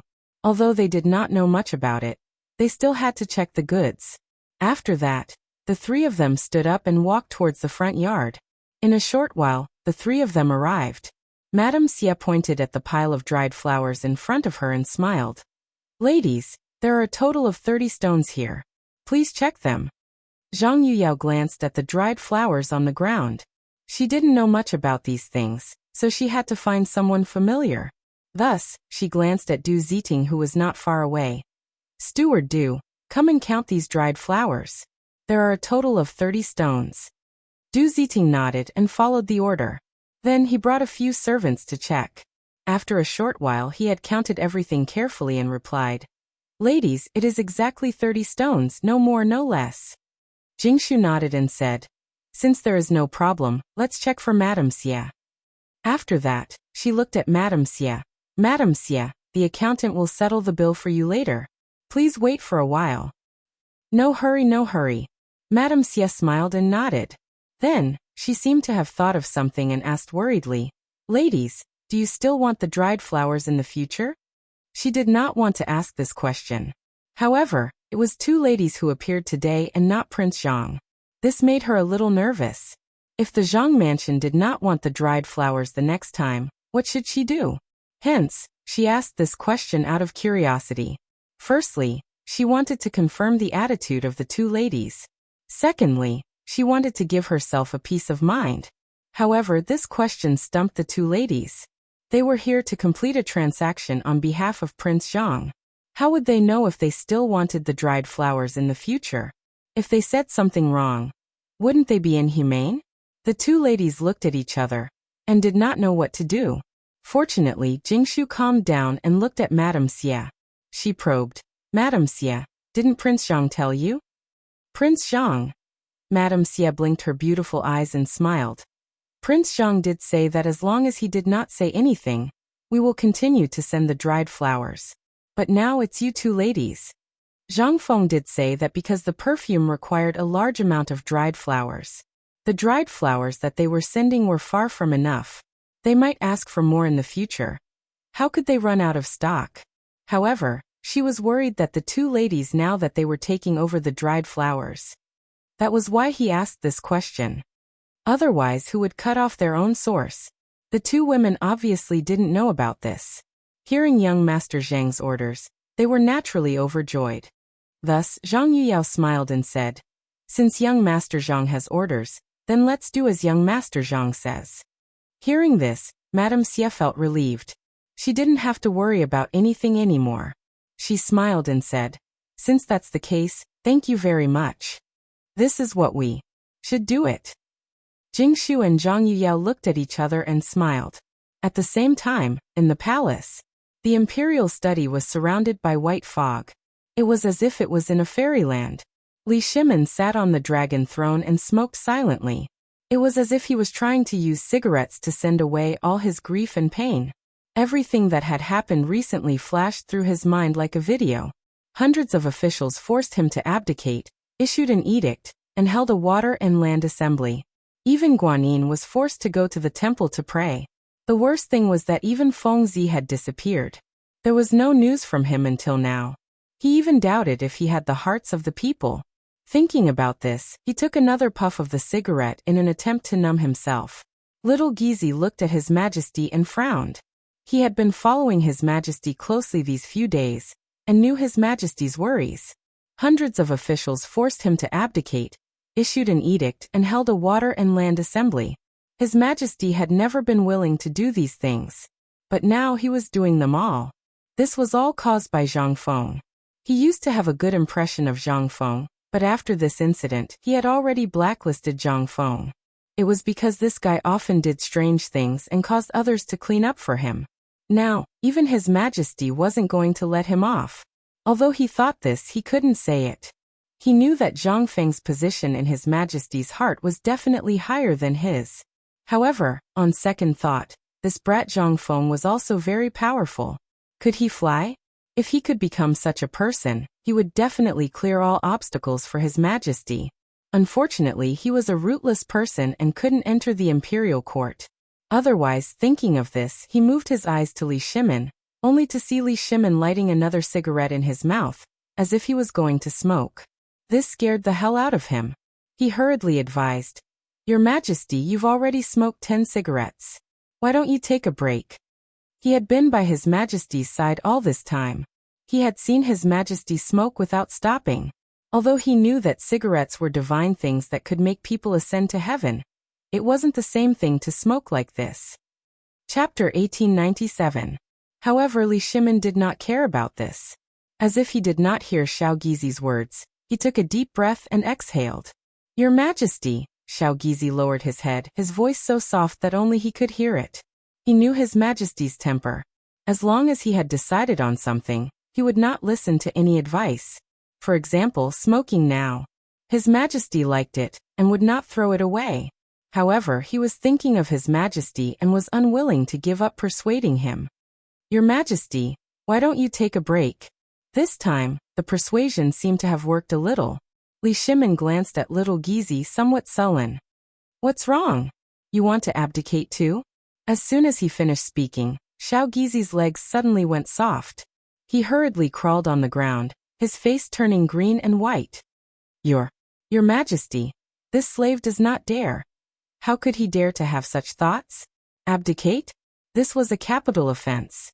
How could he dare? He only wanted to persuade His Majesty, but he was being accused of something? However, on second thought, there was a trace of anger in His Majesty's words. It did not seem to be directed at him. After all, he had not done anything out of line recently. Thinking of this, he raised his head to look at His Majesty. Unexpectedly, Li Shimin was also looking at him. Their eyes met. Xiao Gizi instantly quivered and hurriedly lowered his head. "Your Majesty, please spare my life." Although he was begging for mercy, his heart was already in his throat. He was afraid that if something went wrong, his head would be separated from his body. After all, His Majesty was a temperamental person. Li Shimin looked at the trembling Xiao Gizi with mixed feelings. What he had said just now was actually words of anger. Abdicating was a reflection of those ministers. In his heart, he did not know if he was a qualified monarch, but those ministers' way of abdicating made him angry. Although he was angry, he could not do anything because he knew that these fellows did the right thing. When everyone thought that the Black Tortoise sect was in the sky, he had already been pushed to the climax of public opinion. The ministers were also thinking of the people. As for Xiao Gizi, he had become a punching bag. This fellow was loyal. If he was told to go left, he would never go right. At the same time, he was also glad that he had such a loyal servant by his side. How could he kill him? Thus he put away his angry expression and said softly, "Get up, I'm not blaming you." Little Gizi didn't get up immediately. Instead, he looked up and saw that His Majesty had already turned his head away. He didn't hesitate and quickly got up. However, his legs didn't seem to listen to him. They kept shaking and he had to stand up several times before he could stand up. After getting up, he bowed again. "Thank you, Your Majesty, for sparing my life." Before he could finish his sentence, he was interrupted by a hoarse voice at the door of the imperial study. "Your Majesty, there is a letter from Shengzhou." Before he could finish, Li Shimin abruptly stood up and glanced at the door. He said excitedly, "Quickly bring it up." He knew that Fengzi was in Sheng State, and this letter was most likely related to Fengzi. Not long after, the sound of footsteps came from the door. A strong man walked in with small, quick steps. However, as soon as he came in, he seemed to feel that something was wrong. A pungent smell wafted over, making it hard for him to breathe. Cough, cough. He covered his mouth and coughed nonstop. He felt that tears were about to come out. For a moment, he even wanted to go out and never come in again. However, when he thought that he still had to send a letter to His Majesty, he still made up his mind and walked in. However, something even more strange happened. He couldn't see inside clearly, and he couldn't see His Majesty's figure. Layers of smoke blocked his line of sight. What should he do? He could only muster up his courage and walk in. However, Li Shimin couldn't wait any longer. He glanced at little Gizi beside him and urged, Quickly go and bring the letter over. Little Gizi was still looking at the door. When he heard that His Majesty wanted him to go, he hurriedly ran towards the door. Speaking of which, his legs were still weak just now, but when he heard that he had to do something for His Majesty, his legs instantly became light. As soon as he walked, he formed a gust of wind. Even the smoke started to swirl. His vision suddenly became clear. At this moment he saw a figure walking over. It was the strong man just now. He immediately berated, "Stop, give me the letter." That strong man didn't hesitate, and hurriedly handed the letter to Little Gizi. Just as he was about to turn and leave, he heard Little Gizi's figure again. "Next time you're so slow, boy, I'll break your legs." His expression changed. He wanted to refute but didn't know how to. He could only secretly feel bitter in his heart. It wasn't that he was slow, but this room was full of smoke. How could he be fast? Thinking of this, he still walked out of the room quickly. Little Gizi received the letter. Without hesitation, he turned around and handed it to Li Shimin. At this time, Li Shimin was already impatient. He opened the letter and read it carefully. "Your Majesty, since leaving Chang'an, I have chased after Zhang Feng all the way to Shenzhou. I have not seen any trace of him." When he saw this, his expression changed and he slapped the table. Chapter 1898. This frightened Little Gizi. He stumbled and fell to the ground. He quickly knelt down. "Your Majesty, please calm down." However, Li Shimin ignored him.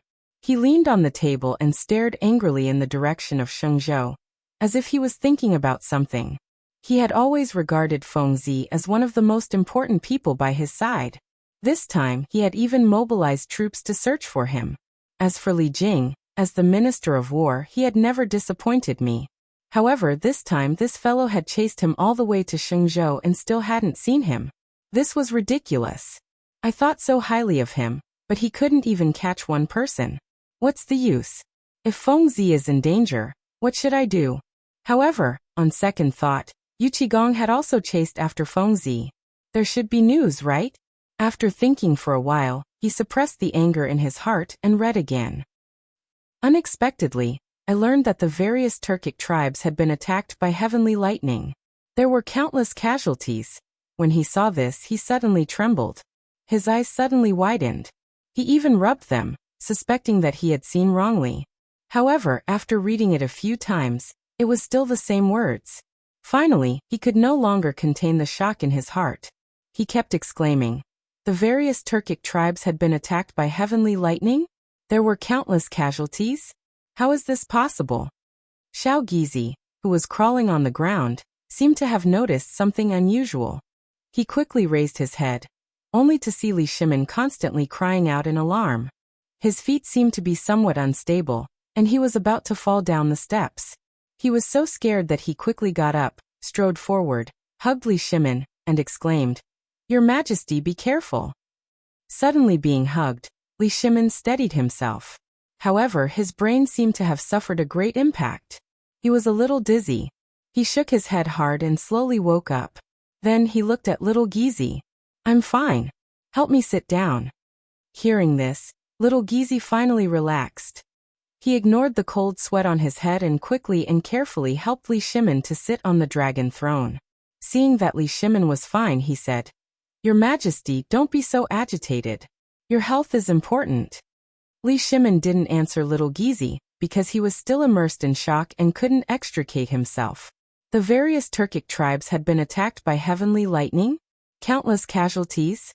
These words were like a brand that was deeply imprinted into his heart. Heavenly thunder? This was something that only the heavens could control, so why would it suddenly attack the Turkic camp? This was completely illogical. Moreover, even if the Turkic camp had been struck by lightning, how could there have been so many casualties? The only possibility was that Li Jing had given a fake military order. However, he quickly rejected this hypothesis. He knew very well what kind of person Li Jing was. He was an upright person with strict discipline. It was absolutely impossible for him to do such a thing. Of course, he didn't dare to do it either. However, all of this was too strange. The more he thought about it, the more he felt that something was amiss. Li Shimin frowned. Little Gizi seemed to notice that something was wrong and said softly, Your Majesty, please don't worry about state affairs. What is a castrate like, you know? Li Shimin glanced at little Gizi with some dissatisfaction. This is a huge matter for the Turks. Halfway through his words, he felt that something was wrong and immediately changed his tone. Forget it, forget it. What's the use of saying so much to a eunuch like you? After that, he read the letter again. This heavenly thunder incident is very strange. I suspect that it has something to do with Zhang Feng. Fengzi? Li Shimin frowned, somewhat puzzled. Didn't I ask Li Jing to track down Fengzi's traces? How could the heavenly thunder have anything to do with Fengzi? Could it be that the heavenly thunder was summoned by Fengzi? It shouldn't be possible. With doubts in his mind, he continued to read.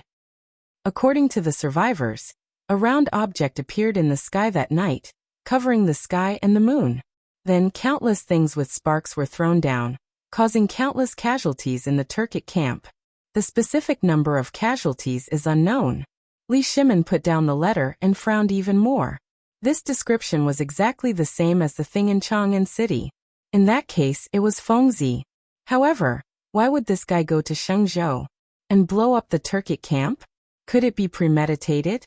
Whether it was premeditated or not, it was still a good thing for the Tang dynasty. However, now this guy should still be in Shenzhou. Would he be in danger? Thinking of this, Li Shimin was a little uneasy. He glanced at Xiao Gizi and said seriously, "Immediately send someone to Shenzhou to pass on my order. You must let Li Jing find Zhang Feng and bring him back smoothly." After that, he seemed to think of something and added, "In addition, tell Wei Zheng Du Ruhui, Fang Xianling, Zhang Sun Wuji, and others to come to see me." "Yes, Your Majesty." Xiao Gizi bowed and turned to walk out of the door. After instructing everything, Li Shimin sat on the dragon throne again, picked up a cigarette from the desk, put it in his mouth, lit it, and slowly smoked. At this time, he had mixed feelings. On one hand, he was happy about the bombing of the Turkic camp, but on the other hand, he was worried about Zhang Feng's safety. The Turkic people had always been a thorn in the heart of the Tang dynasty. Almost every year, they would come to the Tang dynasty to burn, kill, and loot. The people of the Tang dynasty hated them to the bone, but they could do nothing because they lived in the grassland and could not be killed. Chapter 1899. However, the blow this time was undoubtedly huge to the Turkic headquarters. Although it was impossible to know whether Xieli and Tuli were dead or alive, it could definitely stop the other party from going south. And Zhang Feng had really made a great contribution this time. However, he had been missing, which made him very vexed. Just as he was feeling vexed, footsteps came from outside the door. Then little Gizi walked in and bowed. "Your Majesty, the verbal order has been sent. Duke Wei and the others are also waiting outside. Should we summon them?" "Summon them." Li Shimin waved his hand. Little Gizi accepted the order and turned to leave the room. After a while, he walked in with Wei Zheng. Wei Zheng and the others followed little Gizi's footsteps into the imperial study and smelled a pungent smell of smoke. Although they usually smoked a little, it was only when they had nothing to do. In addition, they were generally old. How could they smell such a strong smell? They immediately coughed. Cough, cough, cough. This smell. Everyone covered their noses and coughed. Seeing this, little Gizi hurriedly comforted them. "Sirs, please bear with it. His Majesty is waiting." Hearing this, everyone did not complain anymore. After all, His Majesty had already issued an edict and admitted his mistake. Strictly speaking, he was a good emperor. Besides, the thing in the sky was not the vengeful spirit of the Xuanwu Gate. After thinking about it, everyone still walked toward the main hall. They saw Li Shimin sitting on the dragon throne. Everyone came forward and bowed together. "Your Majesty." Li Shimin was already impatient. He waved his hand casually. "Rise. Everyone sit." After he finished speaking, he handed the letter on the table to Xiao Gizi and said, "Pass the letter to the officials." Letter? Everyone looked at the letter in Li Shimin's hand in confusion and guessed. Could it be that there was something wrong with that place? Or did something happen at the border? With doubts, they looked at Li Shimin but could not see any joy, anger, sorrow, or joy. At this moment, Xiao Gizi handed the letter to Wei Zheng. Because Wei Zheng was the closest person to Li Shimin, it was convenient for him to pass it down. Wei Zheng took the letter and looked down. Two big words appeared in front of his eyes. Li Jing. Wasn't Li Jing sent by His Majesty to find Fengzi? Could there be news of Fengzi? Delighted, he immediately tore open the letter and read it. The officials sitting around felt as if their hearts were being scratched by a cat, itching unbearably. They also wanted to read the letter, because they knew that the letter that His Majesty allowed everyone to read was definitely a matter of national importance. As the backbone of the imperial court, they all wanted to read it in advance. However, this little Gizi had already given the letter to Wei Zheng. They couldn't possibly snatch it away, right? Therefore, everyone looked at Wei Zheng curiously, trying to get some information. At first, Wei Zheng's expression was normal, and even had a hint of a smile. However, slowly, his eyes widened and his mouth opened wide as if he had seen something unbelievable. In the end, he stood up abruptly and kept exclaiming that it was impossible. Seeing this, everyone knew that the matter was definitely not simple. They quickly went forward and snatched the letter from Wei Zheng's hand and gathered to read it. However, halfway through, everyone's eyes widened and they kept exclaiming, "What? The Turks were attacked by lightning? And it was Fengzi who did it? Countless Turks died? Xieli led the troops back to the grassland? How is this possible?"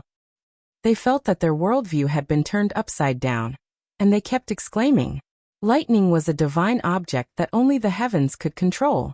How could it be related to Fengzi?" Moreover, according to Li Jing's letter, it seemed that Fengzi had sent down lightning from the sky and caused the deaths of various Turks. If that was the case, it was even more unbelievable. How could a human control lightning? Could it be that Fengzi was an immortal? Only immortals had such means. However, they quickly denied this theory. Because the people present had more or less interacted with Fengzi, they could be considered to know his character. This kid usually liked to fiddle with strange things. In terms of talent, he was a little talented, but it was impossible for him to have such means. Therefore, everyone looked at Li Shimin, hoping to get some information from His Majesty. Li Shimin naturally knew the doubts in everyone's hearts. He smiled faintly and said, "Have you all read the letter just now?" After that, he continued. Li Jing said in the letter that the lightning this time was very likely to be Fengzi's doing. At first, I was also puzzled as to why there would be such a ridiculous statement. However, after I thought of the Xuanwu Gate incident in Chang, and I felt that everything was logical. The Xuanwu Gate incident in Chang'an? Everyone was puzzled and confused. What was the connection between these two things? One was what happened in Chang, and the other was what happened in Shenzhou. The two had nothing to do with each other. Perhaps he saw through everyone's thoughts. Li Shimin continued. Have you forgotten that these things have something in common? That is, they can all go to the sky. And they were all done by Fengzi? Chapter 1900. As soon as he said that, everyone exclaimed in unison. They looked at each other as if they had understood something, but at the same time, they seemed to be missing something. Wei Zheng was quick-witted. He stepped forward, bowed and said, "Your Majesty, are you saying that Fengzi's original intention was to blow up the Turkic camp in Shenzhou, and he was just passing by Chang'an?" As soon as he said that, everyone suddenly understood. So that was the case. Fengzi's goal was the Turkic camp, and Chang'an was just passing by. In that case, the Xuanwu Gate incident was really a farce? They even forced His Majesty to issue an edict? They really shouldn't have done that. Thinking of this, everyone couldn't help blushing. However, Li Shimin didn't seem to care about this. He glanced at everyone and said seriously, "Yes, from Li Jing's letter, Fengzi's goal was indeed the Turkic camp. In this case, Chang'an was just a farce. It's not worth mentioning." As soon as he said that, everyone felt even more ashamed. They blushed and didn't even dare to raise their heads. Because of the farce in Chang'an, and they had forced the emperor to abdicate. This was really inappropriate for a subject. Of course, this was based on the fact that the emperor didn't make any mistakes. Li Shimin was such an emperor. Except for the incident at the Xuanwu Gate, he basically didn't make any serious mistakes. He was conscientious in politics and treated the people like his own children. However, someone couldn't help it. Zhang Sun Wuji stepped forward, lowered his head, and said softly, "Your Majesty, I committed a heinous crime a few days ago." "Your Majesty," Please punish me. With the first person, there was naturally a second person. Soon, all the officials stepped forward one by one. Your Majesty, I know that I have committed a heinous crime. Please punish me. Your Majesty, I know that I have committed a heinous crime. Please punish me. Your Majesty, I know that I have committed a heinous crime. Please punish me. They bowed together, lowered their heads and blushed.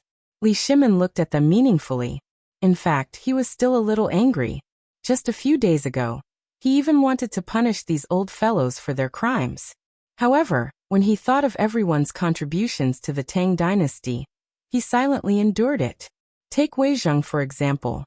Although this guy had a bad temper, he was indeed a pillar of the country. He was upright and plain-spoken, and as an official, his sleeves were clean. There's also Zhang Sun Wuji. He's been with me since before I became a cavalry. Although he's not as good at strategy as Fang Xianling, and he's not as good as Wei Zheng, he's still my brother-in-law. How could such a person be punished? Moreover, they had all admitted their mistakes today, so it was even more impossible to punish them. Thus, he revealed a trace of a smile and waved his hand. Everyone rise. This emperor has never taken it to heart. Everyone looked at each other in disbelief. Since when did His Majesty become so generous? It wasn't like this in the past. However, thinking about it was just thinking. Naturally, he couldn't say it out loud. However, they couldn't help but feel a little guilty and a little worried. They were worried that His Majesty still hadn't vented his anger.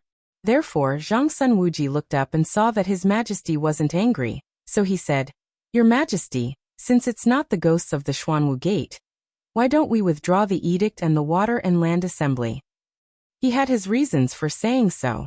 The edict was an edict issued to state the sins of the current emperor. It was bound to be recorded in history. If it was passed down, it would definitely cause damage to Li Shimin's reputation. At that time, if future generations scolded Li Shimin, they might implicate Zhang Sun Wugo.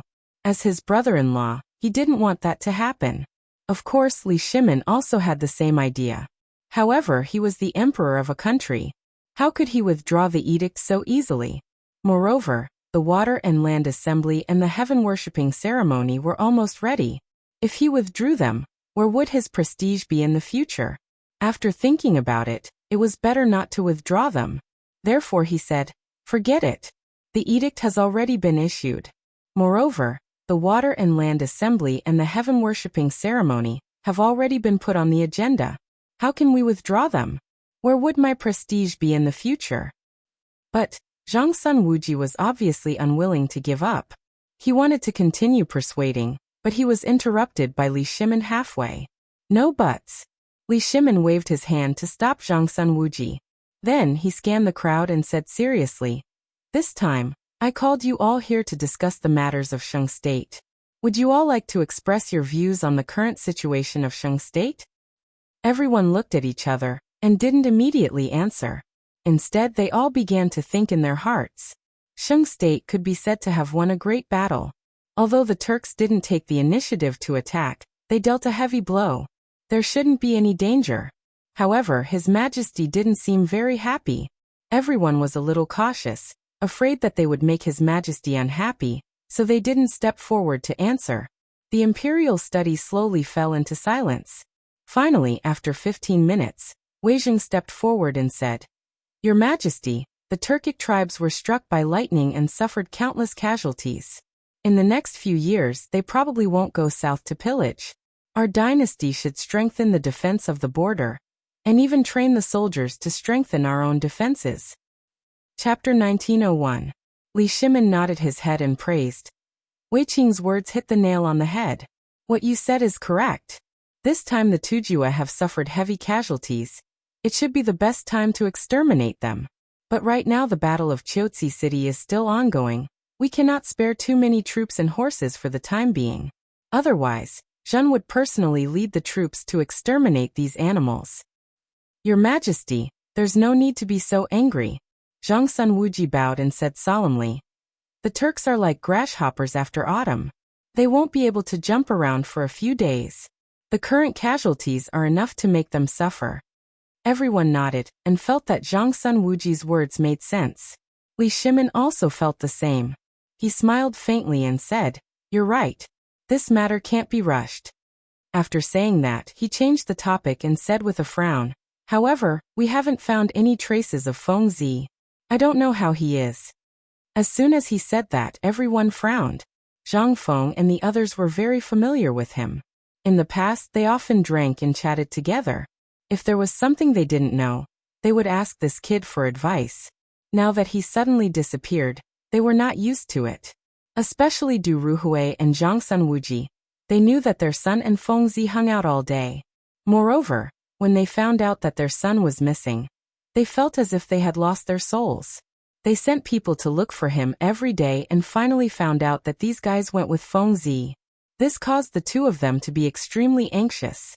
If something were to happen to their son, what would they do? Thinking of this, they felt as if their hearts were blocked, and they felt very uncomfortable. Li Shimin seemed to have seen through their thoughts and comforted them. "Minister Zhangsun, Minister Du, don't be sad. Your son will definitely return safely." The two wiped the corners of their eyes and said in unison, "Thank you, Your Majesty, for your kind words." As soon as they said that, there was a rush of footsteps outside the door. Then, a strong man walked in and quickly walked in front of Li Shimin.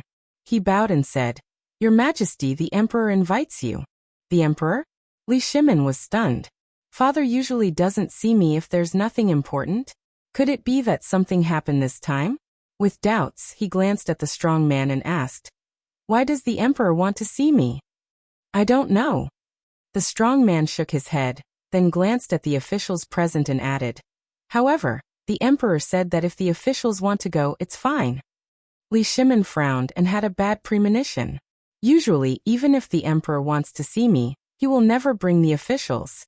Because he has long ago stopped caring for the Emperor. Why does he want to see the officials today? Moreover, these words were very metaphorical. If the officials wanted to go, it was also possible. That means the Emperor knows the officials to be Li's? To the Emperor, the Emperor's is, the Emperor's the Emperor to go Z to make A. By right, the previous Emperor had already abdicated and no longer cared about politics. B's S's twos, except twos. To go. TS with doubts in their minds, everyone looked at Li Shimin. But at this moment, Li Shimin also looked over. He said with a solemn face, "Since it's the Emperor's request, then everyone should go and take a look. Maybe the Emperor has something important to say." Everyone naturally didn't dare to refuse and agreed. Thus, Li Shimin led everyone to Li Yuan's residence. In less than a moment, the group arrived. Li Shimin was the first to be led into the main hall by Li Shi. Just as he entered the door, he saw Li Yuan sitting on a chair, drinking alone to drown his sorrows. He did not seem to be too happy. He hurriedly stepped forward and bowed. "Greetings, Imperial Father." Li Yuan raised his sleepy eyes and glanced at Li Shimin, waving his hand. "Get up, Erlang." Then he seemed to feel something was wrong and asked, "Erlang, the officials didn't come?" "They came, but they're waiting outside." Li Shimin smiled, then looked outside and said to the strong man, "Let them in." As soon as his voice fell, everyone walked in and bowed in unison. "Greetings, Your Majesty." "No need to be polite, sit." Li Yuan glanced at everyone, then looked at Li Shimin and pointed to a chair beside him. "Erlang, sit."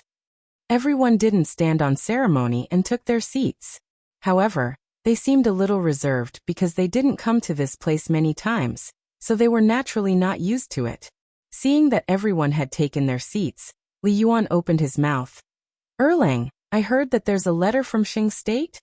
The Emperor's palace was very big, but the news was very fast. This kind of news from outside the palace, those in power were often the first to know. Although he didn't have any real power now, he still had his trusted aides, so this wasn't a big deal. Obviously, Li Shimin also knew a little, but he didn't expect Father Emperor to care about Qing State. This was the border. Logically speaking, only the Emperor could ask about it. What did Father Emperor mean now? Perhaps seeing Li Shimin's slightly changed expression, Li Yuan hurriedly changed his words. "Erlang, don't misunderstand. I just want to know about Feng Zi's news. After all, that kid isn't bad. I don't want him to die." Chapter 1902. Hearing this, Li Shimin finally understood. It turned out that his father wanted to inquire about Fengzi, so he didn't care too much. Thus he said, "Father, there is indeed a letter from Shengzhou," but halfway through he sighed and seemed a little annoyed. "It's just that Fengzi hasn't been brought back yet." "What?" Li Yuan exclaimed and threw the wine cup in his hand.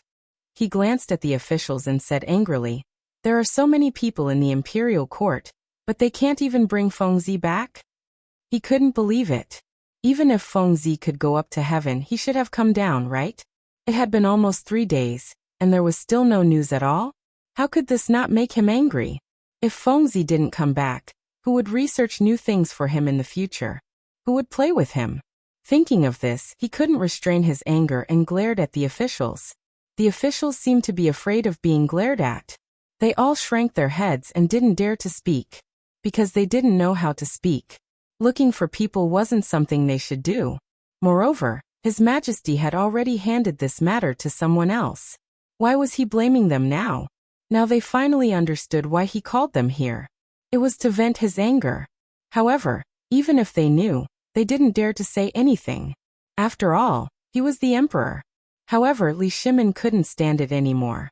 As the emperor, how could he watch his officials be scolded? So he quickly said, "Father, don't blame them. After all, they are just civil officials and don't know about these things." After that, he changed the topic and continued, "Although we didn't bring Fengzi back this time, there is some news about Fengzi." "News? What news?" Li Yuan turned his head and was instantly interested. "Father, don't be anxious." Li Shimin smiled faintly and then looked at Zhangsun Wuji, who was in a daze, and said, "Minister Zhangsun, you say it." Zhangsun Wuji was still in a daze, but when he heard this, he immediately became energetic. However, he knew that this wasn't a good task.